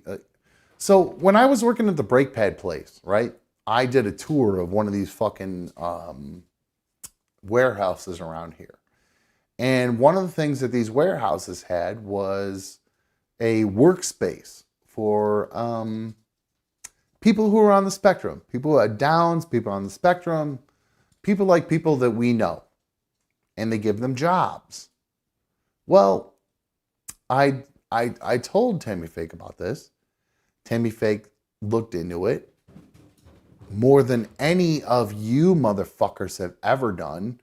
Off the show, on the show, anything. Have any of you ever tried to find them a job? No. If you say you have, you're a fucking liar. Tammy Fake took the information I gave her about this plant that hires people who are special needs. She made the phone call. She called about trying to find out whether or not she could get the kids in to work at this place. She learned that there are opportunities available for the kids outside of this place. So, and again, I'm not here to kiss Tammy Fake's ass or downplay fucking Rover or the other show. I'm just here to fucking talk about fucking reality. Okay? I don't give a fuck what they say about her. I don't give a fuck what she thinks about them. All I care about is what I know. I knew of an opportunity for those two kids to go get a job at a place that hires people with their in their situation. If I told Rover, Doogie, or Dieter that, none of them are going to make that phone call. They're not. They're not. They're just not. And Rover, Doogie, Dieter, if you're watching this or somebody gets it back to you, I'm sorry if you think I am talking shit about you, because I'm not. But I think the three of you know that you wouldn't do that. You wouldn't go through with that. You wouldn't make that phone call. Neither of you. None of the three of you, the one especially who would be tasked with that, Doogie, would not make that phone call. Period. She would not call to see if she could get those kids hired jobs. No. I don't, and you know why? Because she's a mom. She's got her own shit to worry about. She doesn't care about her coworker and her coworker's friends. She doesn't care about that. You're not fooling anybody if you think we think you do. You don't. You know what you care about? If it makes the show look bad. If what he does makes the show look bad, that's what you care about. Period. You don't care about if his well-being or his unwell-being. You care if it makes Rover's Morning Glory look bad. You care if it will affect the next fucking endorsement you'll get. Period. And you can go to bed tonight going, Dumb's a big fucking asshole. Dumb's such a jerk. But you know I'm right. You know in the end, all you care about is the image of the show. You don't give a fuck about Jeffrey or his fucking kids, or me, or my fucking kids, or Charlie and his family, or anybody beyond the fucking three of you. That's who you guys fucking care about, period. In the end, that's what you care about. So this notion that you're so worried about Jeffrey, you're so worried about somebody affecting Jeffrey's life, and how dare they? Why don't you fucking take action then? Make his life better. You already fucking kicked me to the curb. Why don't you pay Jeffrey more? Why don't you pay Jeffrey enough so he doesn't have to fucking work at the fence company? Huh? Oh, you guys are so self-righteous though, right? Every one of you, if you watch this, if you catch wind of this, you will know. You know that I'm right. You know it. The three of you know it. And I've never said anything like this before. I've never talked shit about anybody on this fucking show. But the notion that you guys have fucking Jeffrey's best interest in mind is fucking bullshit. And you fucking know it. I'm not sitting here saying that you fucking exploit him or you use him. But the fucking idea that you're trying to propagate that you have his best interest in mind is bullshit. It's 100% bullshit. Because you give him some WWE tickets? You send him to Florida every once in a while? Or wherever the fuck you send him to? Whatever bullshit trip you send him on? I live that life. Perks are bullshit. Pay the motherfucker so he doesn't have to fucking work at the fence company. If he's so valuable or so interesting, pay the dude. It's that simple. If he's some fucking, he's some joker that you can fuck with, well, admit it. Admit it. He's some joker. We can pay him nothing and he'll keep coming back. Just fucking say it. It's all bullshit. It's all bull fucking shit. And that's all there fucking is to it at this point. So, I'm not going to sit here and pretend I'm fucking perfect. There were often times that I took away from the show because of my own personal needs, like getting paid a livable wage and not having to work a second and third job. I totally took away from the show. I know that. I know I took away from the show. I'm not fucking stupid. Guess what? I did that on purpose. Because I wanted them to realize what they were missing when I didn't talk, what I didn't offer to the show. And in the end, I got fired for inappropriate behavior. Inappropriate behavior is what I got fired for. So just a little quick message. I don't think I've ever done this before, but I want to throw this out there. Hey, Keith Kennedy with your fat ass, go fuck yourself, you fat fucking loser. You fucking nobody. You fucking fat nerd who fucking literally lives on the success of other people. You fat fuck. Fuck you, you fat ass fuck. You couldn't even give me a fucking reason why you fired me other than inappropriate behavior. Fuck you, you fat ass fucking corporate fucking cock-sucking corporate loser. You fat fuck. Fuck you. And I'll be honest with you, you know what else can go fuck himself? Keith Hotchkiss. Keith Hotchkiss can go fuck himself too. Mr. Dumb, you're so good at what you do. You're more sellable than a first chair on another show. You're the fourth chair on one show, and we could sell you more than a first chair on another show. But we can't fucking give you a fucking livable salary, though. You fucking phony fuck. It's unfucking believable, these fucking people. First chair on Diana, what's up? Holy shit.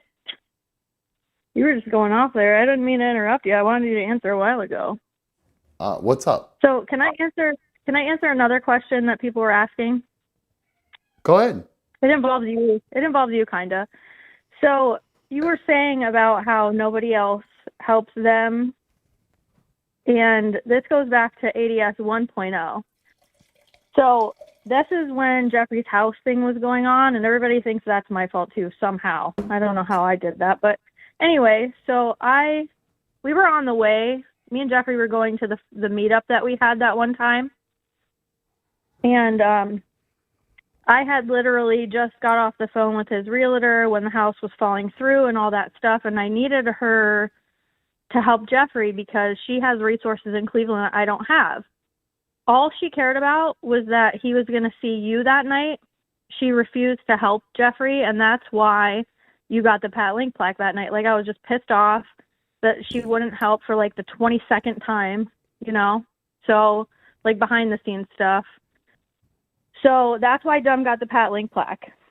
Since then, Dumb and I both thought that it wasn't the best idea for him to have it, so he stored it for a long time. He had it up for a minute in his house, but it ended up getting put away.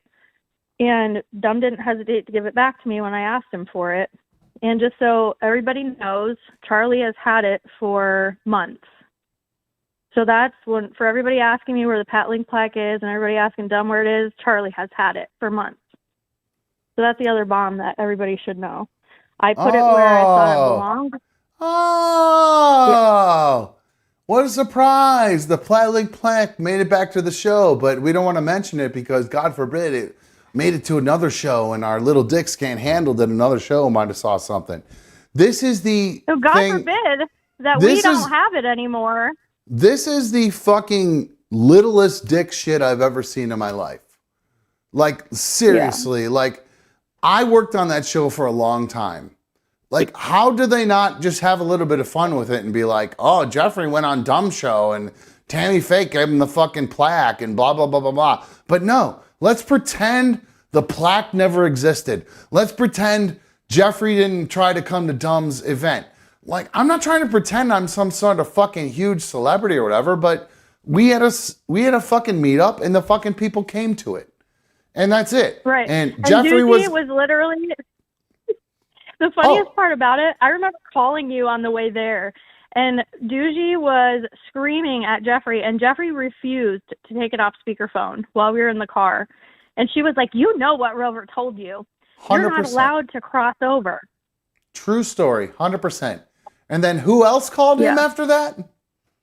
Keith Kennedy. Oh, because dumb. Doogie got off the phone with us and immediately called him. And the only reason they knew where he was going was because when I called her and had me and Jeffrey both spoke to her, and I said, hey, this is going on. This is what the realtor said. She stayed silent and listened, and I said, is there anything you can do to help? She said, Jeffrey, where are you right now? And Jeffrey didn't know any better, and he said, oh, well, we're going to meet Dumb. Mm-hmm. He has a meetup for his new show. And she lost her mind, hung up with us, refused to speak to me, but Jeffrey didn't take it off speaker, so I heard every single word. She called Keith Kennedy and tattled to him and Rover, called Jeffrey back and scolded him to where I got dropped off, and then he wasn't allowed to stay there.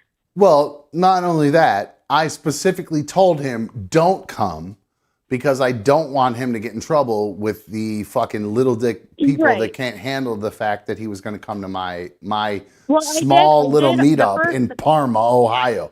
They couldn't handle. This is what tells. Does this not really tell you how, like, what little self-esteem this person might have, that they're like, don't let him go to Dumb's event. Dumb had 30 people there, maybe 35 people at my event, my meetup, and don't let him go there. He can't go to Dumb's event. Like, do you know how fucking what little dick energy that is? It's fucking believable. I called you. Hold on. I called you before I invited Jeffrey, did I not? And I said, hey, do you mind if I bring Jeffrey? And you were like, oh, yeah, I'd love to see my friend. But then once I told you what Doogie had said, you're like, tell him not to come. Fuck that. I don't want him getting in trouble. You didn't care what they said about you. You were worried about him. Thank you. Thank you. That's what happened. 100%. Thank you. I appreciate you saying that, because all I cared about in the end was making sure that Jeffrey did not get in trouble at his job. Period. Like, that's it. That's it. That's all I cared about. And then when I found out that they called this fat fuck to fucking, Jeffrey's going to go to Dumb's event. Jeffrey's going to go to Dumb's YouTube show with a whopping 5,000 subscribers, and he's going to go on his show. I mean, Jesus Christ, how fucking pathetic It wasn't broadcast. It wasn't broadcast. How pathetic is your fucking existence if you're fucking worried about my tiny ass fucking YouTube show? What are you worried about people exposing? What are you worried about? What are you worried about could be possibly talked about on my tiny ass little YouTube show? What are you worried about? What do you have to hide? But he doesn't mind. He doesn't mind, though, that Adam dude that was there with us that night, when I was looking down and my chins came out, and Rover doesn't mind showing that photo, though, even though that was from your meetup. That's okay. Which photo? I don't know what you're talking about. What are you saying?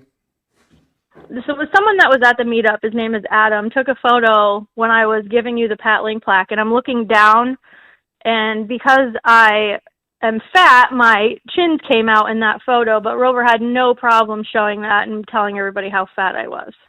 That's okay, though, even though that was at your meetup. Well, I mean, everybody's gonna make fun of people for being fat, I guess. I don't know. I guess neither here nor there. 199.9 pounds. Okay. Pushing 2, right? No, like, and that's like, I don't know if I've ever really gone into this depth with everything, but Blue Wolverine says, "Is Gia Rover's daughter?" I have no idea. Like, literally, like this is kind of my point. No one will ever know. As much as you, well, hold on. As much as you guys think that I might be on the outside looking in, or I'm privy to some sort of fucking information. No, I'm not privy to anything. Like, nobody told me anything. I tried when you were drunk and I was at your home to get shit out of you. There's nothing that he hasn't told all of us. There's no secret stuff. Nothing. I tried. There's nothing. Nothing. Like, literally, what you guys hear on the show is what happens. That's it. Like, literally, like right now, this rant is probably the most entertaining thing that's happened in the last 6 months over there, as far as I'm concerned. Yes. I don't know. Either that or something stupid I did, yes. Yeah, I don't know what they do over there. I don't listen anymore.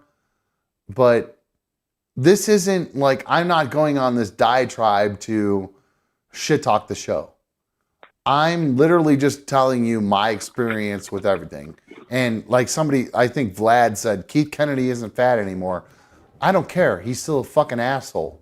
He took Ozempic. Who gives a shit? He's a fucking bootlicking fucking piece of shit. He's a bootlicker. I don't care about bootlickers. He's a bootlicker. Charlie, if you ask what... Did you ever meet... Hold on, I got a couple questions. Did you have an NDA? I'm not allowed to say whether I have an NDA or not. Okay, and number 2... Well, that just made me forget number 2. Forget it. I'm not exposing anything that isn't... I'm not exposing anything. I'm talking in fucking reality at this point. No. I mean, that's all there is to it. So these are just based on my experiences. So if your experience on the show, you know who does and doesn't have a contract. Yeah, me and Jeffrey. Right. Well, I'm not there anymore. So I'm what would have kept, other Chris, than Rover scolding Jeffrey, what would have kept him from the meetup? Nothing. No, there was no. So you know who. There was no.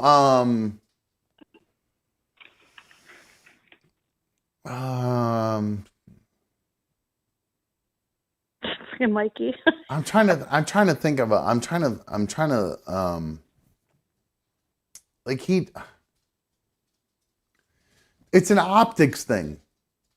It's an optics thing. If Jeffrey went to my meetup, it looks bad in their mind to the show.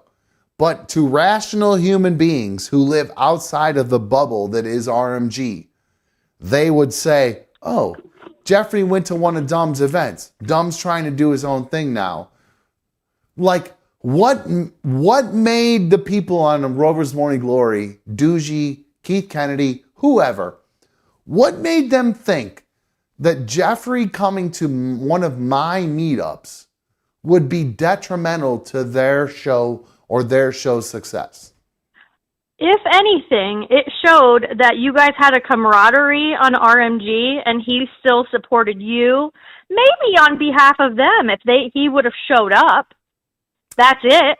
I don't see anything bad, and I think that's why in the very beginning, now granted, when I called and asked you, you may have been maybe an ace in the bag at the time, but you didn't even hesitate when you said yes at first, because neither one of us thought that there would be repercussions over there, because you worked with him for freaking 10 years. Yeah, because I thought they were adults. I thought they were adults who could understand that. But here's the difference. I've never looked at Jeffrey as an asset. They clearly look at Jeffrey as an asset. I looked at Jeffrey as my friend who I hoped would come to my event for my new show to support it. Because clearly my small YouTube show can't compete with a syndicated radio show.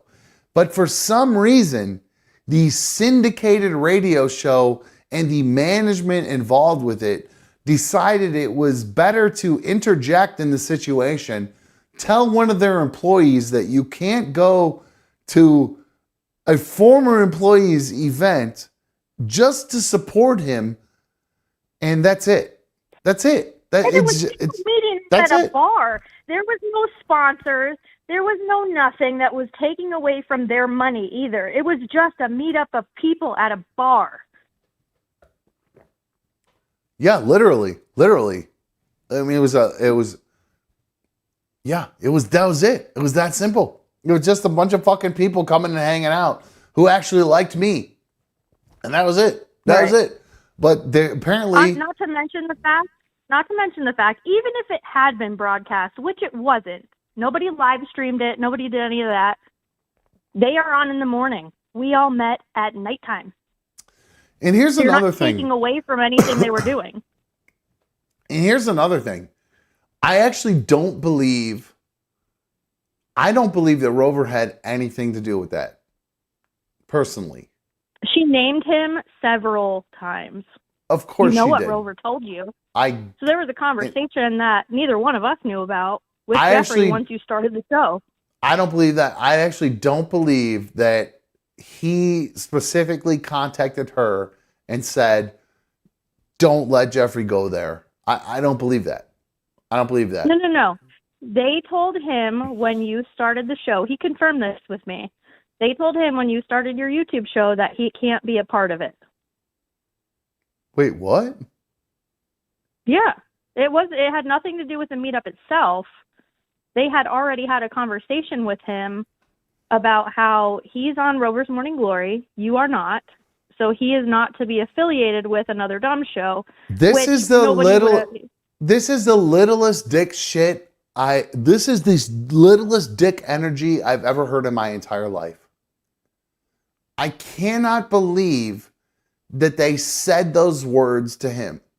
Especially after all of the time I've watched with watching Kill Tony and Joe Rogan and the support that these dudes show to them like their peers, it is, bro, guys, I'm sorry. Like I've spent a lot of time defending that show and their actions and over the years, but having seen how people can have success through camaraderie and support versus shitting on other people,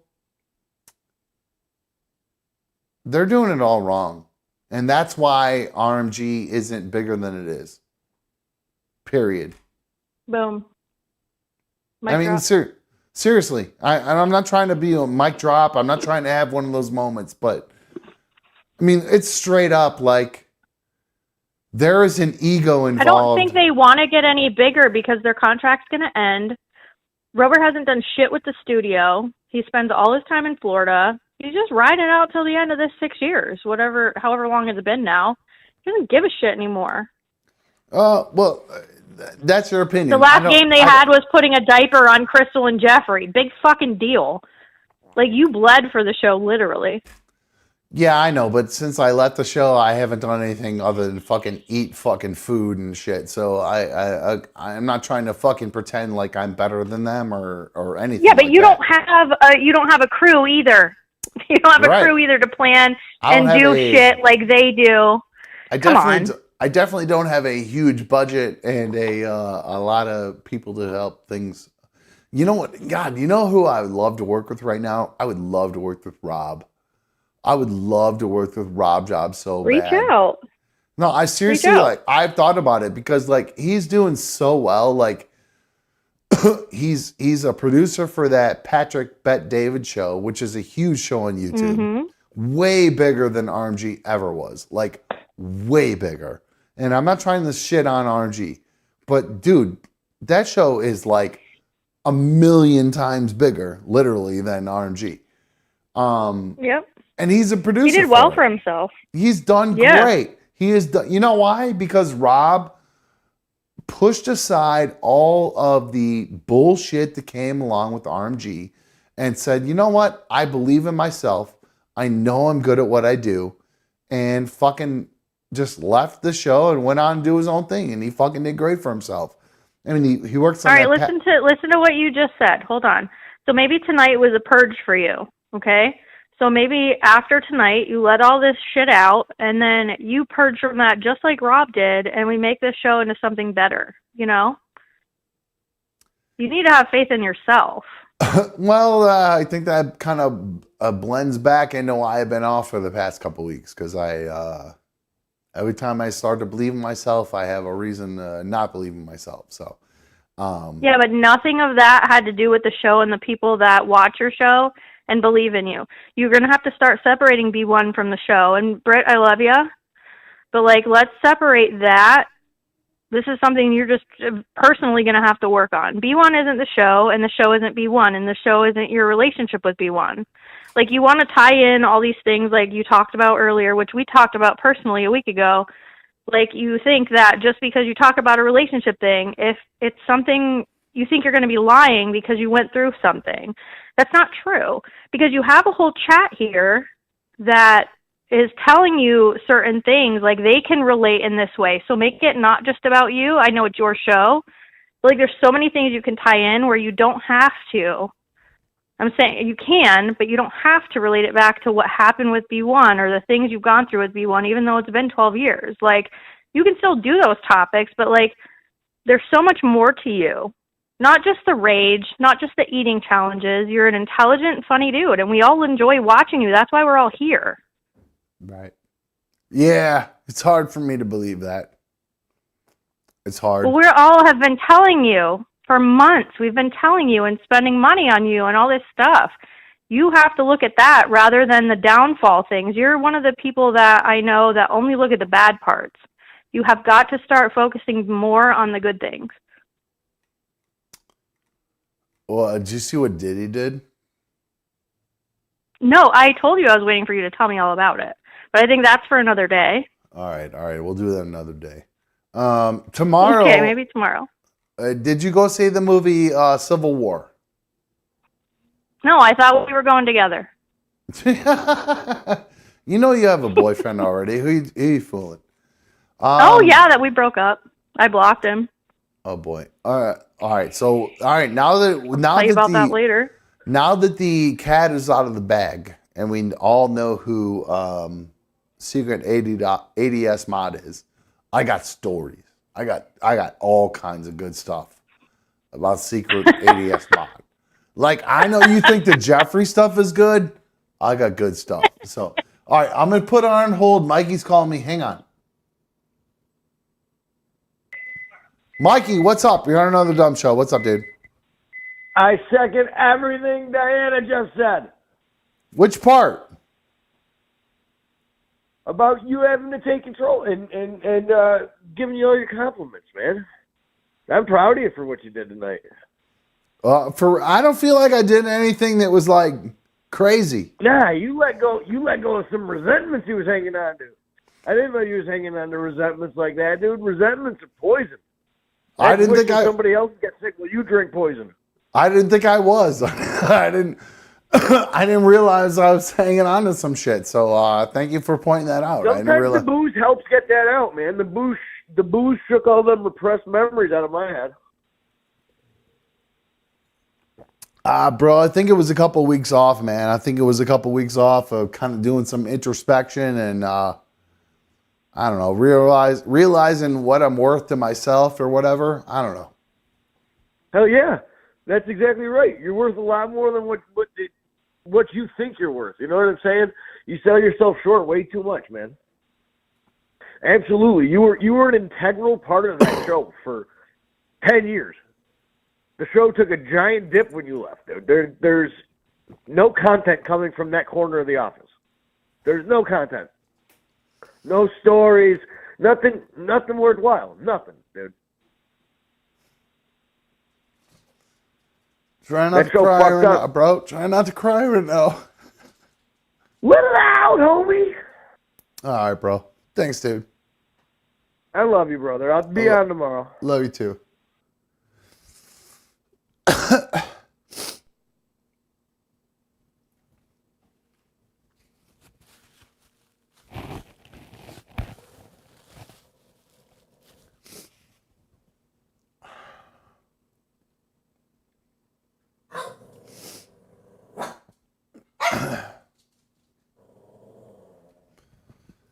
This shit's been a minute, guys.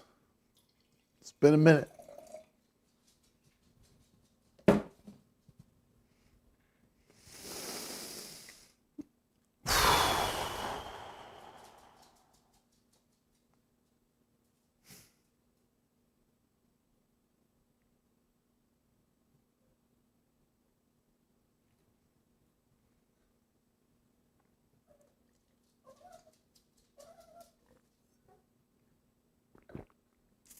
All right.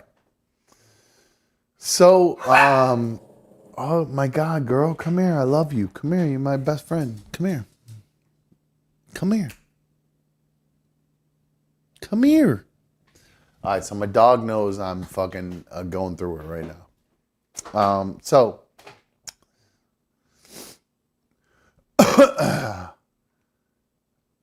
Pilot X says, drink a vineyard, shed resentment.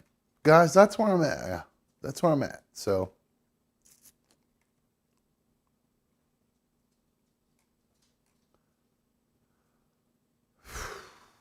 Zach says Diana is going to get Jeffrey fired. That's bad. I don't want that to happen. Like 100%. Like, that's probably the thing that affects me the most about all this is I know it's so stupid because like I've been crying about myself and my fucking situation and whatever, but actually I care about Jeffrey and his family, and I think Diana actually does. Like I don't care what Rover says, Doogie, Dieter, any of them. I genuinely think she does, and I might be wrong. I might be wrong, totally.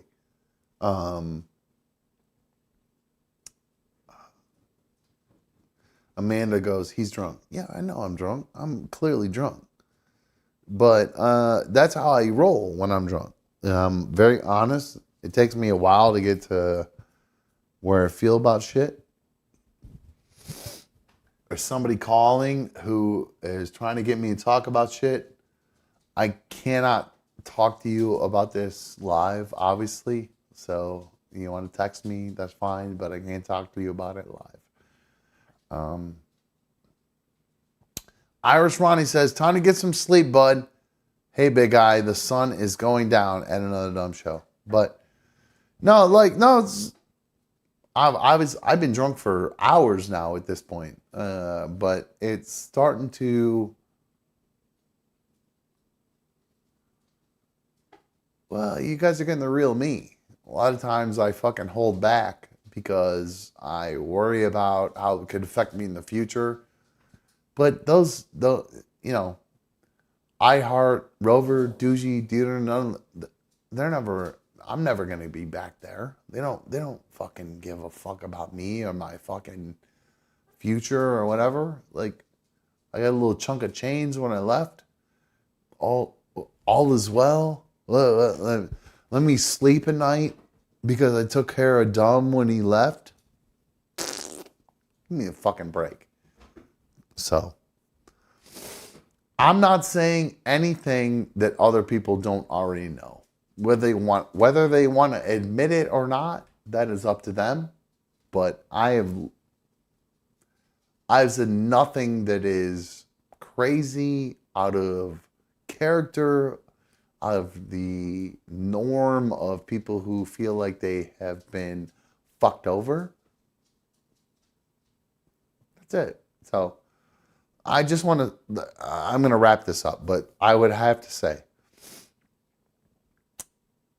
there are people in this world like me who have bled, sweat, and cried, blood, sweat, and tears. And I know I've said that before in the past. Oh, I've cried blood, sweat, and tears. But honestly, think about your job. Think about what you wake up and do every day. Would it ever cause you to cry blood, sweat, and tears, or go through any of that?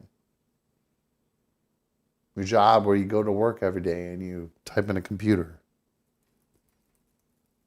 or you hand off shipping that needs to be happening, or whatever your fucking job is. Can you imagine every day not knowing how you are going to be treated at that job based on the way you acted about your personal relationships, your professional relationships? I mean, here's a good example. I always love this one. This is one of my favorite examples of just the shitty work environment I worked in. So, Andre Knott, he's a big AM and FM guy for the Guardians, right? Our Andre Knott, Mr. I'm super square cut for the show. I've never pretended to be somebody who's in shape. Just imagine you're at your job and you're a little overweight. Maybe you got kind of man boobs. And you're walking down the hall at your job. And a person looks at you and says, "It's a nice chest." I remember when I didn't have man boobs. Can you imagine that at your job? And then I bring it up on the air. And I'm the crazy person. Because I wasn't okay with a coworker talking about my man boob size at work. Just imagine You go to work, you don't work in entertainment, nothing. You go to work one day, and one of the people who you work with says, "That's a nice shirt." I remember when I didn't have man boobs. This is what Andre Knott said to me, the spokesperson or whatever the fuck they call it for the Cleveland Indians on WTAM and WMMS. So a coworker, while I'm walking down the fucking hall one day, insults me for the way I look. And I bring it up on the air, and they make fun of me for not being okay with the coworker of mine making fun of my breast, my man breast size. So, yeah, this is the world I lived in, guys.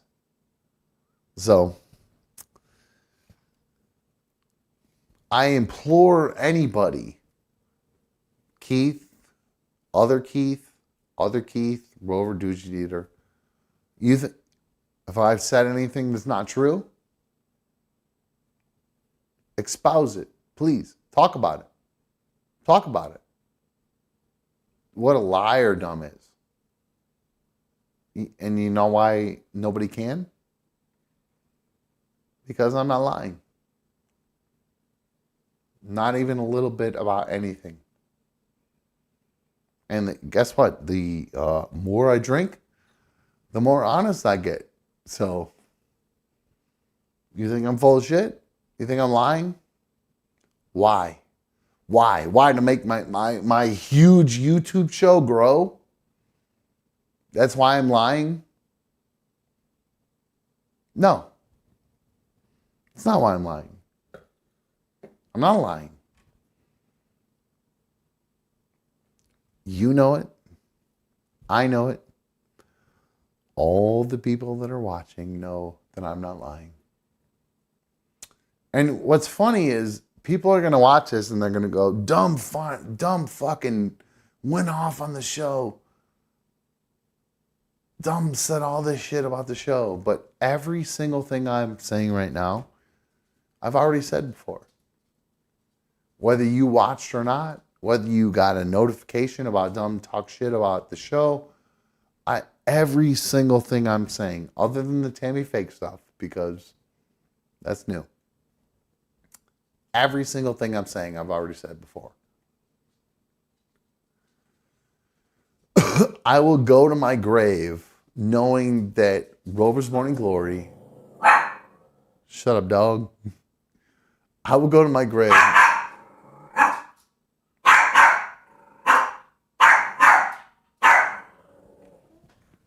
Get.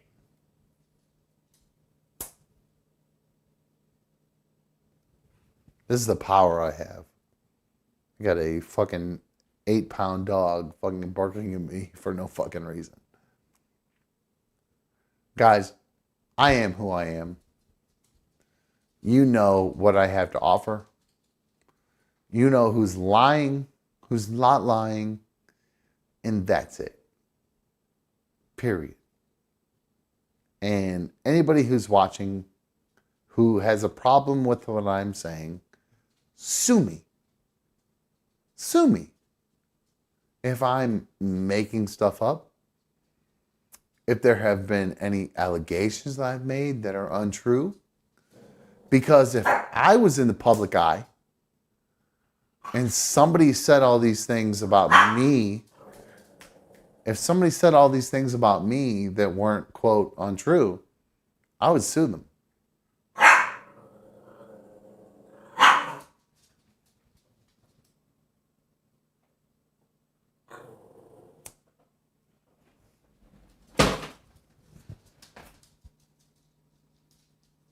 Come here. Getting yelled at by my dog right now. Come here. Come.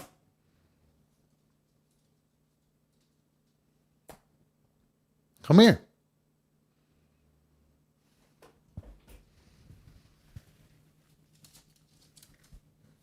All right. That's going to wrap it up. You guys don't know. You want to know what I care about more than anything other than my kids? This dog right here. This is my best friend in the whole fucking world. I love her more than anything. I don't give a fuck about that old show. What any of those people think. What any of you people think. Look at her. Look how beautiful she is. Who cares what she thinks about anything other than me? Can I kisses? Can I kisses? My best friend. She's my best friend. That's all there is to it. So, alrighty, guys.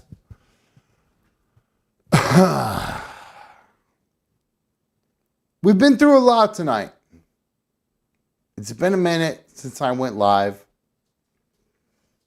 I got a lot of personal stuff that I'm working through. I'm mad. I'm mad right now. Usually I'm not mad.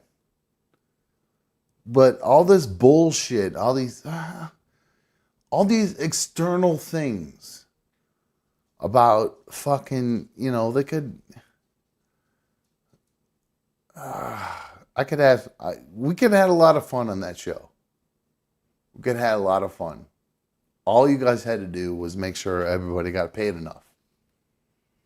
That's it. It's seriously, there's no other explanation. Nothing.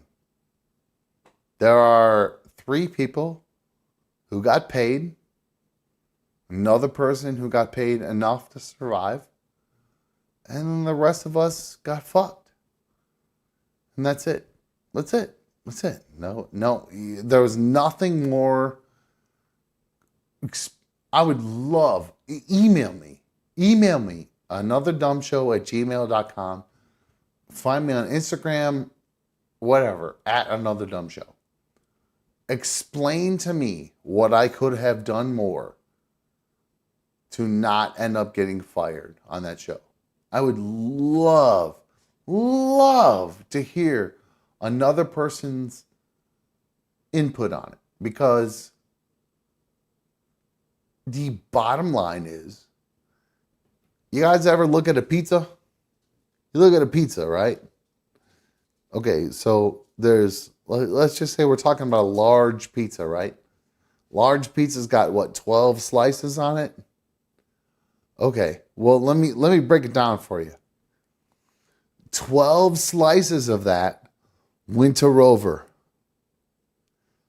The crumbs that were left went to Doogie, Dieter, Dumb, Jeffrey, Charlie. Charlie was way up on that list, so Doogie, Dieter, Charlie, Dumb, Charlie, Jeffrey. That's how that went. Period. So pick your battles, guys. I don't know. I'm probably going to end up getting sued for everything I've said tonight, but I actually don't care anymore. I don't care anymore. I'm kind of fucking over it. So, alrighty, guys. I think it's going to wrap things up. I'm going to call it a night tonight. Hey, everybody who is a fan of the show, I greatly appreciate it. I love to hear from you guys. Hey, my goal is to be back live tomorrow night. I literally never listen to RMG. Never, ever. So, if they respond to this, which I doubt they will, because just how they roll.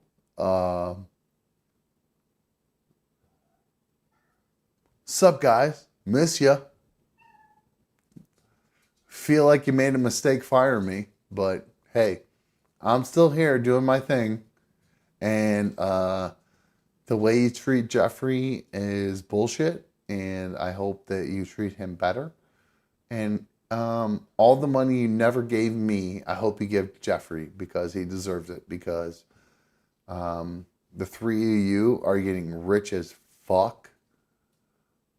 Rich as fuck off of what Jeffrey is doing. And that's pretty much it.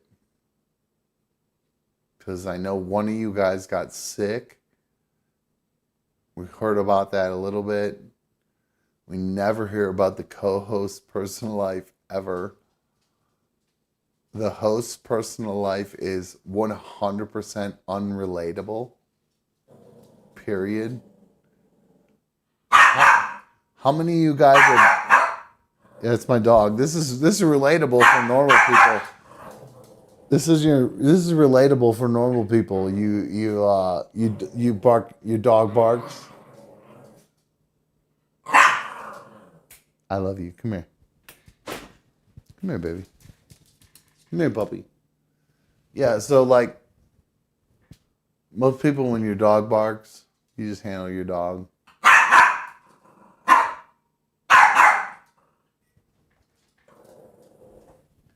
Come here, you little mutt.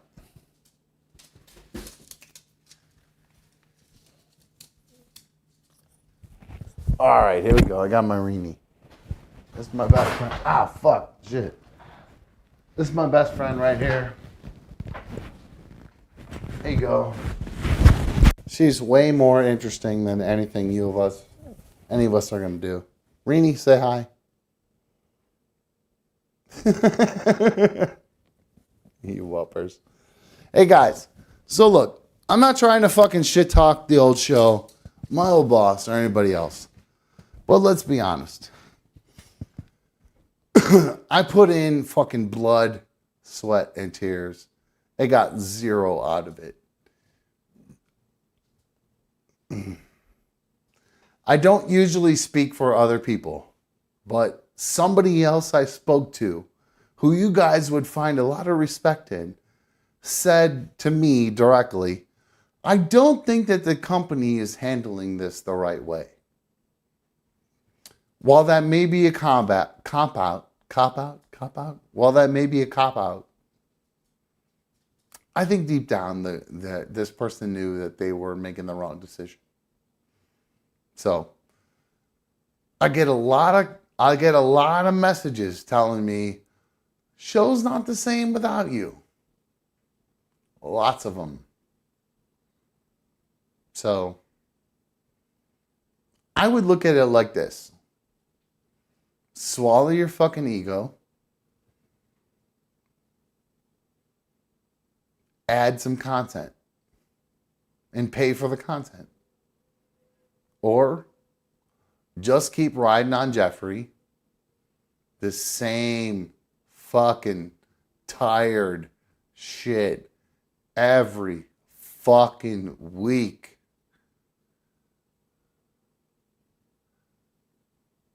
And maybe rely on your other contributors, the person that you replace me with who offers zero other than, I like sex.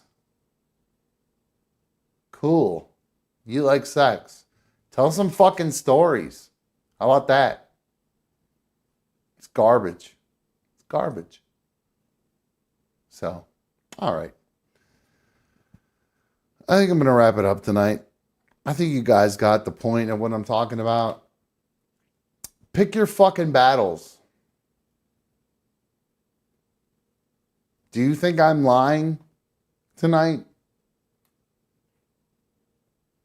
Do you think I'm making up the things I feel about the situation that I've been presented with? Well, then you're a fucking idiot.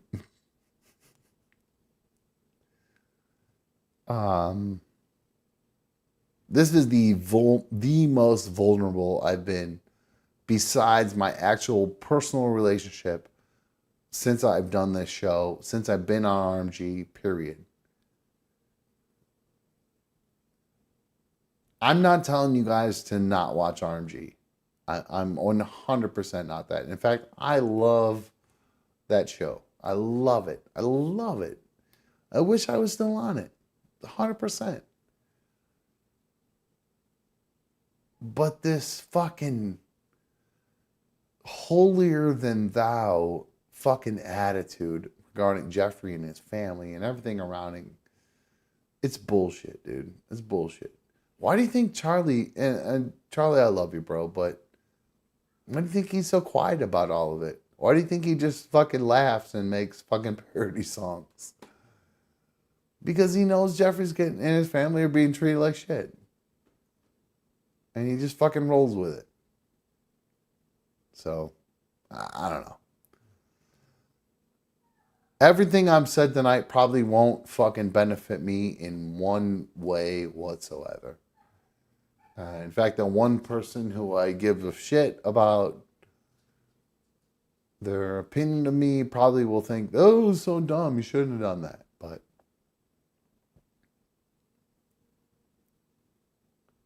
I can't keep fucking lying to myself. I can't keep fucking lying to you guys about what I've been through.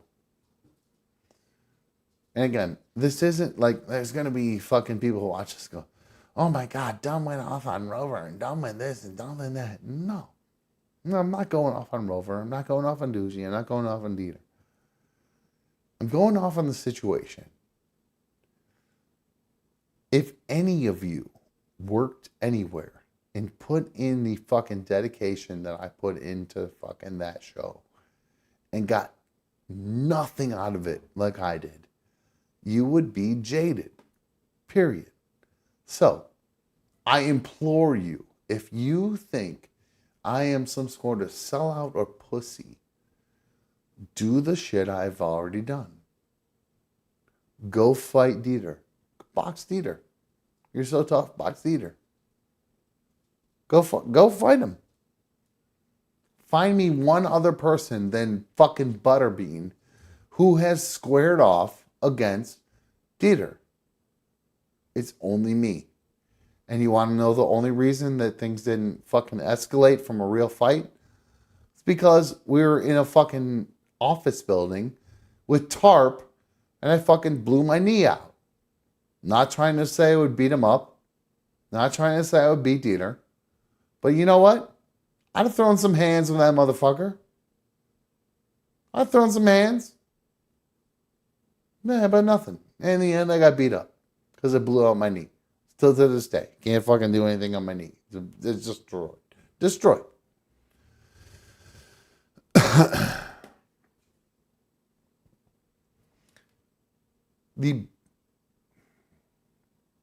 Here's what I want everybody to take away from this. I put in years of effort to try to be successful for my family for that show. Simultaneously add to RMG while I was taking care of my family. And unfortunately, the only thing that happened was me giving up myself and my rights and my everything for that show. And in the end, I walked away with nothing. And they can be like, oh, he gave you a little cash payout. It's nothing in the grand scheme of things. For everything that I put up with, everything that I let myself be, I hate saying victim, but the character I allowed myself to be didn't have to be the way it is. And I let it happen. So, there's literally nobody watching this who has information about what I'm talking about who would dispute one word I'm saying. Period. So, alrighty, guys. That's going to wrap things up for us tonight. I know I've been going for a while here. Oh, fuck, it's 12:30. Holy shit. I've been fucking ranting. So, here's the bottom line. Let me just kind of...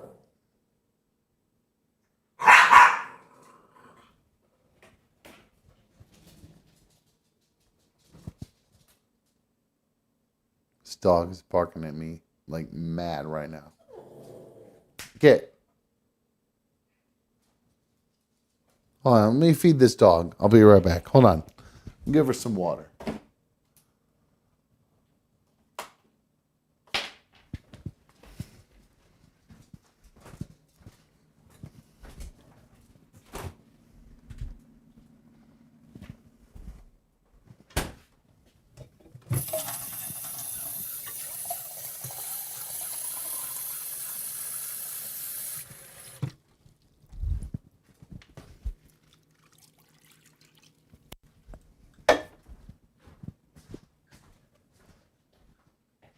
Here we go.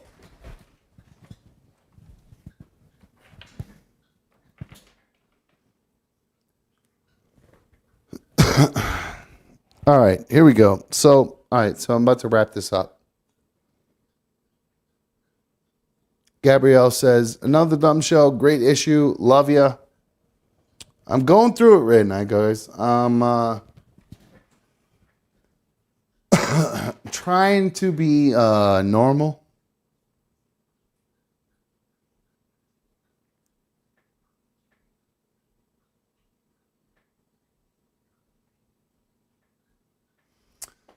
But it doesn't always pay off. So I'm going to wrap this up. Thank you to everybody who has donated tonight. Diana is asking me to pick up. Hi, Diana. You're on the Dumb Show. What's up? Hi, dear. I've been on hold for like a half an hour. I'm trying to keep Not up. more. Trying to keep up. It's okay. So, everybody thinks that you overshared. Are you nervous, first of all? About what? Anything that your anxiety tomorrow, any repercussions that you might face, are you nervous? No. I haven't said one thing that is untrue.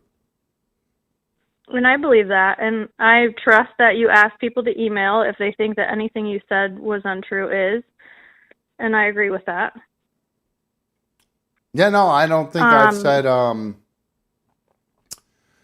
I'm obviously wasted right now, but I don't think there's anything tomorrow that you would mention to me that I would regret talking about tonight. Because I think it's been I don't think so either. Yeah, it's been a long time coming, honestly, for me to actually kind of fucking just dump about how I felt about everything. Yeah. I think it's cathartic for you a little bit. Yeah, it is. Like, usually I'm used to talking about my relationship and shit like that. So tonight it kind of turned into my career situation, I think. Yeah. But I'm just kind of over the bullshit, Diana. Like, honestly, the gamesmanship I'm over with. I'm over it. Like, I actually care about Jeffrey and his family, and I want what's best for them. What's best for them might not be what's great for the show, but it's actually, in the end, kind of entertaining because you find out what's happening with him. But it can't be that way. Same. It's just always, what is the worst scenario of every person we talk to, period? And I'm just kind of fucking over that. So, yeah. There might be something that I noticed. What are they going to do? What are they going to do? Fire me? Wait, you're your boss now. I mean, seriously. What? I mean, honestly, fuck Keith Kennedy, you fat fuck. What is he going to do? Fire me? No, I don't care if you lost weight. You're still a fucking fat loser who didn't make it in radio, and now you're a boss.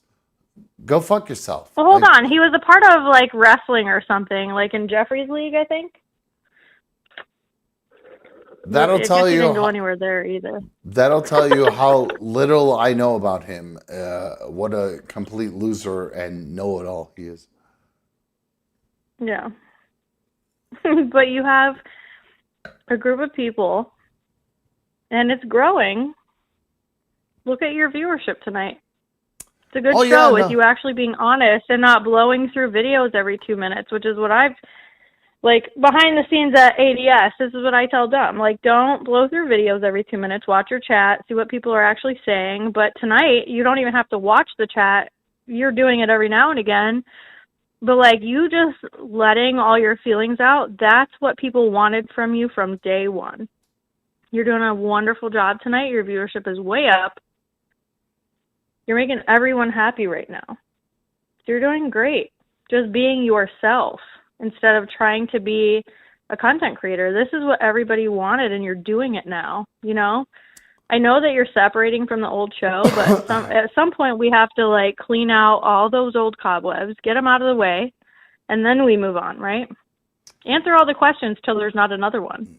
And I think you went through 90% of them tonight. Good. I'm glad to hear that. Good stuff. So, all right. Well, I'm going to eat some food right now. I'm hungry as fuck. I need to eat before I fucking fall over. Yeah, but you keep saying you're going to end the show and then you don't. So let's say goodbye for real, because I'm going to hang up on you right now. Bye. Okay, bye. All right. So I should probably wrap things up. All right. Let me look at the chat here. Pilot X says, once upon a time there was a magical wine cellar, and it does tell you the worth. It tells you the truth. James says you should be able to tell your mind. It's your right to own to do so. Whoa. I was fine about 5 minutes ago, and then immediately the wine hit in. So, all right. Where do I start?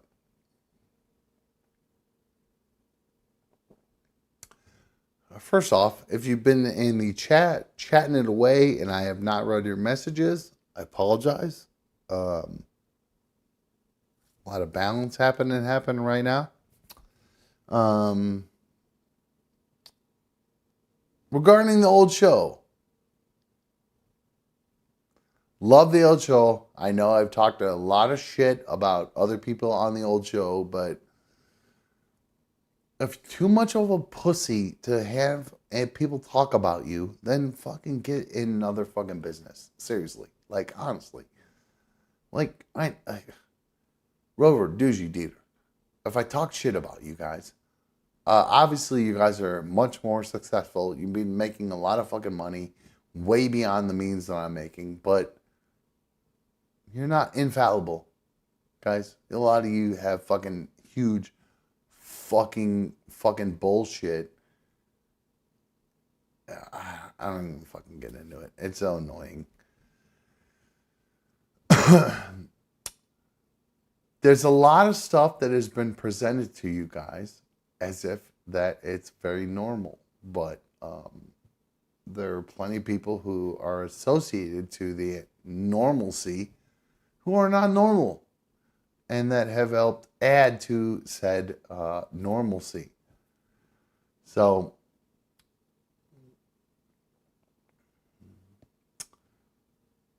just break it down. Rover, love you. Should have paid me more, bro. Wish you would have.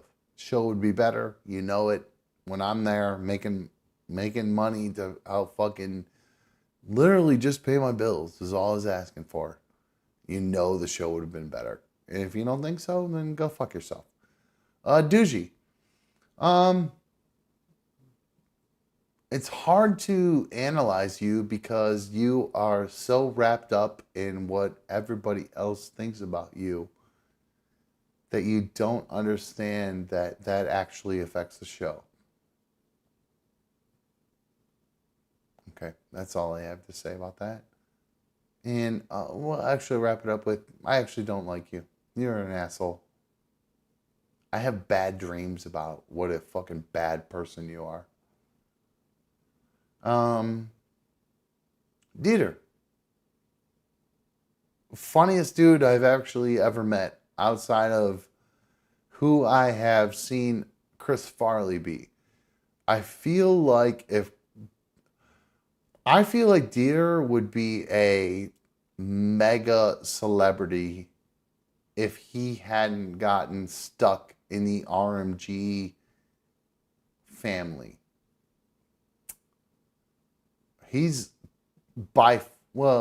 Charlie's the funniest guy in the show. Dieter's right behind him. And because Dieter is a family dude who's been raised to, take care of his family, that's all he cares about. He will let himself be made fun of because he actually got paid.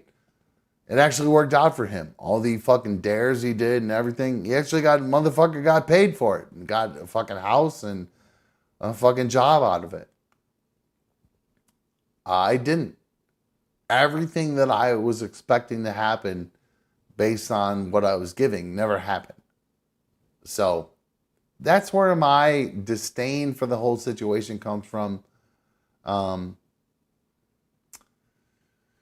Not here to shit on anybody who was on the show. I think they were all fucking great at what they did. Like, Dieter's very funny. He's a Chris Farley-esque type character where he walks in the room and trips and falls and we all laugh. Fucking hilarious. He's great at it. Honestly, Dieter is one of the funniest people I've ever met in my life. Doogie, one of the most driven people I've ever met in my life. But willing to be successful at the detriment of others. That's a problem between her and the rest of the show. I'm gonna be honest with you. Like, I know I sound like a fucking brat, but that, like, they called me a cancer. That bitch is a fucking cancer to that fucking show. Rover's Morning Glory would be way, way bigger if it wasn't for her. Period. So, and I'm not saying she didn't add to what was happening at the time, but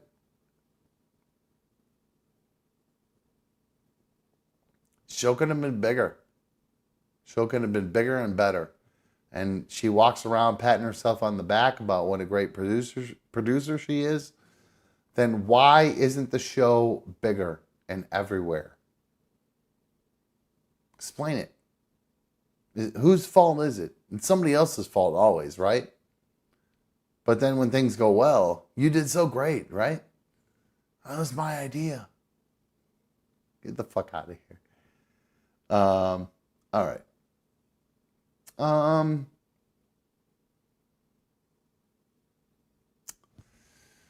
done. I'm done for tonight. I'm sure we will talk more about this in the future. I'm sure tomorrow's show will be, they'll pretend none of this ever happened. That's the funniest thing about all this, is like they will literally pretend none of this happened.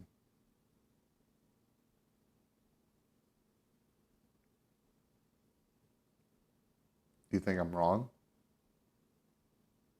No.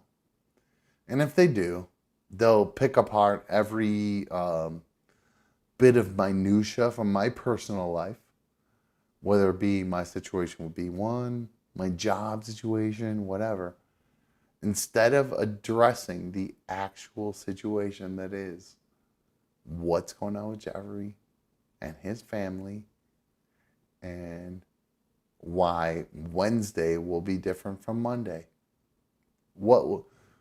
It's great to see all the shit that's happening to Jeffrey. I'll admit it, I'll be one of the first people. I love hearing him lie. But don't go to bed tonight thinking you're a good person because somebody who has Asperger's or whatever the fuck Jeffrey has is fucking out there exposing their fucking lives to you. So on fucking, I heard about it on Sunday night. So Monday morning, I'm going to text Rover about it. You want to know the most interesting thing that happened? I called her and she didn't pick up her fucking phone. So there's the most interesting thing that could happen between Jeffrey and Tammy Fake and all that. I fucking facilitated it. She didn't pick up her phone. So, straight up, the person on that show who I look towards the most, who I have the most respect for, is Charlie. Charlie is leaps and bounds more talented than everybody else on that show, including Rover. I love you, Rover. I think you and I both know it. Charlie is very talented. Period. So, as the world progresses, as the world turns, maybe we fucking grow out of this fucking tired ass bullshit where it's the same tired fucking formula. and we decide what's actually better for the show. So sit back, get rich, or hopefully the people around you maybe might actually be able to benefit for once. Or you can just sit back and keep getting rich, right? Keep getting rich, buddy. Alrighty, guys, that's gonna wrap things up for us. I don't know if the dumb show. I'm out of here. Yeah, fuck it. See ya.